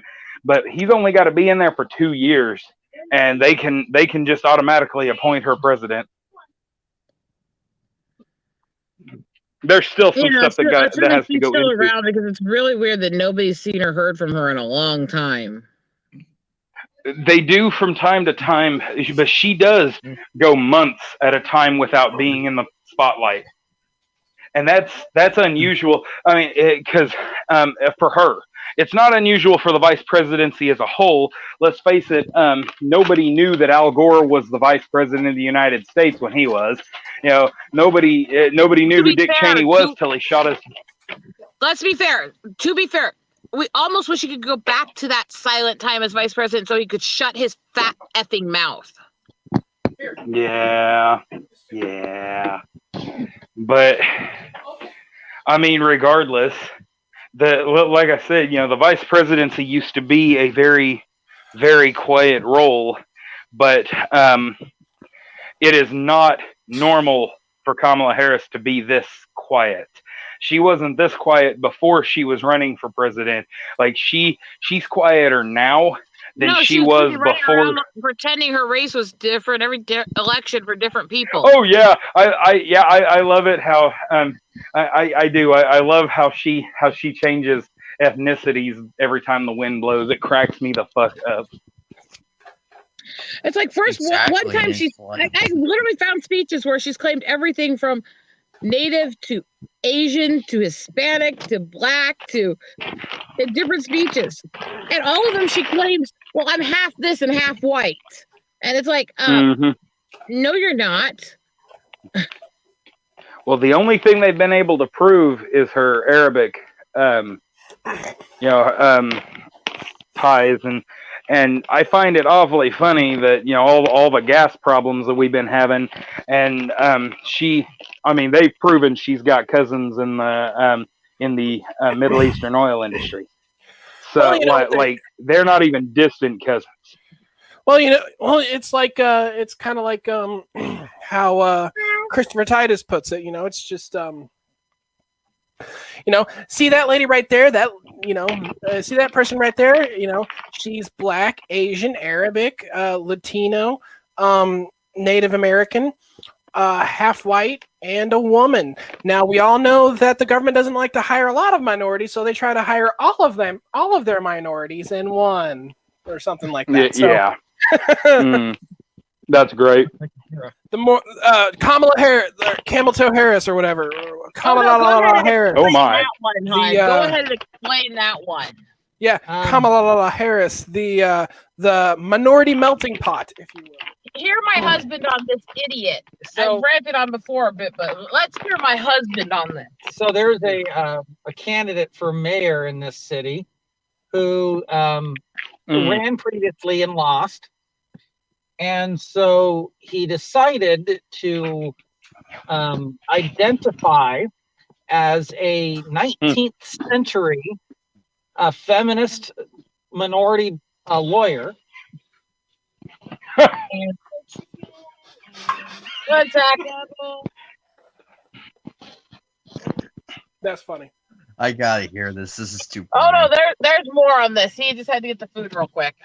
So here. That is hilarious, though.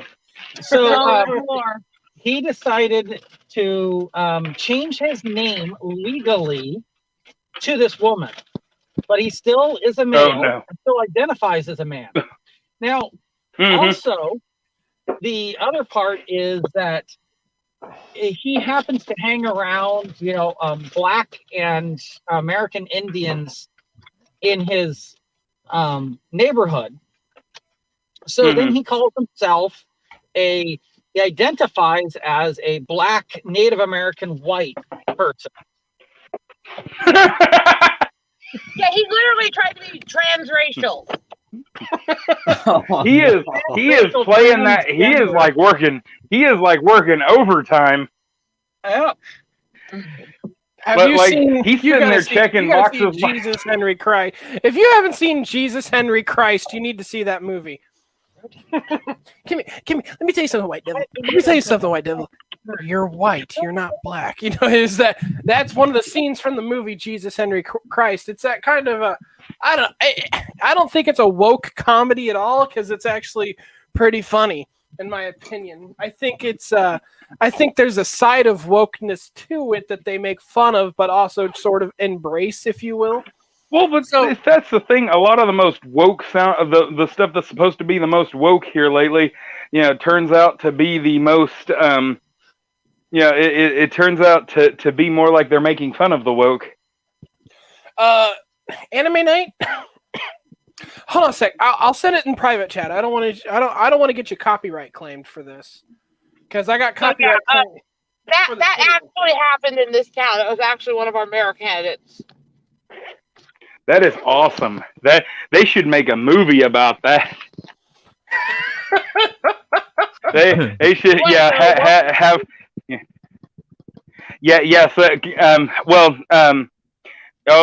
could be Checkbox Charlie or something like that. I don't know.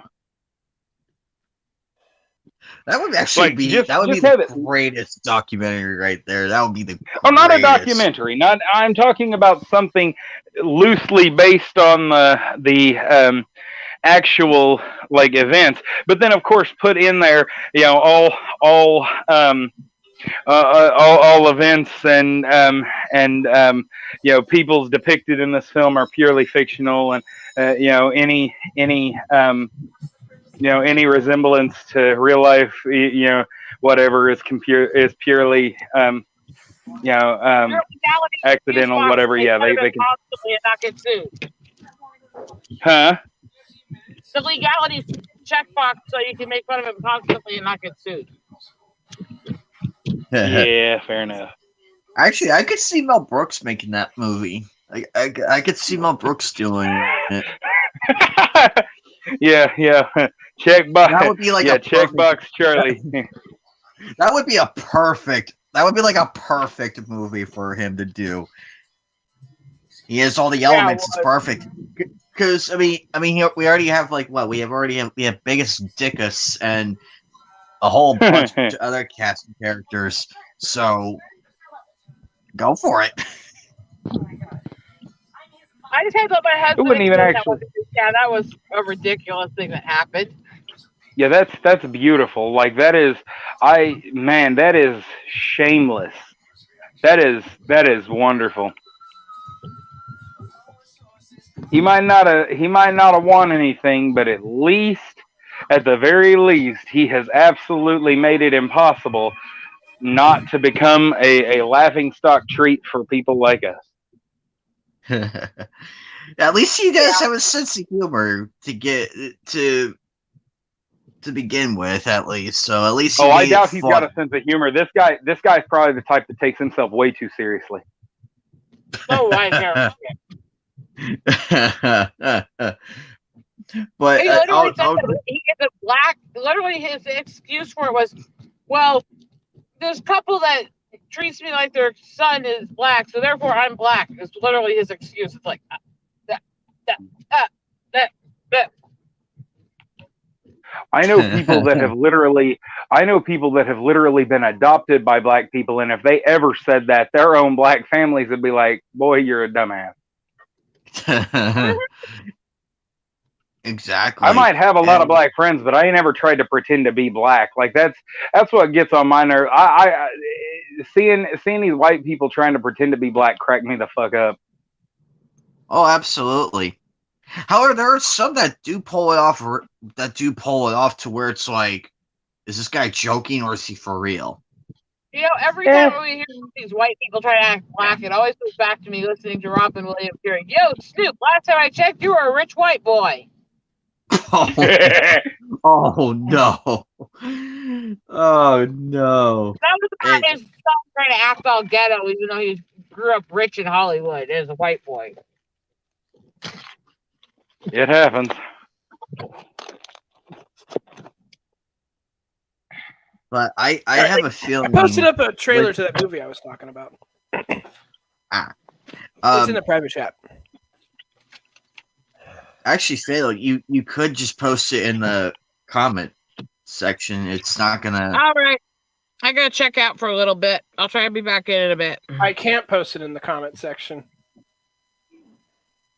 I can't post it in the comment section. Uh-oh. So it's just private chat. That's the only thing I can type. And I'm not on YouTube, by the way. I'm on StreamYard, so... I think you... Oh, wait. You can reply to the comment section. I cannot.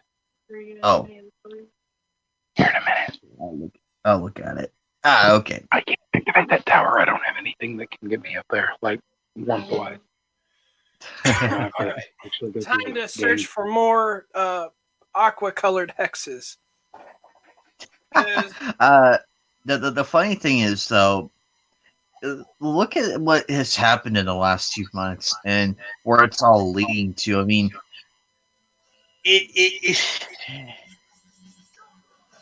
the midterms is not that far away. And with everything that's been happening, and look at the Virginia race. Look at that one. Yeah. How many people got pissed off? Who got pissed off the most about that? Well, see, and what's funny is every time a Republican wins, the lefties go, well, white supremacy is still alive and well. But every time, that's every time a Republican wins. But every time, every time a Democrat wins, they're like, well, we've got to fight the white supremacy. And I'm like, guys, make up your damn minds. Either it's alive and well, or it's dying. But yeah, no, I'm tired of this woke horse shit. Like they keep trying to pretend like there's something. Back in the day, there was a real reason to liberalism meant something. Classic liberalism was necessary. It's why most of us are as free as we are today. But now, it's just a sham of what it once was, and they're using those. They're using the old legacies to push an agenda that most of their idols, most of their heroes would scoff at best if they didn't outright cuss them out. Yeah, I miss the classic, like I miss the classic liberals that we grew up with in our time, because with those people you could still debate and they'll debate back with you, and if you can't agree, and then they move on. It's like, okay, we had a debate and we had a fun one, and now we're moved on. These people, though, they take it so unbelievably far to where it's not even a debate anymore. It's a matter of what happens next and everything in between, because they take it to avenues where it should be illegal, yes, but at the same time, it goes to show how much conviction they have on that viewpoint, and that's very scary. These people will go out of you and I mentioned this last week, Bubba. These people go out of their way to hurt us. They think they're doing the right thing. Exactly, and that's it. It just doesn't happen with like the Twitter clowns over there. It happens in the political sector too, and it's just so unbelievably sad. It's like, oh, we got the wrong party wins. It's like, oh, demand a recount and this, that, and other. But at the same time, though, when that person wins, it's like, nope, no count, all legit. I won this race legitimately. No need for a recount. It's like, which is it? Which is it? and with Larry, that's the thing. The Elder. I remember my grandparents. Whole thing with Larry Elder, I wanted him to win. Oh, go ahead. Can you hear me? What were you saying? Okay. I remember my grandparents were big Bush supporters. They did not like Al Gore. They didn't want him in there. They liked Clinton well enough, but they didn't like Gore at all. And that was the thing. When he was the vice president, my grandpa once said said, "Old Bill Clinton had better stay alive because I don't want that moron in the White House that's talking about Gore." I mean that's the family I come from. But anyway, the point is that you know, that of course that was back before we knew as much as we know about the Clintons now. But anyway, the thing is that when it's all said and done, you know, I remember when Gore was asking for the recount and everything. I remember my grandma explaining to me that that it was, you know, that he's being ridiculous.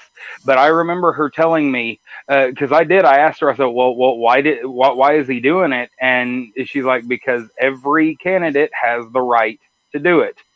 And, you know, because my grandparents, despite how stupid the whole ordeal was with Florida and the recount and everything, my grandparents never said that he didn't have the right to, you know, to do it. They never once pretended that he wasn't within, you know, well within his rights to demand that recount.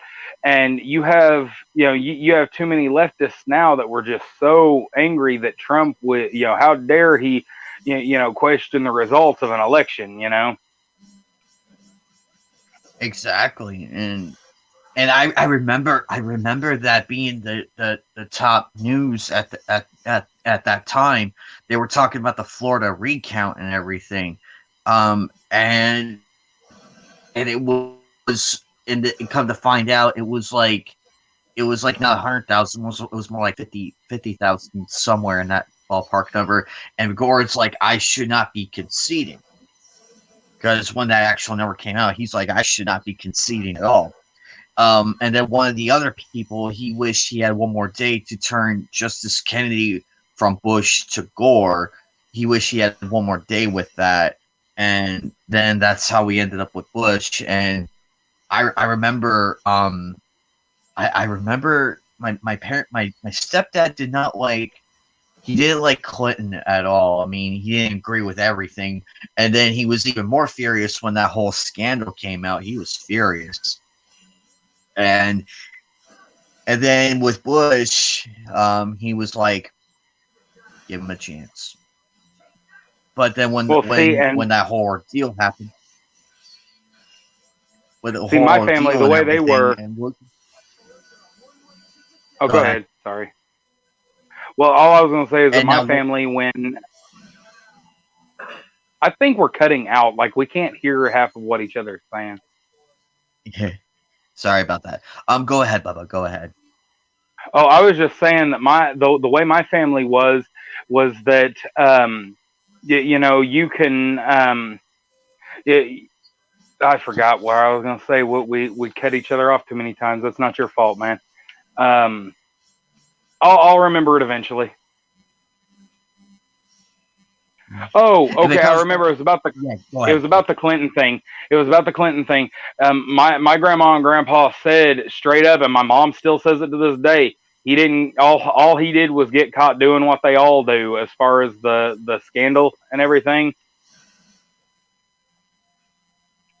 But I now that we know what we know now, looking, I go back and watch the old news, like from the 10th of September and everything, just going back and seeing all the news and everything. It's crazy, all the shit that was going on when we were like teenagers and kids and everything.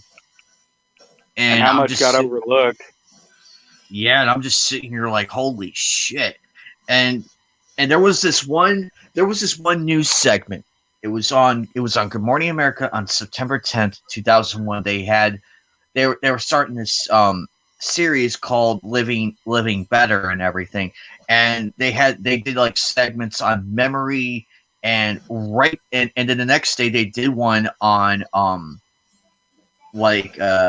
emotion and everything. Right before this happened, like right before 9/11. This happened right before that. This segment came on, and just learning about it, you don't hear that anymore on these segments. It's non-existent. It's like, what the fuck happened to the fun segments we grew up with, like about movies, music, and all of that. And I remember at the Gene Slant Critics Corner at one point. I remember watching that as a kid whenever that segment came on, and I was homesick that day. And just watching Good Morning America, and I'm just like, looking back at it now, like rewatching it, I look at the news now, and I'm like, what the fuck happened? It's just so we kind sad. of lost our minds,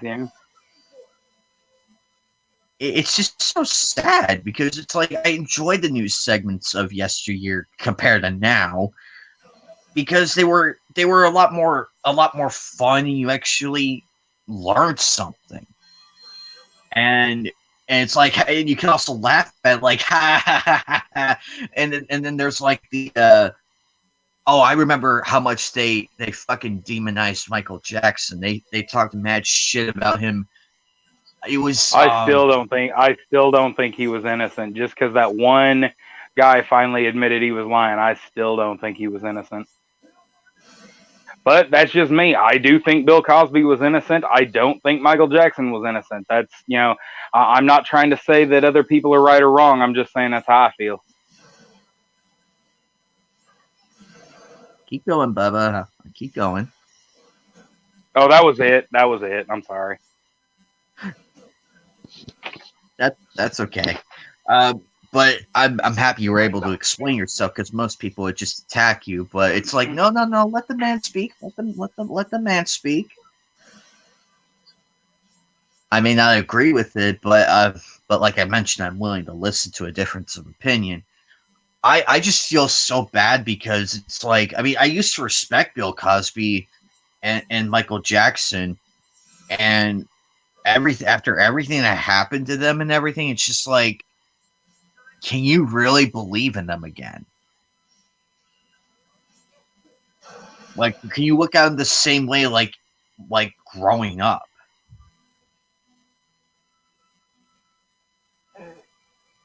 But what do you? But on that topic, though, what do you think of them? That's one of the things that.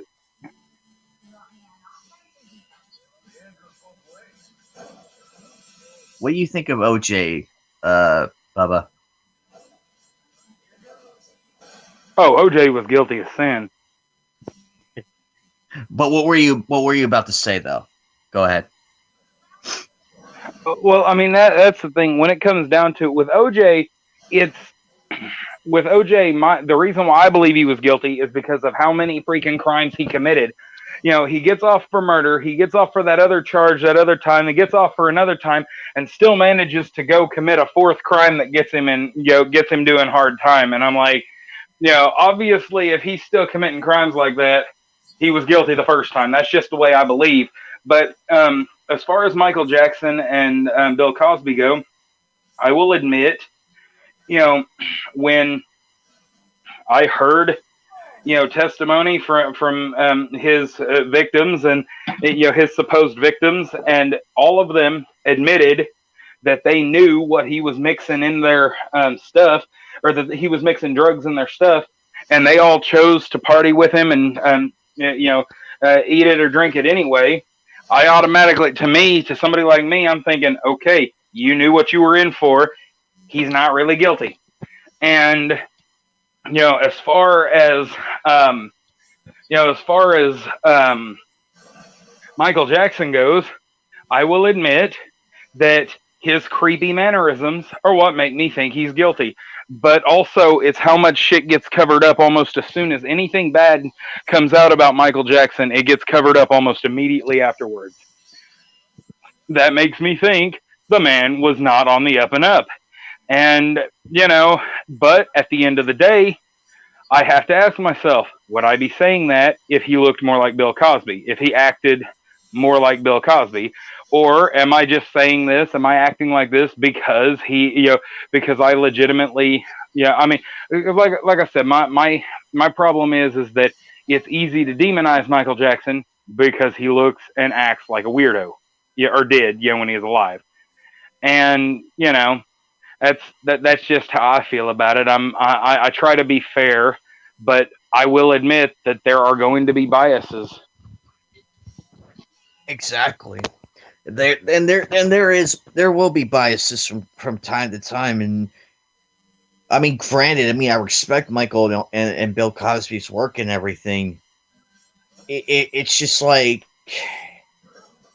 I know Michael's dead, and I'm sad that he passed and everything. But with Bill Cosby, it's like, how can you come back from all of that? Because I think he doesn't plan on coming back from all that. He's old as sin. He don't care. He done.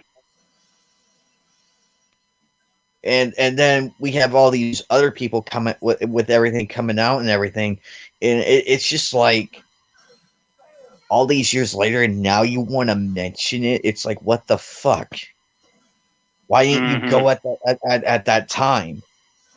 But then again, in certain points, when you're a star or like an actor or actress or whatever, you're under their contract and everything. It's one thing. It's one thing, but there's a massive difference between being an actual human being than it is being like an actor or an actress. It's two separate things. Are we judging the person based on who they actually are, or are we judging them because they're a famous person? It's hard to differentiate. It's very, very hard. And one of the most known cases is the whole Chris Benoit tragedy. It is so hard because, here's my whole take on this. 3 people died that night. Chris Benoit made that choice. Yeah. And most people overlook it because of the choices we make, whether good or bad, it's going to have consequences. Some light, some heavy. And unfortunately, in that house on that night, with everything going on, he wasn't all there, and it's a sad thing, but it doesn't excuse the choice he made to kill both Nancy and Daniel. It doesn't excuse it.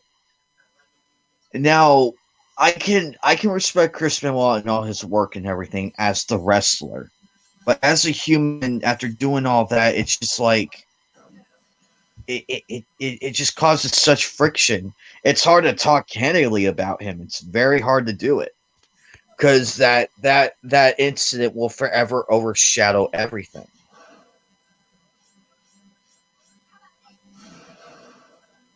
Same with Michael Jackson, and because ever since that happened, no matter how many albums, we lost Bubba. Shoot, I'll wait. Everybody, okay. Hang on, Bubba. Let me give me a minute. Give me a minute. But when you're like a famous star and everything, and all this comes out, and it's like as bad as it is, it's like how no matter what you do, it's hard to escape that. That's very true. Because you can release like a movie, a TV show, an album. No matter what you do, that the one thing when people talk about you, they'll go to that one thing. They'll go to that one very thing, and it demolishes all the hard work. And that's why the fans are so. There are those who are so hell bent on defending him. They won't admit that. They won't. For Christ's sake, it's just like it's just so hard to like accept the truth of things. Yes, I like that person's work, and yes, I'm happy for their success. But what they did in that time is why I don't like them, and that's the sad truth. I want to like them, but what they did was completely horrible and should have not happened in the first place. And they have to live with that for the rest of their lives.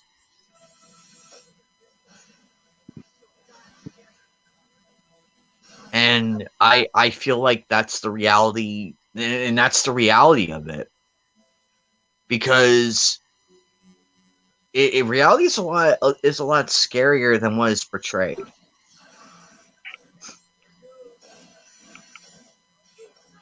And that's the same. I mean, the same could be applied with Monica and Jamie. Yes, they played amazing characters and everything. Yes, they have amazing careers. We all can agree on that. But they're horrible people in real life. And unfortunately, that leaves a bad taste in our mouths. Well, and they're horrible people, but we can also acknowledge they're horrible people that haven't committed any crimes they can be, that they've been caught for. I mean, that's the thing. Now, don't get me wrong. If they've, if they ever get, caught for that perjury, but just saying. Exactly, and it's like, because we can badmouth them all we want, because that's just the opinion of it. I could badmouth them, but at the same time, I still respect the work. But up until they do something horrible like perjury or anything like that, I completely drop them. Like, nope, done, and just move on to something else. What the hell? Renee? You all right, Bubba? Yeah, I'm playing Breath of the Wild, and I just saw a, glowing, emanating vortex coming up out of a hill, and I'm about to go see what it is. It's like green light coming up out of a hill. Nice. But I have a feeling 2022 is going to be is going to be really wild with the midterms coming up. I am. Oh yeah, we're about to see all kinds of crazy. Yep, and I can't imagine what the media giants are going to do to us. I can't imagine that. What they're going to do to each other. Yeah, and I'm just like, something has to give, because I mean, I want Nancy Pelosi gone. Like, I want her gone from like Speaker of the House, because she's been there for ever since. That woman has held an office since before. I have family that are in their 60s. She has been holding office since before they were born. Like, anybody that has been holding public office since before somebody in their 60s existed as a human being needs to be gone. And I mean, and also the case could be said about Ruth Ginsburg. Yeah, well, we don't need to talk about her. She's gone now. Well, they're turning on her now. Uh-oh. Why are they turning on her? That's just the way they do. But yeah, I mean, I remember when I think she entered Speaker of the House. Oh, Jesus Christ. Oh, I'm talking about in her state. Like, I'm not just talking about her. I'm not just talking about her like national stuff. I'm talking about in general. Yeah, I mean, she's up there in age. It's like, go enjoy retirement. Go, please. Leave it to someone else to do it this time. But unfortunately, and this is why we need term limits, but unfortunately that gets shot down real quick because no one wants to do it, because it hurts both sides, and it's like, you both have egos. It's hard to talk about that. It's one of the issues that gets brought up only once and then gets dropped. to leave without my sickle. But also, I have a feeling that with what's happening over at Activision Blizzard, that really pissed me off. I'm like, I'm just like, this guy should be arrested, like in handcuffs and thrown in jail. That should count as a crime for what he just pulled. Which one are we talking about? Bobby, I can't even remember his last name. He's the CEO of Blizzard right now, with the lawsuit going on against Blizzard and Activision. Oh, well, my thing about that, I want to actually see some stuff come out on that. It bother, like, I don't just grab the pitchforks whenever they say somebody's guilty of something. Like, I've seen, I get it. People, it's popular to hate on Activision and Blizzard because they're big, they're big companies. But I don't know. To me, I feel like people just like to jump on the bandwagon. I'm not saying that's what you're doing. I'm saying that's why I get so. That's why I wait before I do anything, before I believe anybody, because I don't know. To me, it just seems like he's a dude. They're tired of dudes being in control, so they're gonna lash out at him. So, anyone want to say hi to the poor girl who had to have cysts strained and tested and prodded? Hi, or Athena. Athena.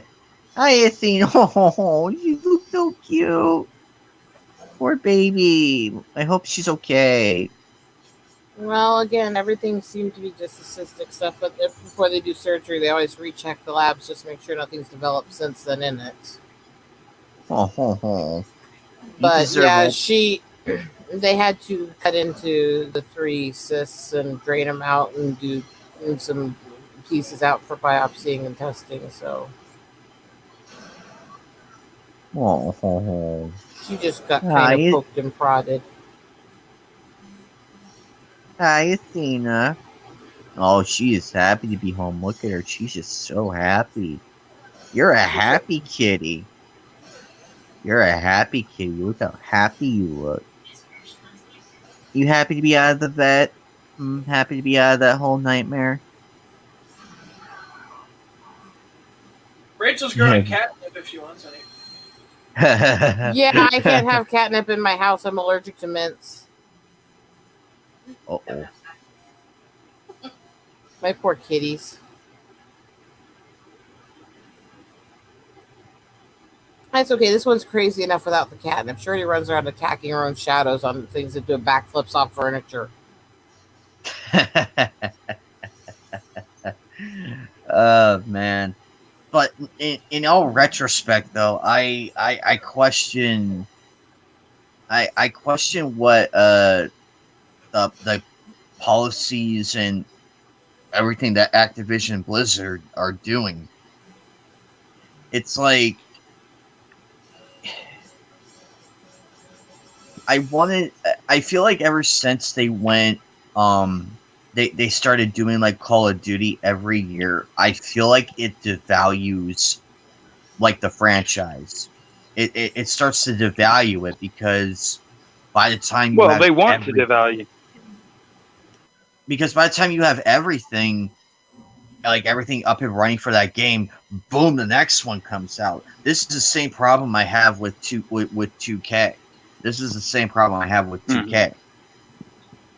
And because, especially with hockey and of course WWE, but with that being said, though, I miss the times when games were released and you had like the full game and everything. I mean, granted, there were like noticeable bugs and everything, like way more into like when you get to further in the game, or there's a glitch there. It's just like but the glitches, they're not as, I mean, they're rare in games like that, but they're not that noticeable until you actually go and find it. There you go. Now you can see her up close. You can see her face is a bit different than ornery. Hi, Hi. Hi, Athena. Cutie. She's the one I always say has anime eyes. She's massive, huge eyes when she opens them. They're like way too big for her tiny face. And look how tiny her little paws are. Look how tiny that is to my finger size. Oh.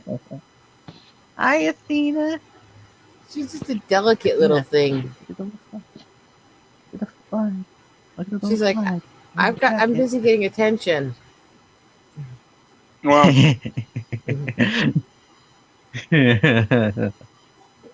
but at the same time though, I feel like I that's feel the like whole point. They're the trying reason to why build.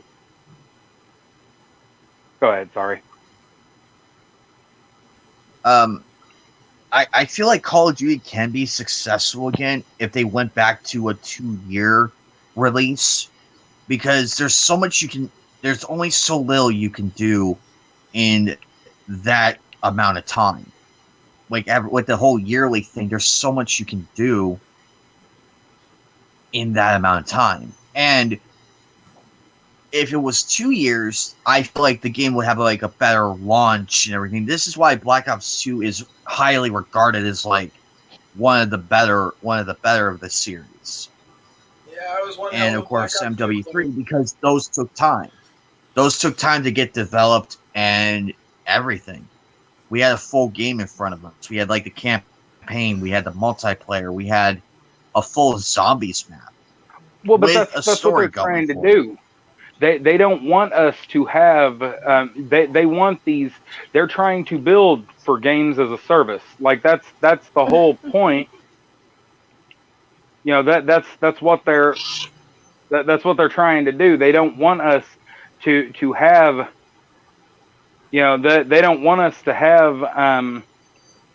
They don't want us to look forward to the next release. They seriously, what they're looking for is somebody to, or that they want customers. You have to understand something, just to put this into perspective. The original gaming market, and I'm talking about the hardcore original PC gamers before there were consoles and stuff. The original gaming market, they are still to this day at the core of what's considered core gaming. But then you move on to the you move on to the console players. I'm talking about people that play games that really enjoy it, really get into it, like us. The people that'll sit there and play, dot hack or play games for their storyline. Actually enjoy dive deep like you would into a good book or something like that. People like us are such a small market on what we helped create. It's the same thing happened with comic books and the movie fans and whatnot. At the end of the day, they used us to build something huge, but they don't care about us anymore because we're not their core fans anymore. Right now, the biggest drivers of the consoles are the people that look forward to the latest FIFA, the latest whatever the football one is. Damn it, I lost my football card. Madden, that's the one. Anyway, but whatever the latest FIFA, the latest Madden, the latest those are the people that they market to now. The latest Call of Duty and the latest Madden, those are who the latest NBA, the latest FIFA, like MLB, whatever. Those are the people they care about, and that's why they build these game systems for those people. Then, other than that, the video game industry, there's a tier. The video game industry as a whole, their number one priority are the middle-aged women playing Candy Crush. Their secondary tier are the Madden and Fortnite, the Call of Duty lovers. They're right after that comes the PC gamers that spend $1,000 every year to maintain all their shit. And then right after that edges in people like us that play games for the sake of playing games. We're not trying to, we're not trying to up the next, we're not trying to jump to whatever the biggest and baddest is in graphics. We're not trying to, we're not out buying new systems specifically for the games. So they don't really love us as much anymore. Okay, what did I miss? Me just cuddling my kitty that had to get cyst strained and deal at the vet. Oh. And them having their normal ranting nerd days. Athena's being very affectionate right now. Yeah, I can pretty much see that. Well, of course, because she went through an operation and demands love. She's like, give me attention. So far, at least, all they had to do was take a little thing in and take a little skin out and drain them. Which, well, it sucks. At least she hasn't done the full operation yet. That's going to be a really miserable day. Anyway, I've been checking out some manga y'all should be reading, and it's Blame from Tsutomu Nihei. God, that manga's awesome. Cool.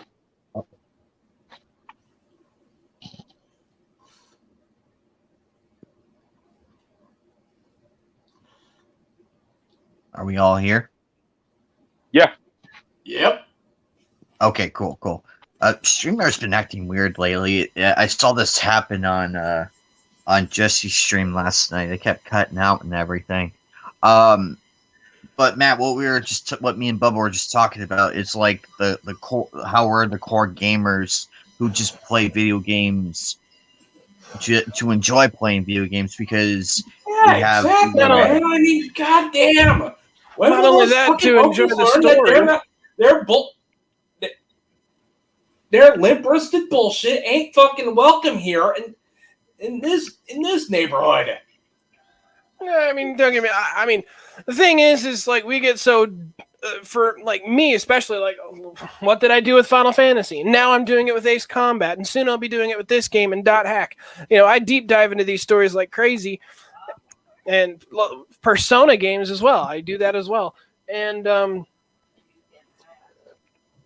I'm talking about the story, man. So, we deep dive into these stories. Like for me, especially with Final Fantasy, heck, I'm doing research on this stuff, for the background story, just so I can try and predict what the next game is going to be and stuff like that. And they don't really care about that, nowadays. Of course they don't fucking care because they're not real gamers. They're fucking grifters. There's of the highest order. Well, especially with what pisses me off is we're going back to the this is why I believe gaming magazines and game journalists and journalism for games in general just needs to be abolished. I mean, don't get me wrong. Magazines were good. Yeah. Well, what he means, Matt, what he means is the days of Nintendo power. Once upon a time, I enjoyed game fame. Matt, he's saying that those days are over. That the days of Nintendo Power and Game Pro Game are Informer gone. And Game Pro and Game Informer is nothing. Right. Yeah, Game Informer is nothing but a GameStop advertisement now, which is fine. They own it. But after you get past the forward, it's basically just a GameStop, like a giant commercial for GameStop. Well, a lot of those games were, but like Tips and Tricks and Game Pro, and Game Informer, and Nintendo Power, like Pro. those were great magazines. I would have subscriptions to not Nintendo Power because I never owned a Nintendo. I had Game Pro and Game Informer and Tips and Tricks. I had subscriptions to all three of them. I asked because I was a kid and I was like, "Hey, Mom, Dad, I want these magazines and stuff." And they're like, "Oh, okay," and got them in the mail every month. PlayStation, the PlayStation magazine. I vaguely remember having. Oh yeah, one. the PlayStation magazines with the free demo discs. I never had. I love that magazine. I never had those, but like those were the real magazines where they actually had game reviews and such about it, and they didn't try to like now everything's political. Like the first time I started seeing some of the political articles in games was especially in relation to Far Cry 5 when it came out, and that was the first time I started. Like that was like the big those one. fucking wokies are fucking pissed. It ain't a fucking anti-Trump power fantasy. Yep. Well, they were especially offended at the those Obama-loving libtards. Oh my God, they blew their shit out their mouth because they were so pissed off at that. And I'm just like, first off, we're in rural Montana trying to stop some crazy psycho Christian who somehow ended up predicting the end of the world, which he did. I'm just gonna spoil it for you. I don't care. And that's how New Dawn came to be about. Don't really care much about Far Cry, to be honest. Not my jam. Well, I liked Far Cry. I liked Far Cry 5. New Dawn was short, and I didn't like the fact that the map was literally cut down to like a third of the size. And you laughing at me? And then I haven't played Far Cry 6, but honestly, it drove home a lot of the things and a lot of the themes because it was great. It ticked off everybody. Now everybody needs to find some woke agenda to force on it. Well, it didn't talk about this. It didn't talk about that. And I'm like, well, how about we make a game that pisses all of you off and the exact opposite? Like, what, like hatred? Oh God, yeah, hatred's a great one to hatred is. Oh yeah, not to mention, God, I love.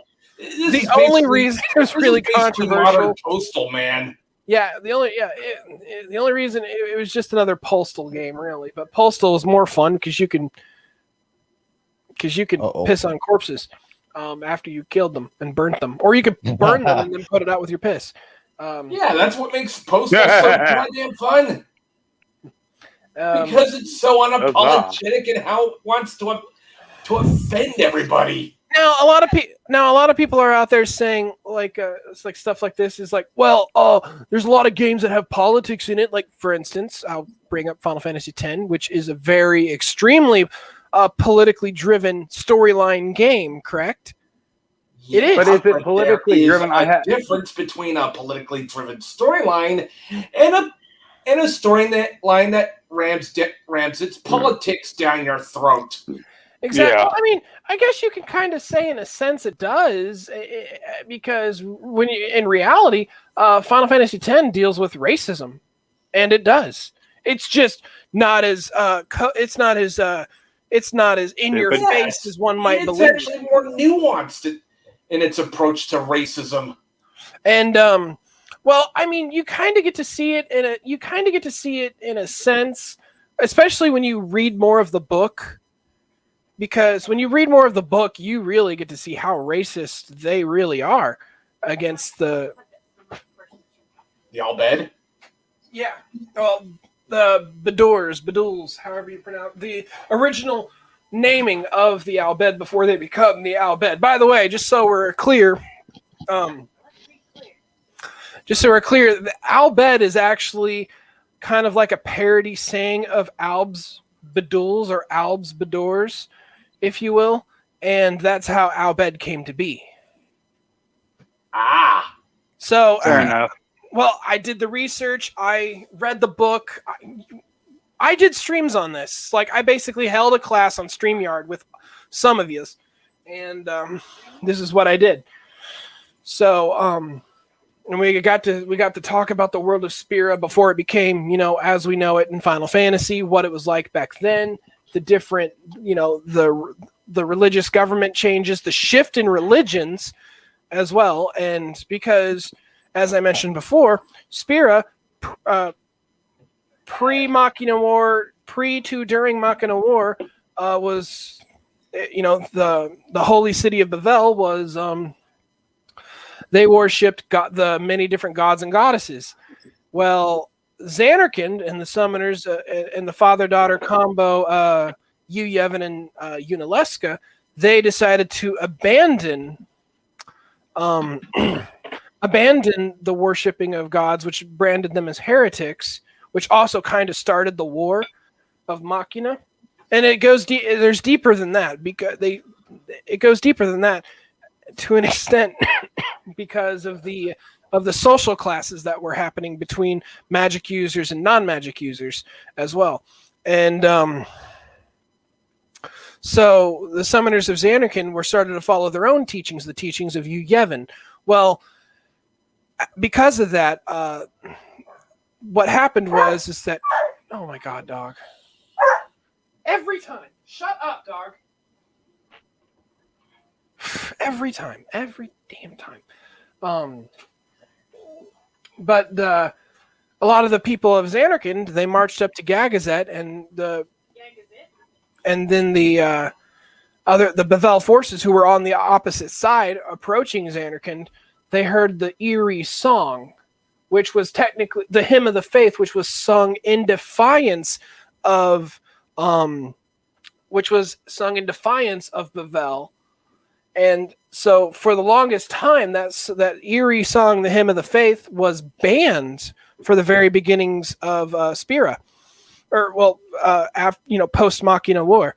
And but those people that were singing the song, they turned themselves into faith to create Dream Zanarkand, which is a physical place in Spira. You just cannot physically access it without the help of Sin. But Yu Yevon created Sin. He summoned Sin himself. He became Sin, or he became the summoner that summoned Sin, got trapped inside Sin, if you will. And he's technically undead, unsent as well, but he transformed, and he only exists to continue the summoning of Sin, hence why the pilgrimages and all that stuff. Well, Yunalesca defeated Sin the first time around because they couldn't figure what the hell was going on. Sin was causing destruction everywhere. Technically, Sin was the guardian for Dream Zanarkand. So you had all of that going on. Well, after a while, after Yunalesca defeated Sin, she had the know-how of how summons used to be back then. And summoners were using only a fraction of their power, but Yunalesca limited it to this is what you're going to do. So she brokered a deal with the defeated Bavel army at that point, right? Because technically Zanarkand won the war. But she brokered a deal with the Bavel army. This is what's going to happen. You're going to install our religion. You're going to follow these teachings. And this is how I'm going to tell you how to defeat Sin. And that's how it came to be. But there's a certain thing. But after a while, Zaon, the husband, she turned into an Aeon Core, or Faith, if you will. Zaon lost his power centuries ago. So then she had to learn, discover a new way. So she went back she summoned people from Bavel so she can talk to them and say, hey,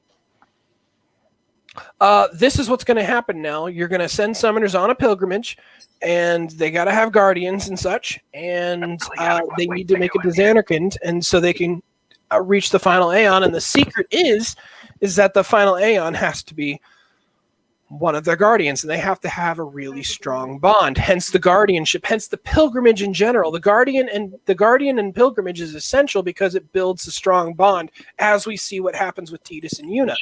Their bonds become stronger over the journey, and that's the whole point of the pilgrimage. And you need something with an extreme bond, such as mother-child, husband and wife, and such of other things. So, can you? Don't interrupt while I got thoughts going. I'll breathe. Listen, I will die on this hill, okay? So. That's all right. We are still in the Final Fantasy lore, right? Yes. Okay. Sorry, that's lore, not. Just to be specific. Okay. Just real quick, though. Have you ever played the Super Nintendo Mystic Quest? I have not.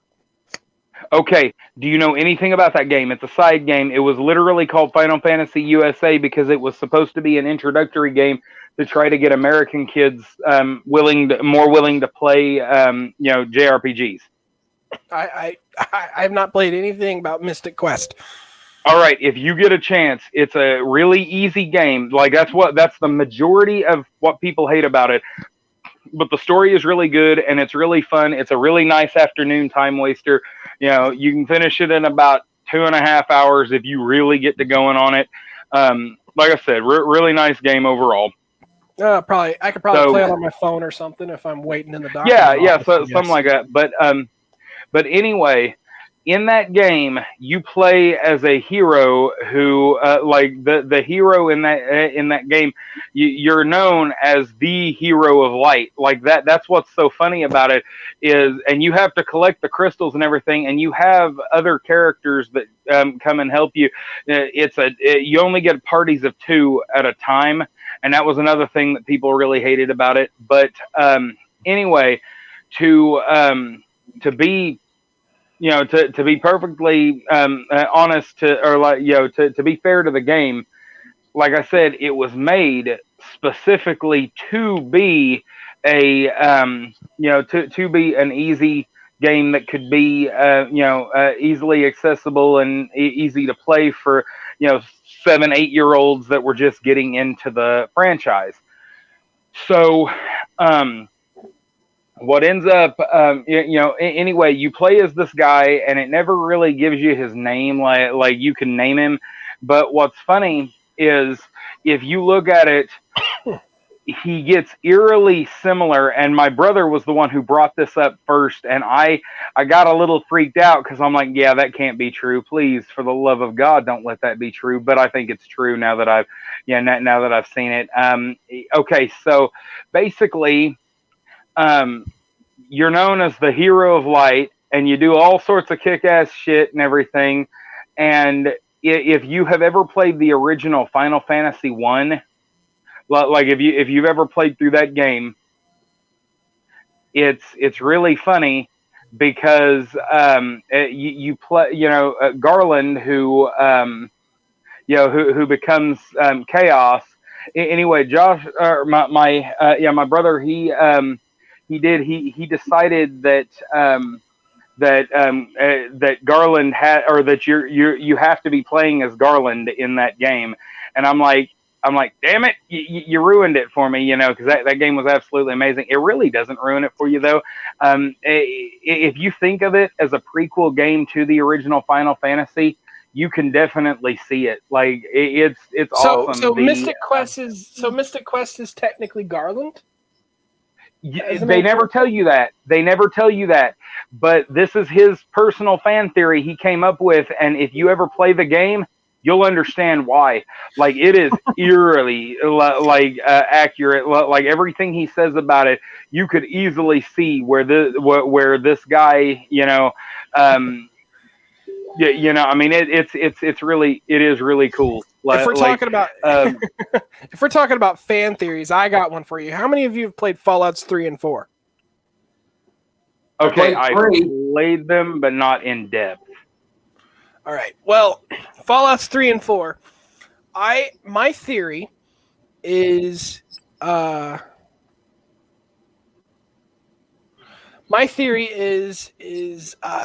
Fallout 4, your character in Fallout 4 is technically the great-grandparent.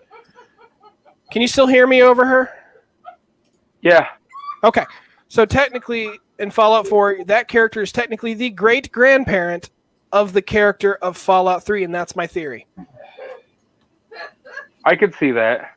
My reasoning is if you play through Fallout 3, your pops, your dad, is at age. Is also is also of age at that age, but he also knows what's the doctor scientist lady from Rivet City, Madison or something. I can't remember her name. Me neither. I can't remember, but he knows her, and there's a lot of this talk about the Institute going on too. Now, come to find out, if you kind of look at your pops, and then if you look at the director, if you will, from Fallout 4, they kind of look very similar. And judging by the time frame, the director, how old the director is, and roughly around the time your father is in Fallout 3, they're roughly close to the same. They're roughly kind of similar to the say, with the next generation. So I think the director had a son, which became your dad from Fallout 3. That would make a lot of sense. Yes. That explains how, like, whatever Dr. Lee or Madison, whatever her name is, ended up back in the Institute in Fallout 4. So that was my thing, and I'm thinking, well, that would make an interesting story, wouldn't it? So you have that was my fan theory. They're related. They're just straight up related, and that's my fan theory. I can see it. I think it'd be pretty cool to see what happens when two badasses of the Wastelands, Capital Wasteland and the Commonwealth Wasteland, all of a sudden came into contact, because in Fallout 4 you got a lot of reoccurring characters, or just maybe a few actually, but you have what's his name? McCready. You had McCready from Little Lamplight. And he ended up, I think, marrying one of the girls from Little Lamplight, as he got older, because he mentioned his wife's name, which she died, but he mentioned his wife's name, and that's also one of the girls' name from Little Lamplight. So you have that, and you have, of course, Dr. Madison, whatever her name is, from the Institute, and the Institute keeps coming back into play. You also have... when you played Fallout 3, there's the little shit that was supposedly supposed to be the next what's-his-face for the Brotherhood of Steel. Come to find out, he was a little wimpy shit back in Fallout 3. Now he's a badass in Fallout 4, and he's a bigoted badass, in my opinion, but because, synths aren't real humans, they must be put down, but synths are acting like actual humans. I have no problem with synths. I like the synths. That's kind of why I like the Railroad and the Minutemen. I was more a fan of the Minutemen, though. But the thing is, you had all those people, and so, they keep coming. They just keep making a reappearance. But wouldn't it be very interesting to find out that when your grandmother is now technically younger, your great-grandmother is now technically younger than you are, Capital Wastelander. Or great-grandparent is younger than you are, Capital Wastelander. So that's very interesting, because after all, Fallout 4, cryostasis. Yeah. That makes sense. That's one of my big fan theories.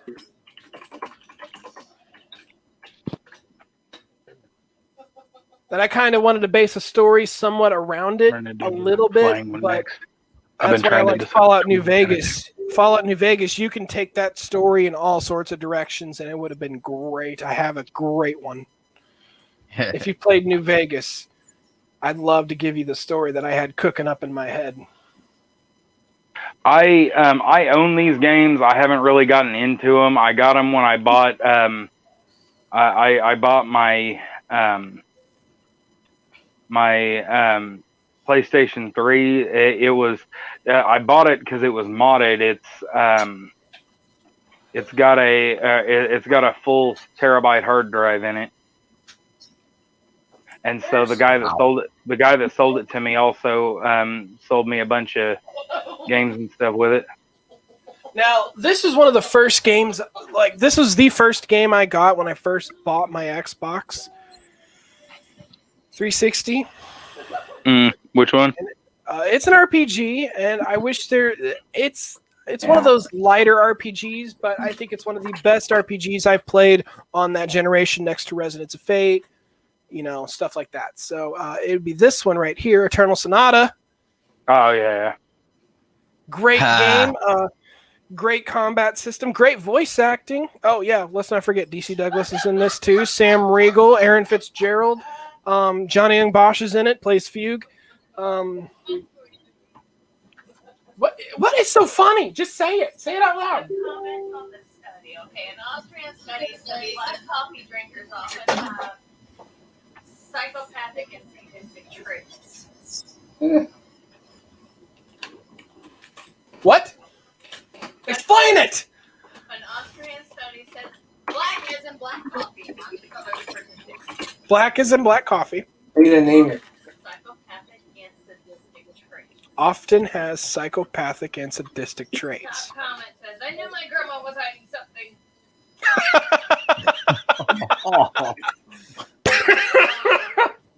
That's Oh, funny. God. This must be a Dr. Fauci study. That's also pretty funny.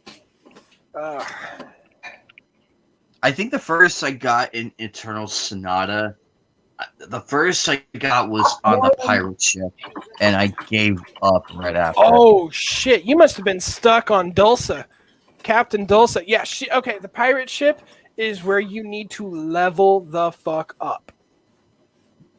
I got past it. I finally beat the general on the bridge after, because I realized where I fucked up at. And I'm just like, I was like, damn it. Yes, I do. I love your lips. It's what she said. Get a room, you two!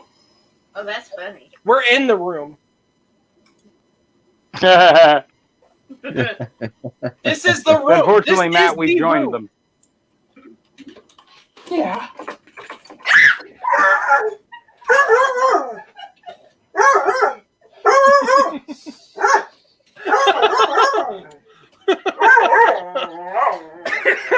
She's jealous. Shut up. Shut up, dog. Silence.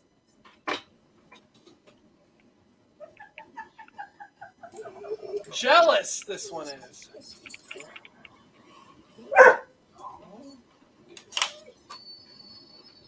Jealous, this one is. You are reaffirming her jealousy. Congratulations. Oh, man.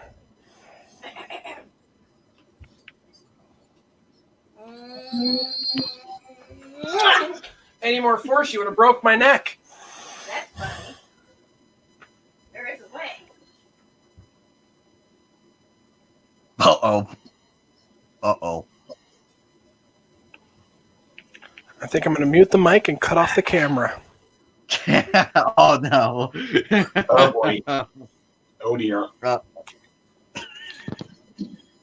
Oh, no. Do what you gotta. Oh, boy. Guys, I'm leaving the stream right now. No, you're not. I'm not. No. Hey. You brought it up. I'm interested. I didn't bring nothing up. Yes, you did. No, there's nothing up there. Hey, you're funny. You brought it up. I'm interested. There's nothing up there. Oh, my God. It will be soon. What are you, Bill Gates or something like the future? Future pandemic? Oh, shit. I thought you said you were going to mute the mic. I'll pan your demic. How about that? I'll fan your dango. Dude. I'm not judging, but if you're saying your wife has a dango. That's a joke. That's a joke from a novel I read called Heavy Metal and You. So. I don't judge what's going on in your I don't judge what's going on in your bedroom.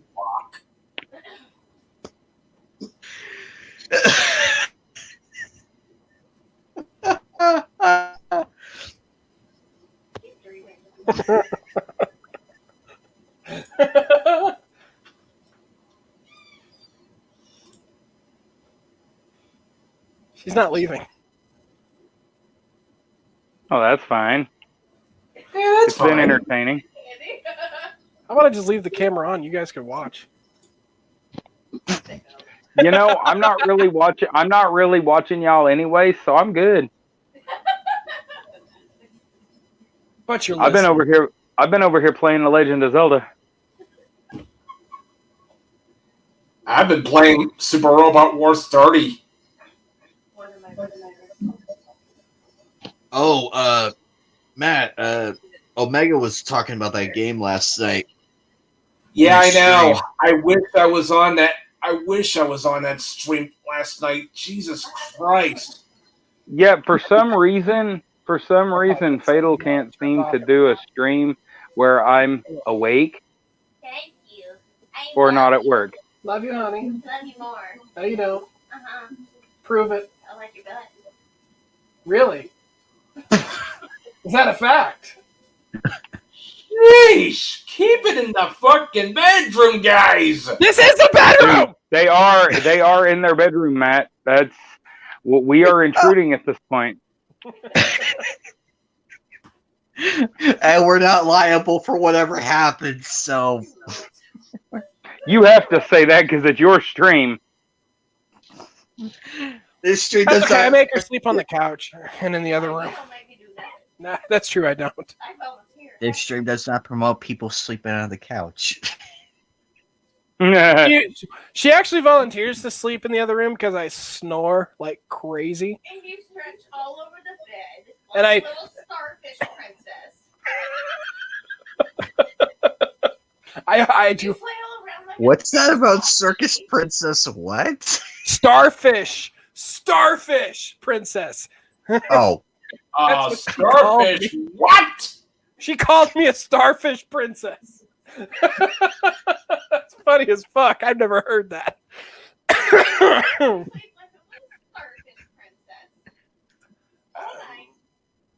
Flailing around like a fish. Basically, I'm the Starmie Pokemon at this point. Oh no. Russia has no trees left by the morning.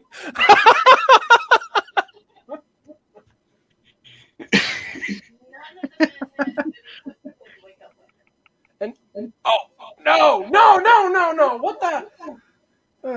That's okay. That was gay. She just said, and none of the men have any wood to wake up with. Oh my! Oh wow! I feel bad because I have a really flaccid dick right now. Yeah. I reduced that to a stump apparently. The views that are portrayed in this stream do not reflect the Knights of the Anime Table stream. All views are protected within the First Amendment. If you are heavily offended by the content of this stream, please leave. Fuck yourself. And go fuck yourself.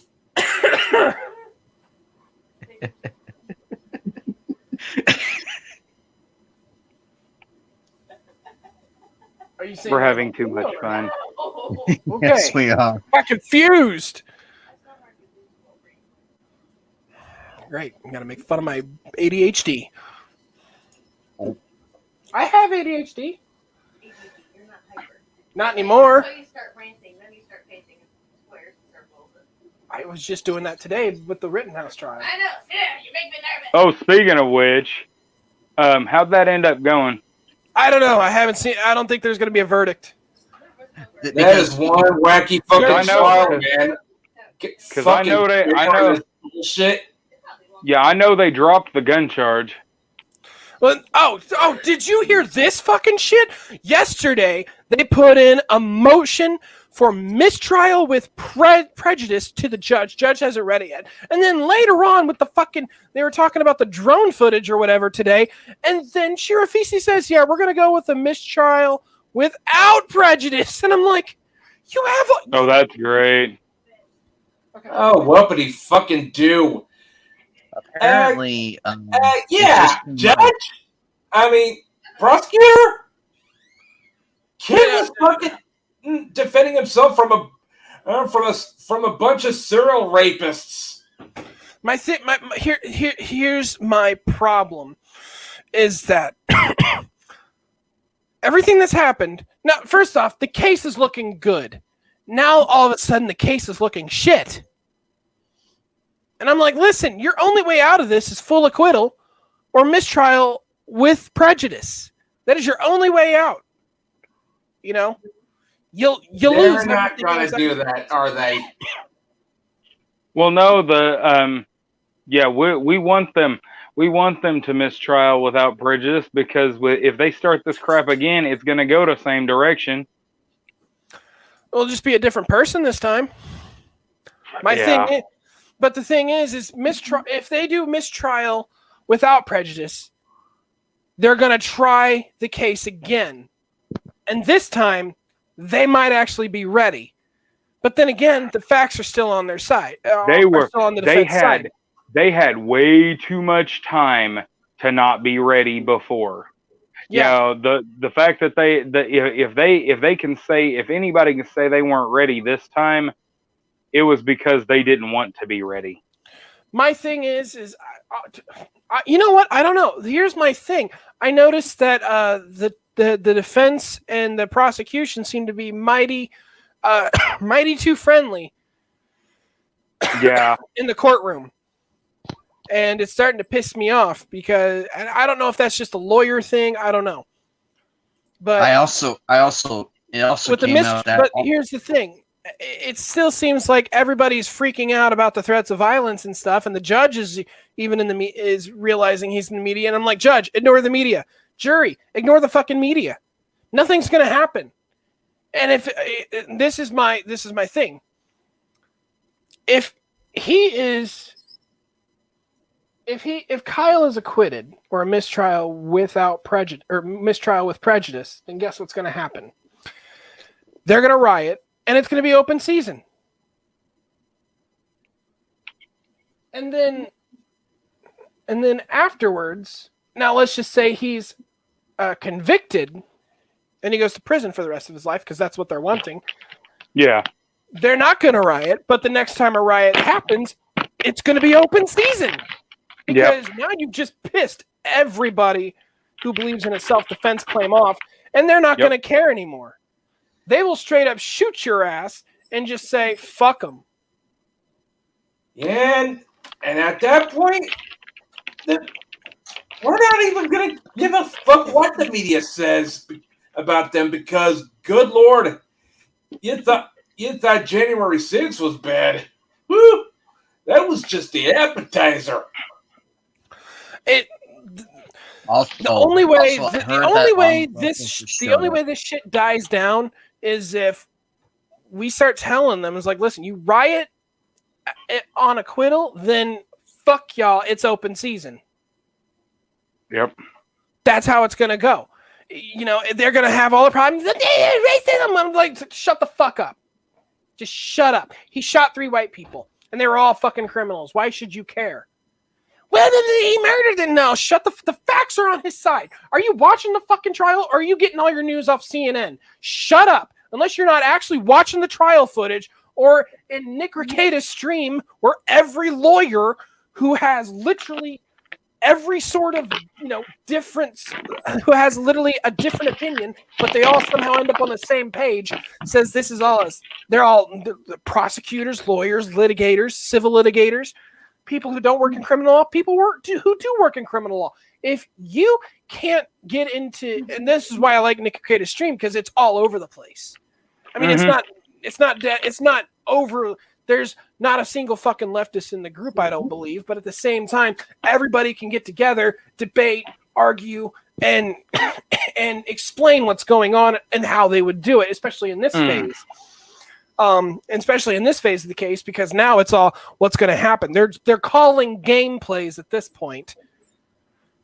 Oh, yeah. And don't even get me started on how much the asshole wokies be dunking on Kyle for crying simply because he has PTSD. I literally do not care. I literally do not care about that. My thing is listen, the kid defended himself, all right? And he's a naive, idealistic kid, and what's bothering me is that these people all out there on the left is like, listen, I'm like, shut the fuck up. Unless you're actually watching the trial, shut the fuck up. You don't know what you're talking about. Exactly. They don't know what they're talking about. They don't. Of course not. They get for 2 weeks. I've sat. They get their news off CNN, MSNBC. Yeah, and all the other leftist-owned bullshit news stations. I mean, which, by the way, Rekieta finally hit 100,000 views. Over, actually. I think he had 107,000 at the last time I checked in his stream, watching what was going on just today. This is during jury deliberations, and they're all calling plays. That's what they're doing, and debating and talking and theorizing and saying this is what should happen, what they should do, what I would do, or what they how they do this, how they do their commentating and such. and that's the you're getting more. They're pulling more views than CNN live stream on YouTube and Fox Media or Fox News live stream, even some other places like PBS. They're pulling more views than the mainstream media on YouTube, and yet at the same time, people are still trying to say about the mainstream media, and I'm like, then you need to be in here. You need to watch the trial. You don't have to watch Takeda. You can just sit on Law and Crime or PBS or wherever and watch the trial. And actually, but if you want to know what actual lawyers are talking about and thinking, jump into Takeda's stream, because there's a friggin' panel of rotating 12 people in and out of his stream at all times, and they're talking about the case. All lawyers. And I'm, all with a legal background. And I'm sitting there going, you guys need to talk to them. You don't have to agree with them. You can just sit in and listen to what they have to say. You'll probably know which side most of them are on, but if you actually listen to their legal perspectives behind it, you might actually understand a few things. There's a lot of people who are already starting to shift over from the other side, from one side to the next, saying, yeah, I didn't know this shit. Kyle's innocent. I didn't know this shit. Kyle's innocent. They're doing that. Not a lot, but some. And that's how, and the media has literally, like, this whole thing about the media when it came, this is ridiculous. My thing is if yes, you have a right to voice your opinions. Yes, you have a right to do this. But if you're going to threaten, if you're going to intimidate, threaten violence and rioting and mob when it comes, because you don't like and don't get me started on January 6th. I do not fucking care. Yeah. But if you're going to threaten violence, and rioting and burning shit down because you don't like the verdict that's coming down, then you deserve to be the target of open season. That's the fucking reality of it. You don't get the law. You don't want to believe in the law. At this point in time, you can go out and kill somebody and think you're going to get off. No, you deserve the maximum fucking sentence at that point because you don't believe in the law. In fact, go ahead and represent yourself and see how far that gets you. Yeah. No, but the moment this shit happens, guess what they're going to be wanting? We want the law on our side. We want this. We want that. We want. That's not the fucking reality. You leftist motherfucking pricks need to get over yourselves. That is not the reality. That is not the law. I have a feeling you're quoting something in the mouth of madness from John Carpenter. I don't know. My thing is, but it also came out. It also came out that armed protesters showed up outside the courthouse. They did. Hold on a sec. I think a couple of the armed protesters might actually be glowies. Glowies? Just to stir shit up. Oh, okay. In Grand Theft Auto, we like to call them the FIB. Which in this fucking case is absolutely fucking true. FIB? Fib? That's funny. Me and my sister, we always poke fun at that building. Every time we play online, we always poke fun at it. But with that whole thing going on, I'm just like, oh god, this is not helping anybody. Also, they're printing out flyers with the faces on them, labeling the clowns as heroes, and I'm like, in what universe? In what universe is a convicted pedophile who was found guilty on 11 counts of child whatever the fuck he did to children?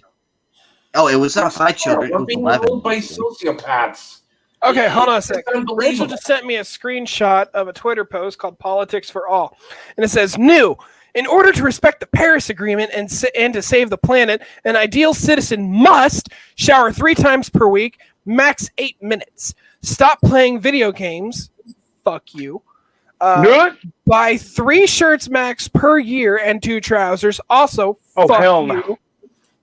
I burn through briefs like they are fucking napkins. Okay, shut up! Don't fucking tell me that shit.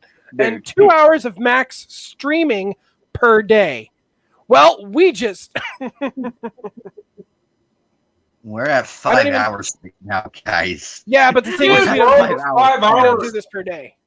I stream with you. I stream, one day with you guys, which is Wednesday. Sometimes on Tuesdays when I feel like it, and then I stream literally 6 to 8 hours total on Sunday and Monday.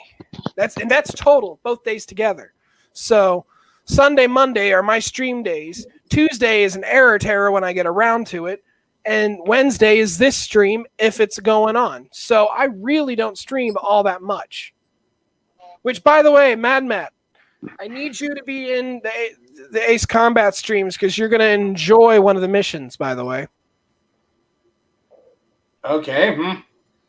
One of the missions, I believe, pays homage to an anime.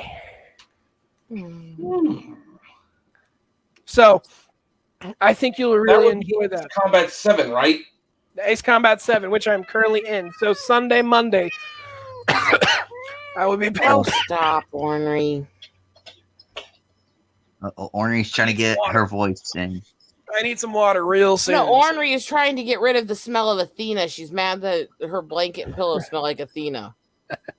But yeah, so come Sunday, Monday, I will be doing the streams, and I really hope you'll be there because Knight was there last night. You're fatal. Yeah, Knight was in there last night because these missions are ridiculous. They've got me flying between rocks. You saw it. They got me. I think I understand that. That wouldn't be the. They got me being. I got struck by lightning. I was flying through rocks, flying in the clouds. My fucking canopy was icing over. Another mission. God, what was it? Another mission. I was fighting a bunch of drones, blowing shit up, flying through tunnels. These missions get significantly harder, by the way. Are you really gonna just sit Yeah, and that's complain at me Ace for Combat, an hour dude. because But yeah, definitely be there Sunday, Monday, Matt. I guarantee you won't be disappointed. I'll try to be there, but there's also another stream I'm possibly attending from another YouTuber called Darkscreen 217. I'm going to say if she doesn't stop soon, I'll probably have to dip again. This is her angry at me for cuddling Athena in her spot. So now she's trying to remark it while whining at me. That's all right, Matt. But the thing is that one mission I'm speaking of, with the one mission I'm speaking of, I will not be streaming if you're not in there for that one mission. I swear to God, I will not. So, because you have to see the mission, you'll be like, "Holy shit, that's awesome!" I guarantee you. Okay, what mission are you on? Huh? What mission are you on now? I think I just completed the mission. Yeah, Knight. I completed the mission where I got through the rocks, right? Yeah. Yeah, I completed that mission. Where I was dodging rocks and getting struck by lightning, and I first met Mr. X. So that wouldn't have to be Mihai and Shalashi. Yeah, I first met Mihai, and but you've played Ace Combat 7, haven't you? Yeah. Okay, well, wait, you know the mission then. God, what am I thinking? Yeah, I think I know what you're talking about. Okay, which mission am I talking about where I want you to show up on? Because I believe it pays homage to an anime. I don't exactly remember that back since it's been a while since I played Combat. All right. Well, the mission is I have to bomb a base, but the only way to get to the base is I have to fly at night through a canyon, which is very fucking narrow, and I have to dodge searchlights and not crash. Oh my God, that's some Area 88 type shit right there. Yep, that's the one. So that's why, and I've done that mission. That's probably one of my favorite missions because of flying through the. Oh yeah, mine too. I can definitely attest, man. My thing is Ace. There's no Ace Combat game out there where you're not flying through a canyon. And I don't know about 2, 3, or air combat, but Ace Combat 4, I had to fly through a canyon. If you ain't flying through a canyon or doing a trench run, this ain't Ace Combat. I'm sorry. I don't know what to tell you. Yeah, and if you're not flying through a tunnel or the barrel of a gun or taking down some super weapon in Ace Combat, it's not Ace Combat. So, damn right. Because I mean, heck, I had to take down the Guyon and its pit crew, and then I had to take down the XBO. I had to take down the Arcbird. I had to take down 2 of Yuktobania's subs. In Ace Combat 7, I still had to take down a big ass fucking sub. And then, which, by the way, is a DLC mission, and that pays homage to Ace Combat 4, I believe. And what else is there? 4 or 5. Ace Combat 5, and Ace Combat 5 had to be the most ridiculous one where I had to. Actually, no, I think Ace Combat 7 tops it. It's ridiculous. The tunnel's not as long, but it's absolute ridiculousness when I'm going through the tunnel, and then I have to fly directly upward for like 50,000, 60,000 the final stage, man. That final stage. I just wanted to come say goodnight to you guys, though, because I crashed earlier. But I'm exhausted, and I have a long day tomorrow. Well, we'll catch you next time. This little thing is being very possessive right now, if you can see. Oh, yeah. Oh. Orny As you wanted can see, the my dog is possessing the spotlight. Orny wanted the spotlight because Athena was there and got her spotlight. Well, this is Ornery's normal cuddle spot, so she's feeling very angry that Athena touched it. Oh, poor Ornery. Ew, boy, they're going to be fighting tomorrow. Let's hope not, because she's still got a notch in her ear here from Athena beating her up the last time. I'm going to go get some water, because I've been talking and I've been coughing. Talk to you guys next time. I'm going to try to get some sleep since I have an early Zoom morning. Have a good night, Eagle. Good night. Good night, Eagle. Bye, Eagle. Thanks for coming on by. See you next time.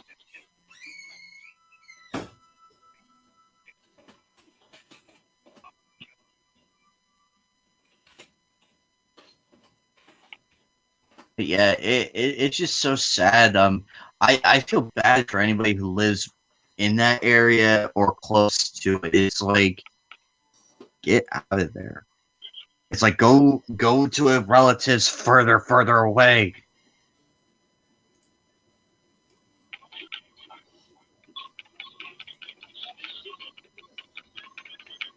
But I did find it hilarious that the finger guy he held that rope. Oh yeah, that finger douche. Yeah. He held it like I should say this. Like, Mom, they're blaming video games again.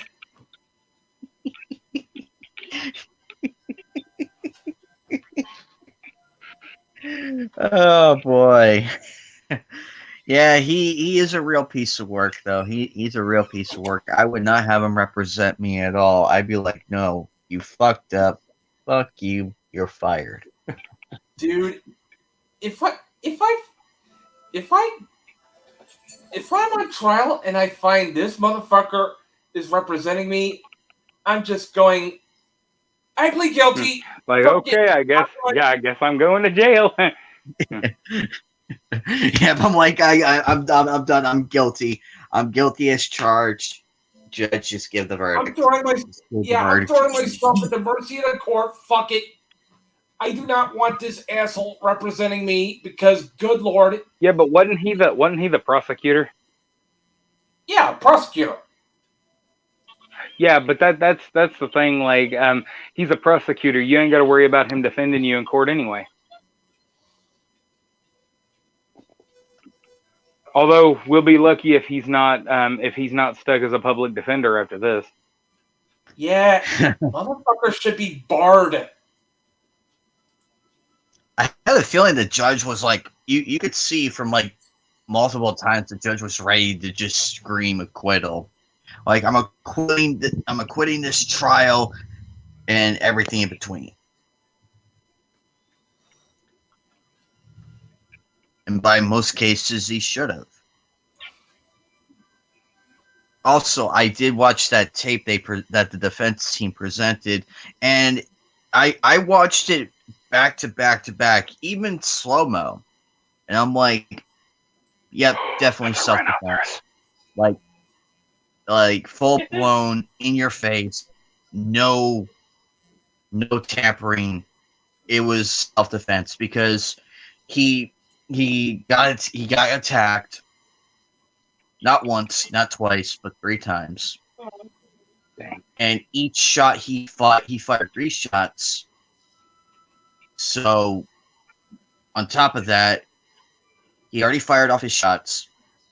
Gets up, still has the gun up, but his finger was not on the trigger because some of the people were backing off, and he does not pull it. He does not pull the trigger. That's what's saving Kyle right now. Is that little humanity right there, the common sense factor. It's like, okay, this guy's backing off. He's not a threat anymore.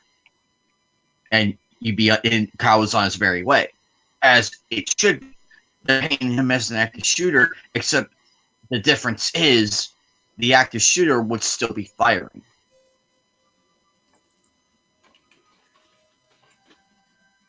I mean, look at the past school look at the past school shootings, and then look at what Kyle did. There's a massive difference. They kept it going. Yeah, but they're trying to make him out to be just like them. Exactly, but when they really look at it, it's like, oh yeah, he definitely defended himself and is not an active shooter. That is out the window.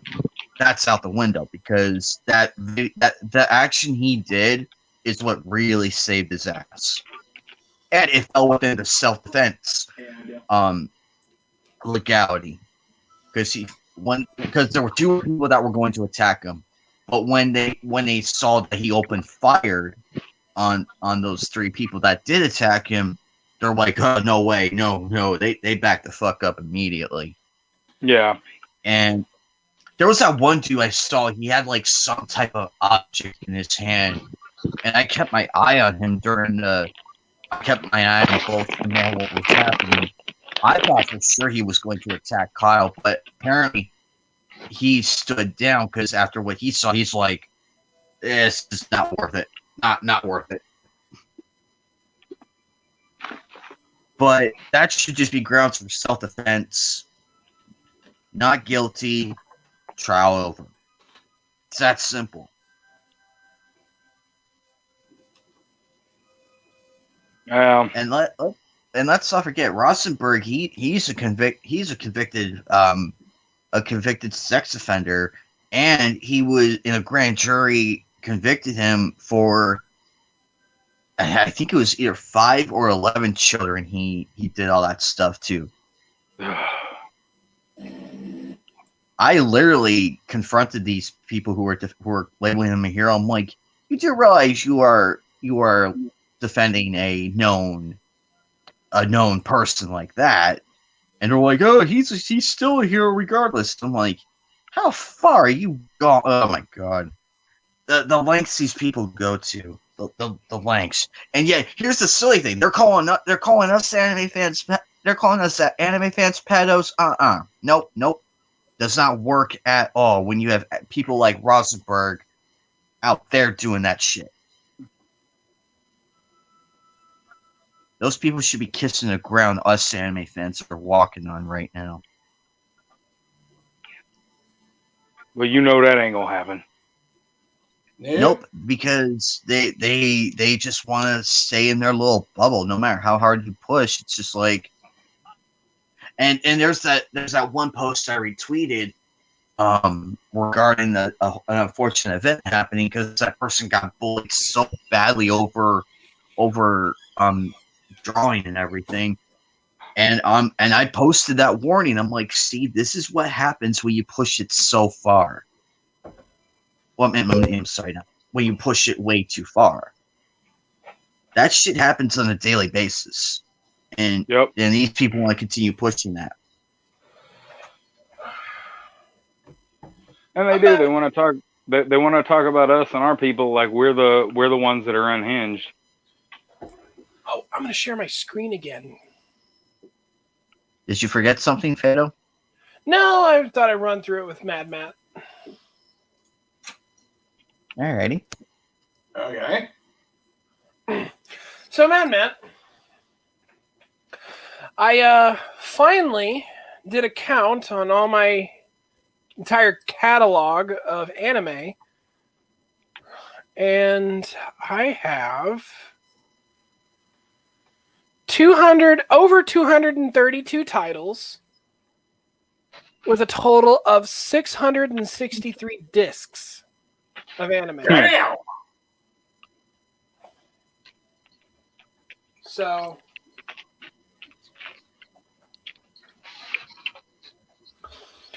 we got the Dot Hack series here, 80 Police, Afro Samurai, Akira. There's the Hollywood Alita, Nuka Nuka TV, The Animatrix, Appleseed Alpha, Ex Machina, 1988, Argento Soma, Armitage, Astro Boy, the 2003. What else do we got here? Something good. Blue Gender Complete, Blue Seed, Bubblegum Crisis, Crash in Tokyo 2040. Let me see. What else? Something good. Cyber City Final Collection. Fuck yeah.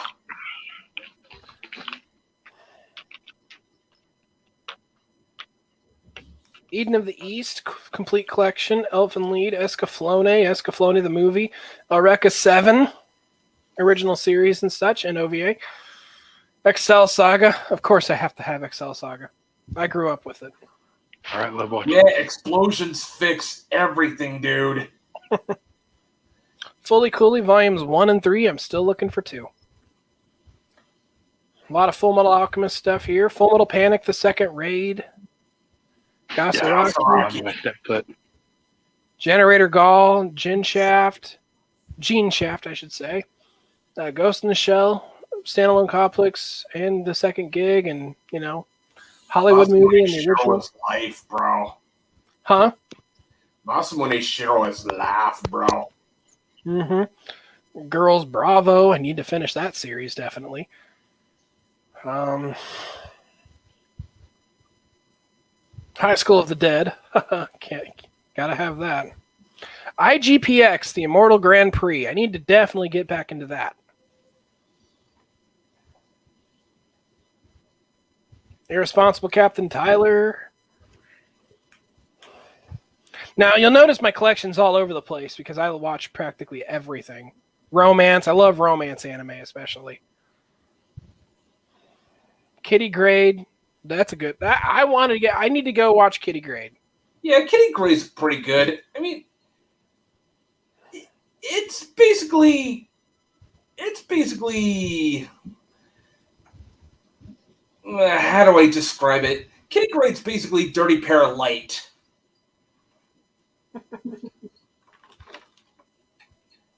That's not a bad thing at all.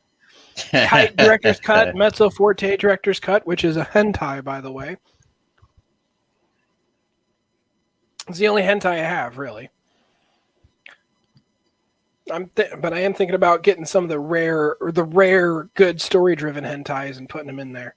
I don't, Ritsuki Doji? Something a little less gory, but yeah. Like Tournament of the Gods or Midnight Panther, those are good ones. So like Queen's Blade, huh? A little bit, and even Another Lady Innocent, which is Satoshi Urashihara's work, so gotta have that one. Put that right next to Plastic Little and Maps.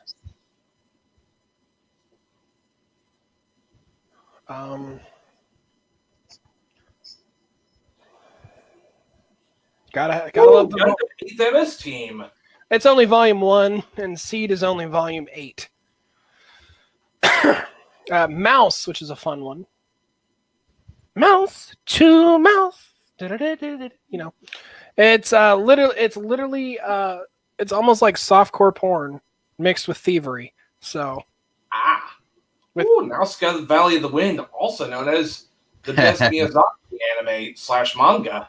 I wouldn't call it the best, but it is a good one.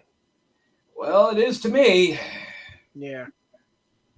That's just me talking. I mean, I don't know what your definition of best Miyazaki anime or manga is, but that's the hill I'm dying on. Hey, people have hills worth dying on. For me, I think my favorite Miyazaki would have to be Princess Mononoke. And Princess Mononoke. My top three, not bad at all. I think my top three favorites of Miyazaki films is Princess Mononoke, Castle in the Sky, and Porco Rosso. Pretty good. Yeah, nice. And Nausicaa takes fourth. So it's up there. And I believe Howl's Moving Castle has to take fifth. Neon Genesis to Platinum, Death and Rebirth, End of Evangelion, Ninku. For those who don't know what Ninku is, it's a very, very rare anime and manga. And this is just the OVA movie. Oblivion Island. I'm not even a One Piece fan. I just happened to find this for $2 at the grocery store. Origin, Spirits of the Past. Great movie, by the way. Orphan, RN High School Host Club, Paranoia Agent, Paradise Kiss, Paprika. Paprika's fun. Patima Inverted. Great anime. Love it. Pat Labor, the movie. Awesome movie. Persona Trinity Soul, imported from wherever. Malaysia, I believe. The Place Promised in Our Early Days. Great Makoto Shinkai film. If you don't know, Makoto Shinkai is technically hailed as the next Miyazaki. So, and he's done a number of films, and lately a lot of his films seem to take a Studio Ghibli style in a sense, especially if you watch The Children Who Chased Lost Voices from Deep Below, or just Children Who Chase Lost Voices. That definitely has like the Studio Ghibli vibe to it. So definitely look into Makoto Shinkai stuff. The Place Promised in Our Early Days is spelled wrong at the moment, so let me fix that.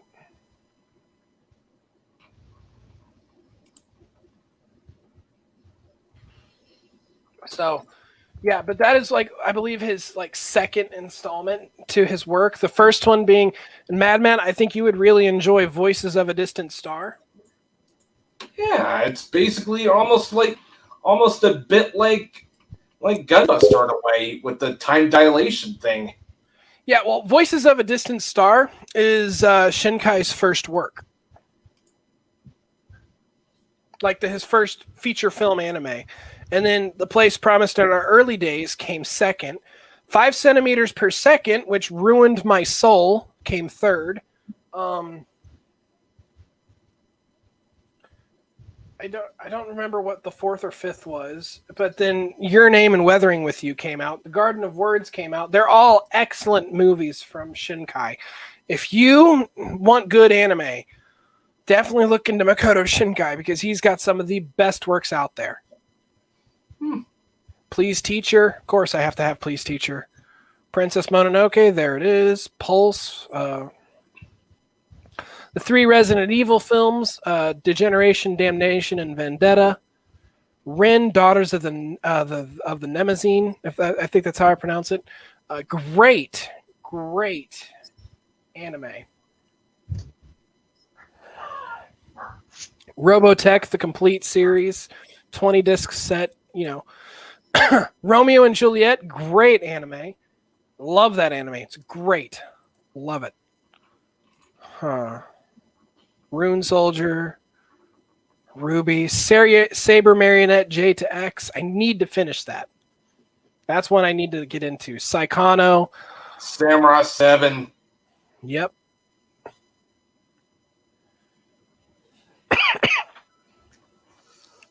Shin-Chan. Gotta have Shin-Chan.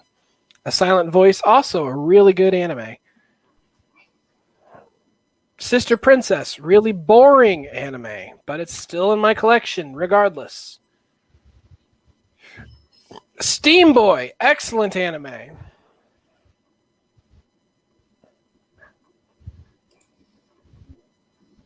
Tenchi Universe, Tenchi the movie, Tenchi in Tokyo. Those Who Hunt Elves. I think we would all have a fun time just, stripping elves and ripping their clothes off. Yes. The Tower of They Jawada. actually showed the actual naked bits. Trigun Badlands Rumble, Trinity Blood. Twilight of the Dark Master, Vampire Hunter D versus Vexil. Oh, when Marnie was there, there's another Studio Ghibli. I didn't like when Marnie was there. I didn't think it was good. I got kind of bored in that one. Whisper of the Heart was pretty good. Witchblade, great anime. To me, I think Jamie Markey's best role was in Witchblade. Who'd she play in that one? She played Masane Amaha. And she's the main character. So. Oh well, damn! I just got that. Anime not too long ago. I like the American Witchblade comics, so I thought I'd try that one. That's of course that was back when Jamie Markey was young and attractive. Well, yeah, but she still got the same voice she did back then. She ain't got that old yet. I never found her the slight bit attractive at all. So, Nah. Then again, I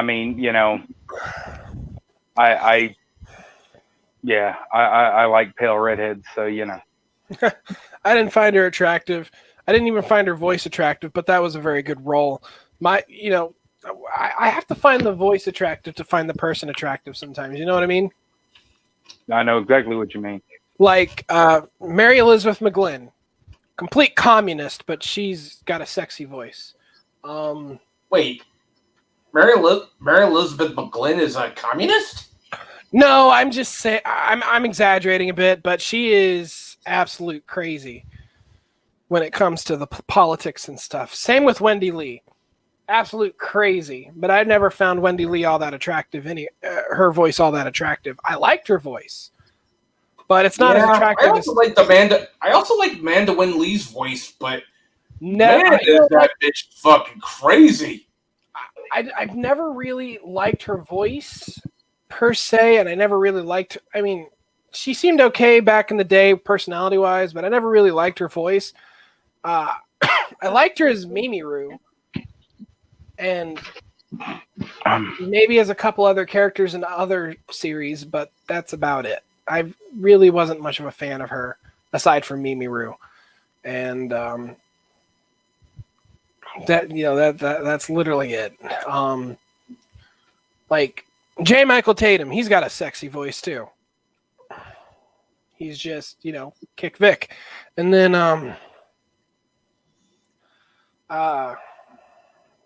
come on, who else here? Michelle Ruff. I'm a diehard Michelle Ruff fan. Everybody knows Michelle Ruff is Fujiko, and I will die on that hill fighting. Well, on that happy note, I'm gonna have to get off of the stream. I'm gonna come back on, but I'm gonna have to put my phone back on my charger. I'm still gonna be in the audience, and I'll drop a chat every once in a while. But thanks for having me on. It's been really fun tonight, guys. If I do get back on before you guys drop off, that's cool. But if I can't, at least y'all know that I'm still watching. I'll catch y'all later. See you there, Geek Hero. You too, Bubba. I think we have enough time for a few more segments. Yeah.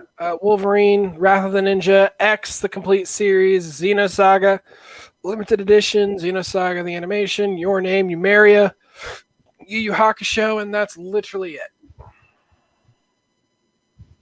Man, that is a lot of anime, dude.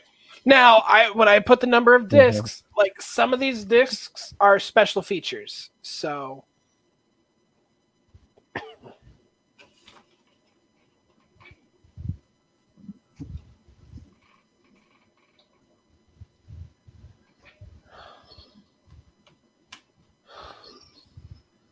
what is this?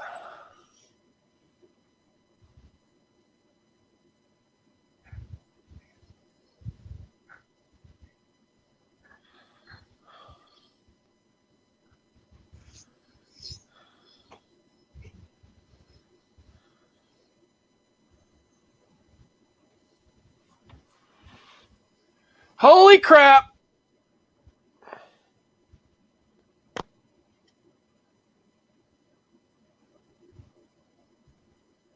What'd you do this time?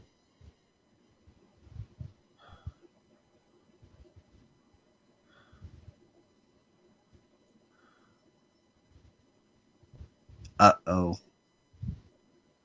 Uh-oh, spaghetti-o. Oh, there we go. There it is.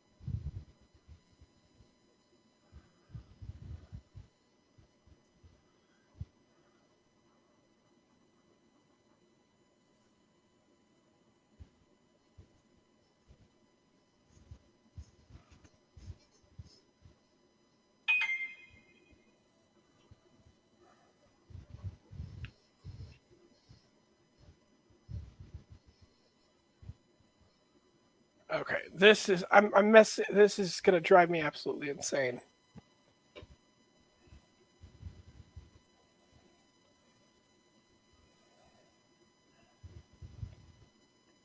I think Excel drives everybody insane.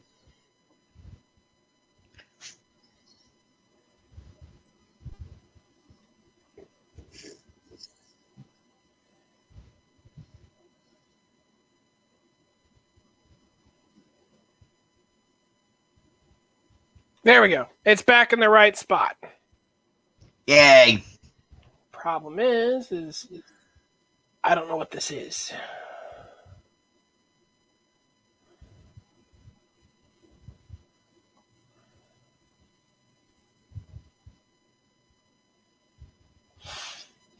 I put it as sequel, Banner of the Stars, because it comes after Crest of the Stars.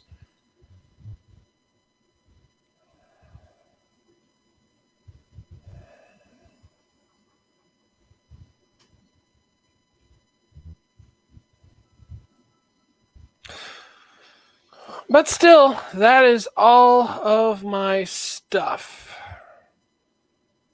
So, I will be adding more to it.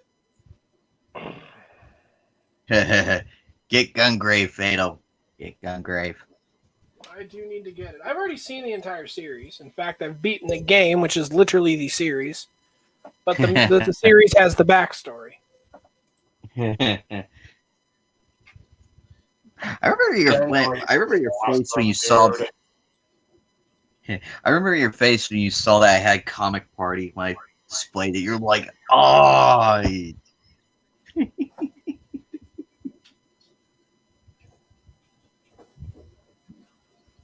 The jungle one, the one I reviewed a long time ago, that one was trippy.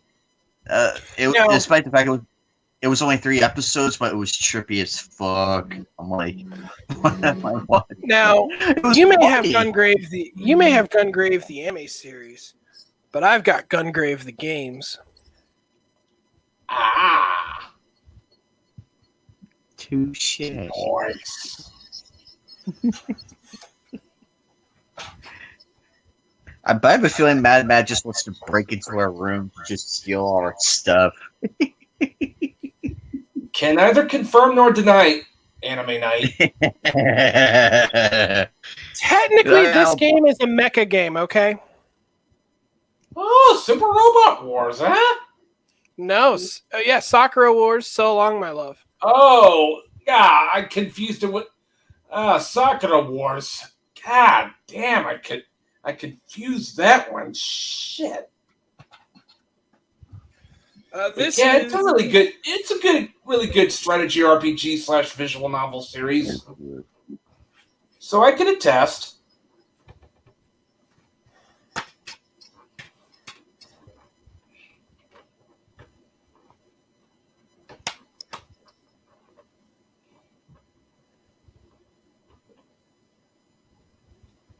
Yeah, exploring alternate steampunk 1920s New York, so.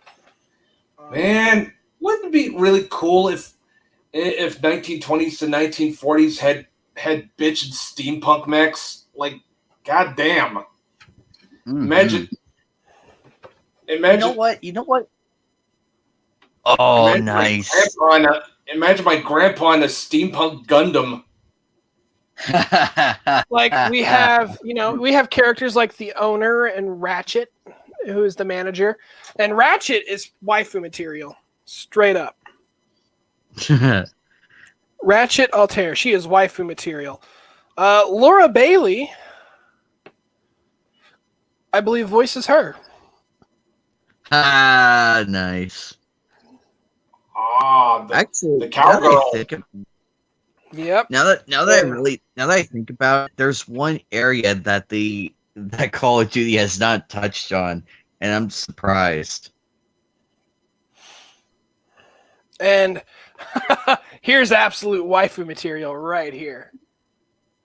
Yes. Yes. Gold. Oh, that's fucking sexy. I like gold. Yeah, Karen Archer or Sagita Weinberg. I would love to be the person who polishes the gold on that bra, though. I mean, heck, she's gorgeous. Yes. So, and then we have 21. So she's of age, thank God. Okay, well, let's see what. Okay. Oh, age 16. Date of birth June 21, 1911. Blood type O. Birthplace Texas. And then, of course, the sexy Broadway queen. Age 21, December 6, 1906. Blood type B. Birthplace New York. I kind of feel like I kind of feel like World War I doesn't get enough recognition. Yeah, and we've got Rosarita Aries. Yeah, World War I with steampunk mechs would be cool. See also Iron Harvest. I mean, that's the first war we've seen with tanks. Gun-toting lolly. Here we go, people. Ha ha ha! That'll piss off the ants. He's like, ha ha, fuck you guys. Yeah. Age 11. Date of birth April 2nd, 1917. Birthplace Mexico. Hey, there you go. And then we have the smile of Aphrodite, Diana Caprice. She gorgeous. Very gorgeous. Oh, hey, it works. It works. Blonde, age 19. Boobs, cute face. Yes. January 12th, 1909. Birthplace Boston. Interesting. And the Far East Mystery. Subaru Kujo. Ha ha ha ha! Yes. We don't know. Doesn't have an age. Date of birth unknown. Birthplace Japan. At least we know she's female. I would love to see an anime like be set in World War I, like just with the setting, and everything. A That would mecha make- it anime would- set think of the set during stories. World War. Mecha anime set during World War One. You're kind of getting the gears a rattling there, Knight. Because we all like to talk kinda about had- World War II. We kind of had a World War II with mecha with Geo Armor or Kishin Corps. And Girls on Panzer, we had it with that and a few others I could think of, but I feel like Girls a on Panzer straight was World War. But I feel like a straight World War One anime. It doesn't have to be historically accurate, but I'd be okay with it if it's accurate. No, there has been a World War II anime, and it was what was it called? First Squad: The Moment of Truth or whatever. Yeah, Took you place kind of told me about that one there, Fiddle. But in a sense, though, think of like what you can do with the setting of World War One. Think of what you can do with that. You could do it from the perspective from like what like you could see how it all plays out and everything, and trench- like different like things. trench warfare and shit like that. Mustard gas. Yeah, my dream director for a World War One mecha anime would be something like Ryosuke Takahashi. Exactly, and it would work because I mean, think of the new waifus we could have from it. Think Yeah, like and all the I'm MCU. actually more thinking of a gritty and gory World War One type anime, like how they did in the 80s and 90s. I was thinking more along the lines of like sort of along the lines of more of like a Valkyria Chronicles sort of feel. But that works too. Well, yeah, because Valkyria Chronicles kind of follows the World War II, but you can make it more of a World War One where they drafted you can draft teenagers and kids in the army if they have the aptitude for it to fight. And I don't know, what would you see more? A lot of cute girls being literally destroyed by mustard gas or something? I mean, I don't know. Mustard gas was a thing back in World War I. Yeah, I'm more a fan of the idea of steampunk Chirico mowing down motherfuckers like Rambo if he was in World War One.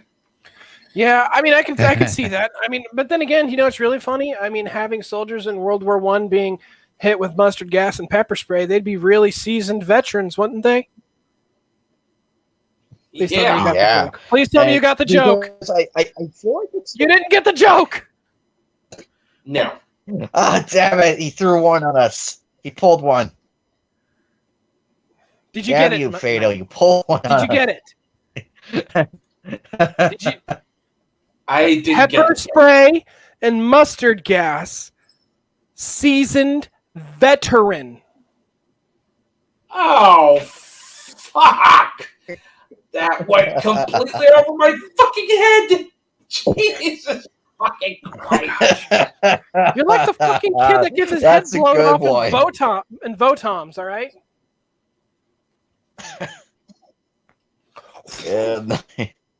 You remember the scene where the kid gets his head blasted off in Votoms, right? No, that was Edeon, Yeah. dude. Edeon. It's Edeon? Be invoked. I thought it was Votoms. No, that was Edeon. Be invoked. I could have sworn. Okay, maybe I'm getting them both mixed up. Yeah, you kind of are, dude. I could have sworn it was Votoms, but I remember seeing it, and then I remember seeing both of the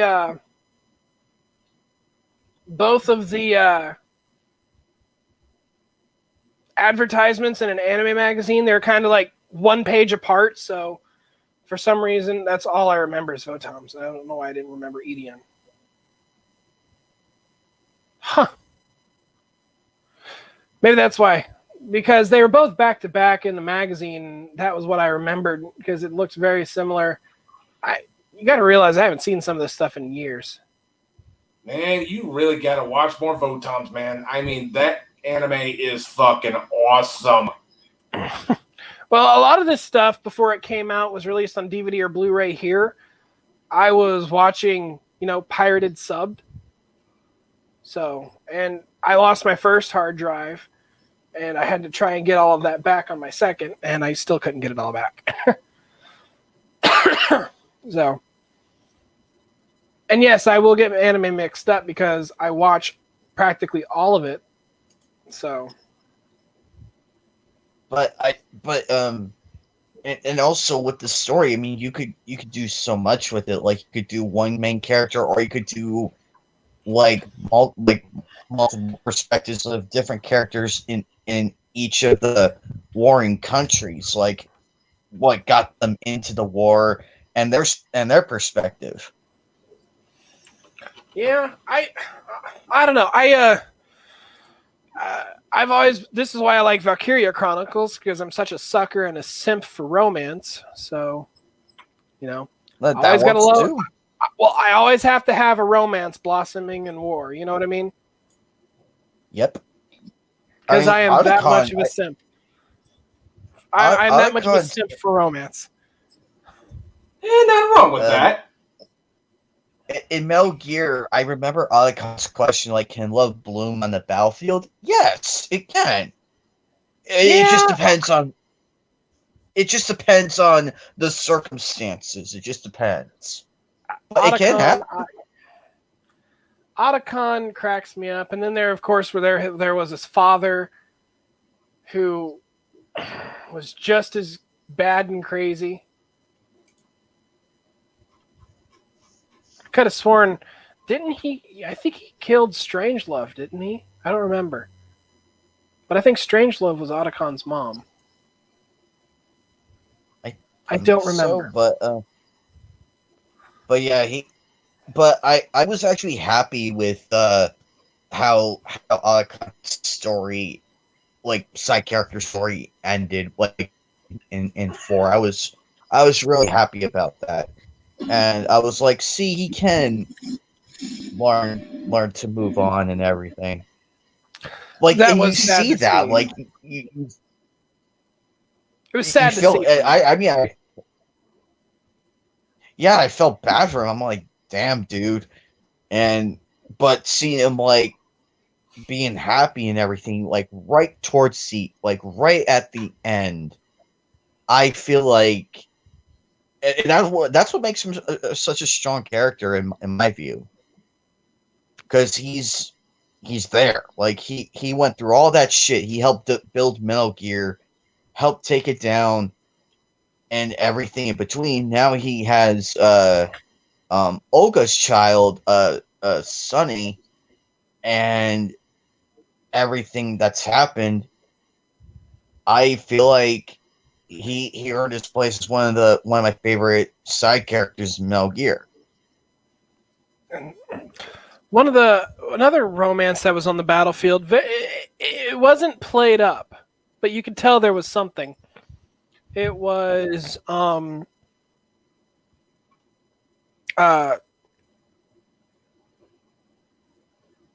Venom Snake and Quiet. Oh yeah, I remember that one. That was interesting. Yeah, I mean, you got this one girl who's, and then comes to find out that later on down the line, she was the one he blew out of the window in the very first mission, right? So, or the prologue mission, I should say. Basically, she caught fire, and the reason why she's quiet is because there's a reason why she can't speak.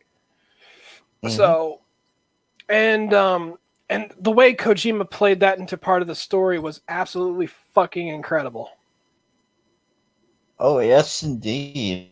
And now, it's funny how he. Now, speaking of Mecha World War II type dream anime, anyone y'all's heard of Machine and Krieger? Wait, what? Martian and Krieger. No. Oh, I really get. Give me just a hang second. on. Looking it up. MAX. MAX? S. Okay. Give me a CH. second. Hold on a sec. I'm almost there. Hang on. Let me. Hold on a sec. I'm almost there. Krieger?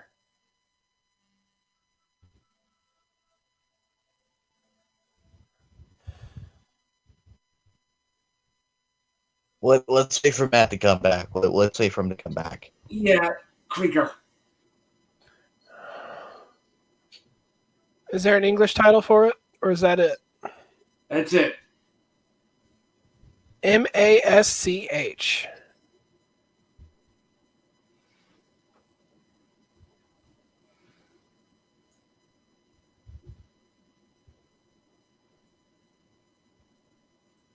Huh.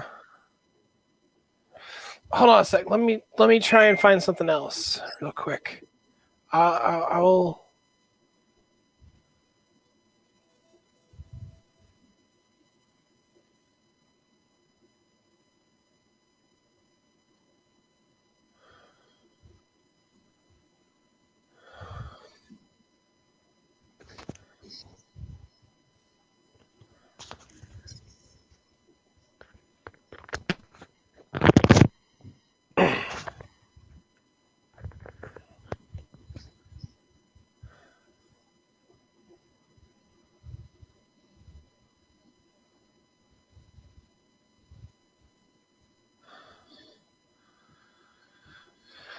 That can't be it.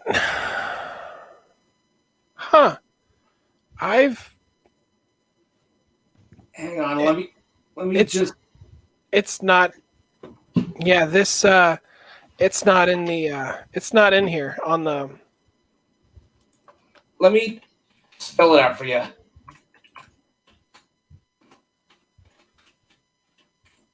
It's an anime, correct?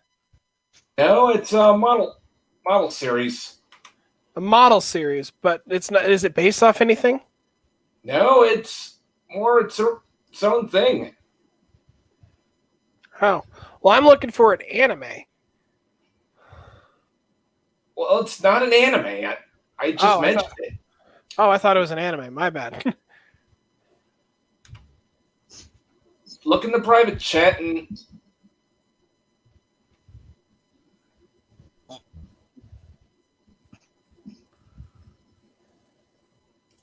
Oh, right. Hang on.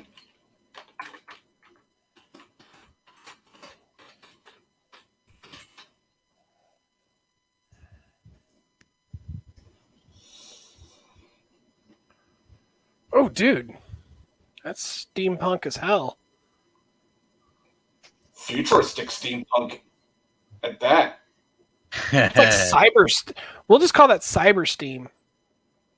Yeah, it's basically a futuristic World War II.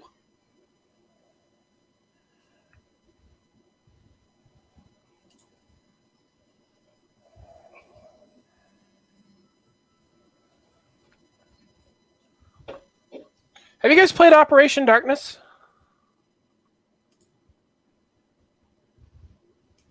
Not really. What's it called, fam? Operation Darkness. It's a World War II.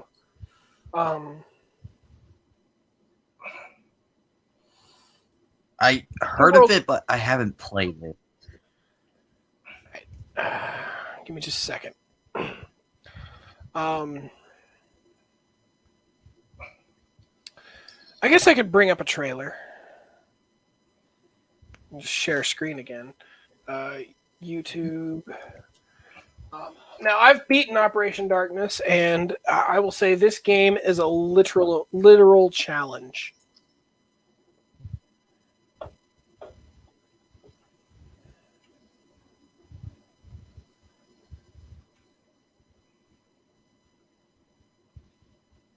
I need to get it again. It shouldn't be too hard to find.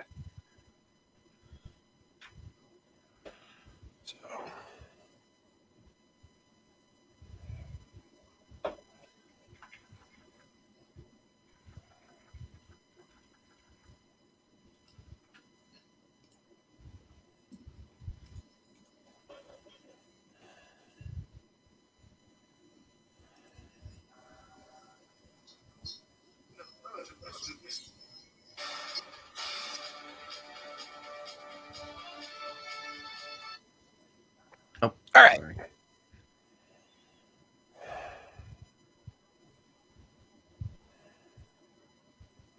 I apologize if this gets you copy claimed. So, oh, by the way, this is one of the images from Operation Darkness. This is a Panzer Demon. Ooh. That looks mecha as fuck. Ooh. I would love to see that, like, on the battlefield. I would love to fight those. Yeah. I mean, that's a small image. Yeah, that definitely looks cyber steam as fuck, dude. Well, anyway, we're gonna be going, guys. Oh, hey, real quick, you want to see this trailer real fast? Sure. Yeah.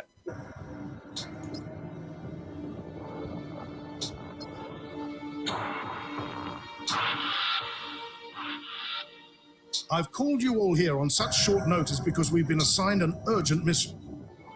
What is it, sir? We will be assisting with the assassination of Adolf Hitler. Oh.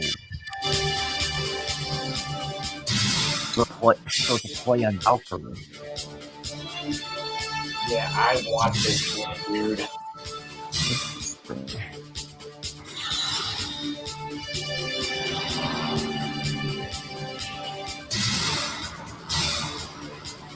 This game is brutal. Not at all easy.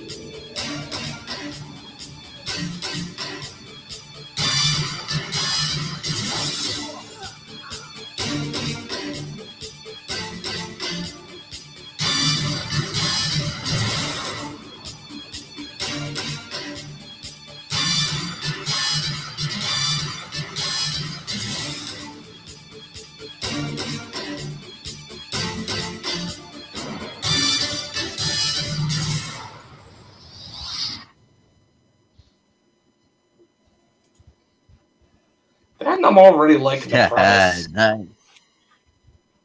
I believe it's an Xbox Live title only. Their Xbox 360 game. Good thing I still got my Xbox 360. Yeah, I need to get this game again. Well, gotta be going, guys. See ya. I like. Yeah, I'm about to end the stream. I'm about to end the stream in a few minutes.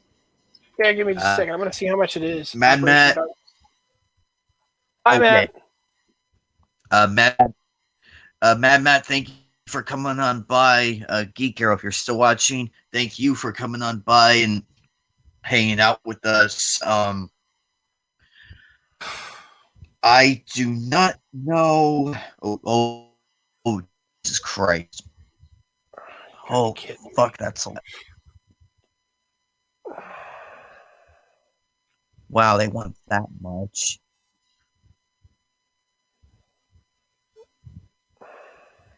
I don't even think that's the actual. Nowadays. Oh, that's the strategy guide. I actually had the strategy guide at one point. The strategy guide does help. Yeah, you might be better off getting the used version, and definitely get the strategy guide. I say get you. The strategy guide definitely helps. You don't even really need the manual. Oh, that's from Japan. Yeah, it's a rare game, so.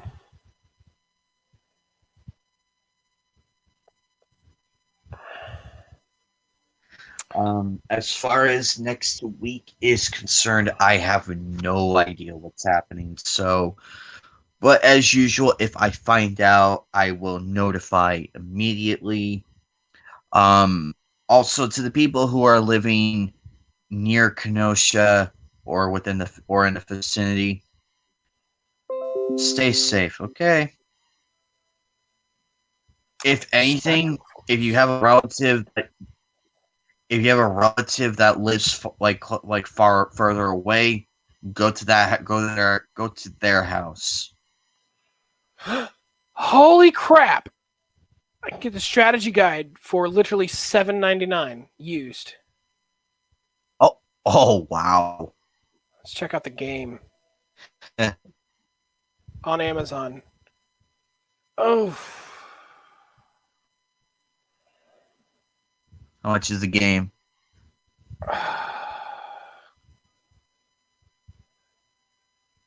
$63.71. But I could pay $10.62 a month for 6 months.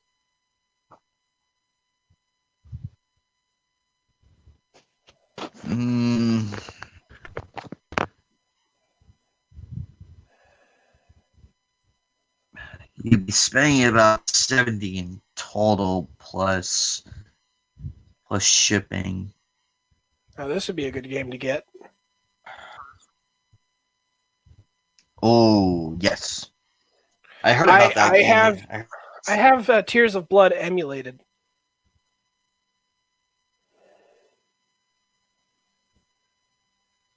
Nice. All right, that's it.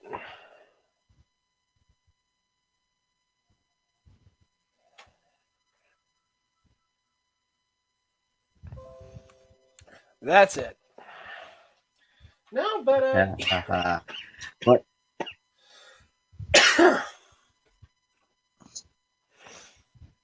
yeah. But hope it you was all fun. have enjoyed the stream. I know the stream was like a little wacky and we all had fun and everything, but I'm glad people were able to come out and have fun. And we all raged out like crazy because I'm angry person thing. Yeah, we all needed the rage. As far as next Wednesday is concerned, like I said, I do not know yet. But when I find out the info, I will pass it along.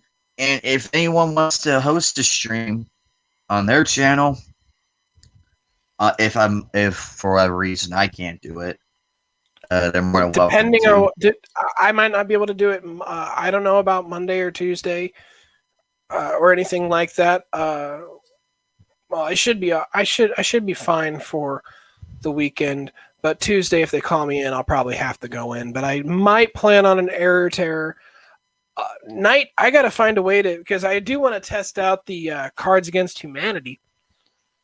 I might actually see. I am looking into getting either a PC or a laptop. I'm looking into that currently because I do want to partake. If you're going to get a laptop, you need to get one like mine, which is really pricey. I think the thing is if you keep it plugged in a long time, like I do, because even though mine's a laptop, I treat it like it is my stationary desktop. You know what I mean? So that I can easily move around. So, but it's because as you know, I use my laptop for streaming, for doing this, it's literally my ultimate media center. So, that's why I bought it, really. But yeah. So I mean, if you're planning on doing a laptop just to edit videos and stuff like that, you probably won't need nothing too fancy. I mean, heck, a $300-$400 laptop ought to do you, really. My first laptop, which I still have, was incredibly cheap. I rarely ever use it. In fact, I used it to start streaming the first time. For when I started streaming my very first time, and it was not the greatest, but and you won't be able to save anything to it because it has like literally next to nothing for storage space. Like seriously, it says it has a lot of storage space, but really all you get out of it is like 2 to 4 gigs of storage. So you're better off having a hard drive and just putting everything on that. And be ready to update your computer nonstop, which will add more shit to your hard drive. your internal storage rather than your external storage, because that's the problem I had with my that's the problem I had with that computer. I had all these updates and such, and that was what was weighing down my internal storage, and my memory, my RAM was like terrible because of it. So that's why I needed to get a computer this. I will look more into it and figure out what to do. I might go check out a few PC built sites and see what I can do on that front.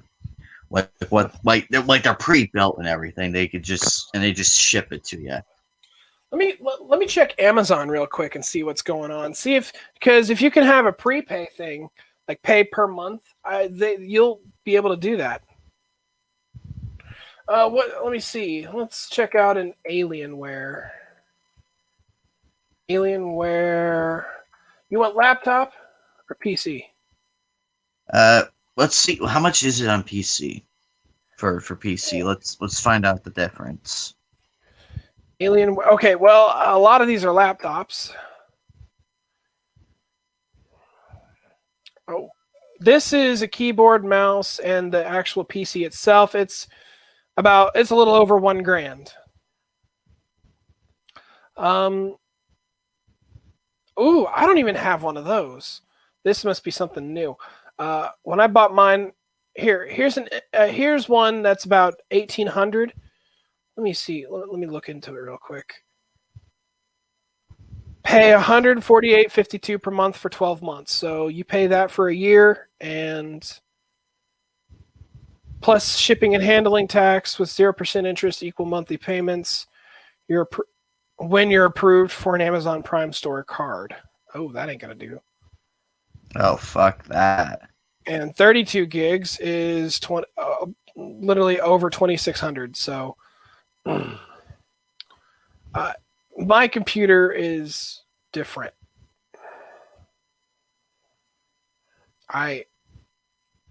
What is mine? I don't even know what mine is. I don't even know what mine is anymore. I'll have to look at the box one of these days. But let me look at. I mean, you're a gaming PC. Yeah, I have a lot of stuff in my wish list. So Midnight Eye, Goku Midnight Eye,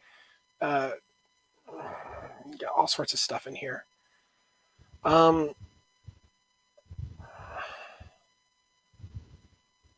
Yeah, that's 2,800 with 1 terabyte memory. You got 1,300. Some of these computers are ridiculous. Let me do laptop.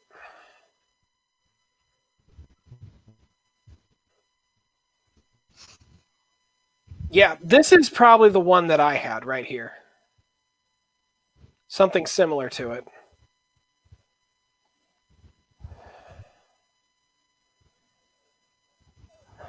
That ain't bad. That's pretty decent.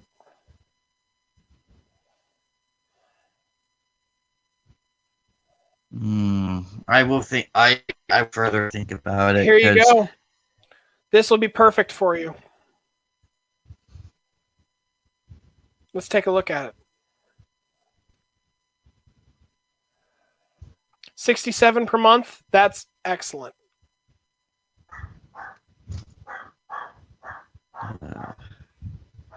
Now its hard drive is 8 gigs.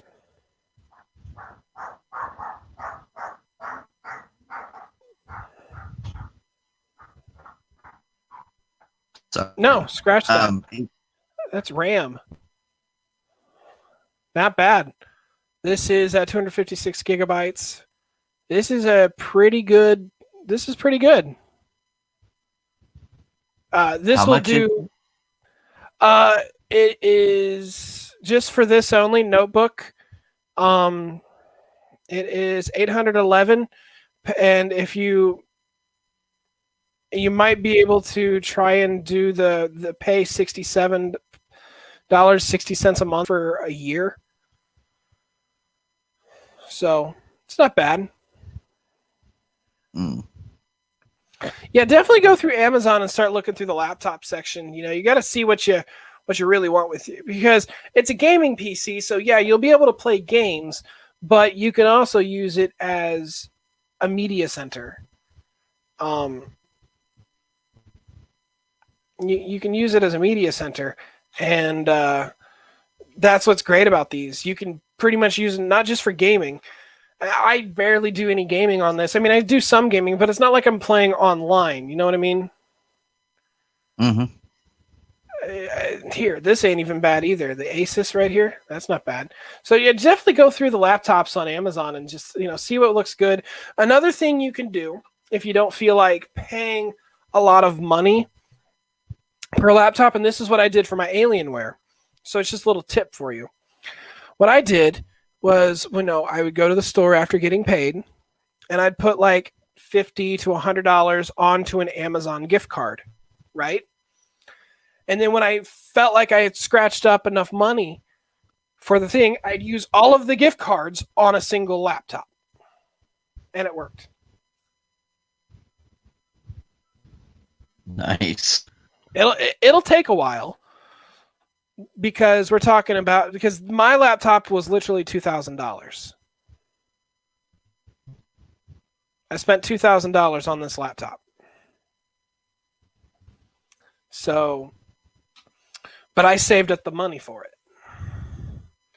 So, and I knew I wasn't going to have enough to put into my account. So what I would do is I start putting money towards the gift card fund, and I would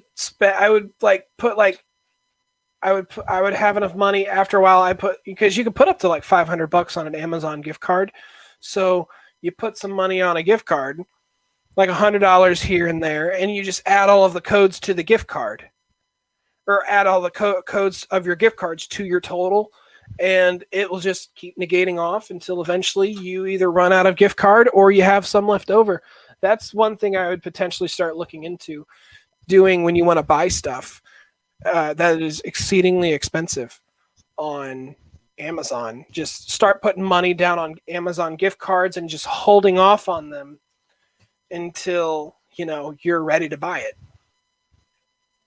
So definitely, I'll look into all of that and see what the best route would be, because I mean, I can only do so much from my phone, but I want to have a little more space, a little more freedom to work with, so that way.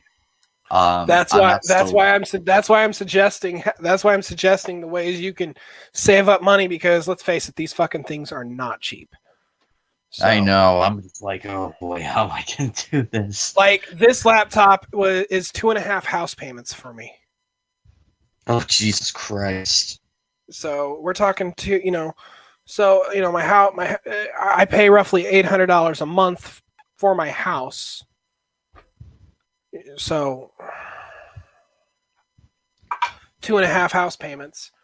Yeah, this is definitely worth looking into. Definitely worth if you're going to try and save money and not blow it, just put it on an Amazon gift card, because that way you know where it's going toward, unless you want to spend something on Amazon.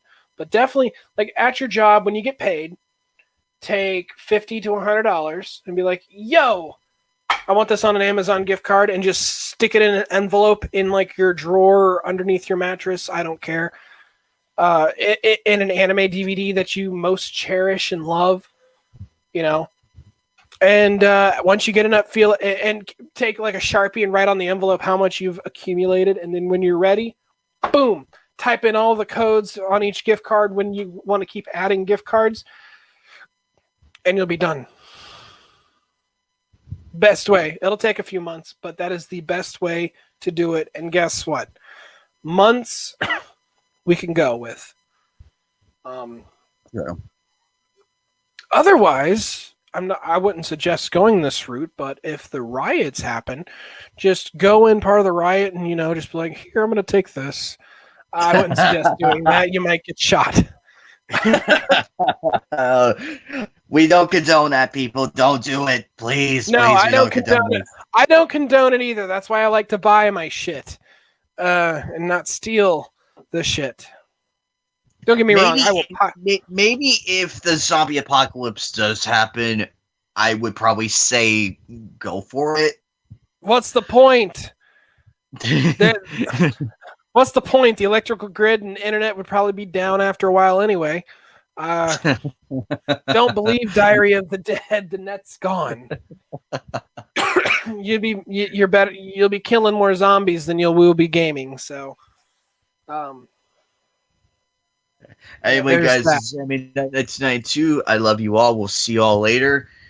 Bye, guys. This is Fatal. System error. Peace out. See you later.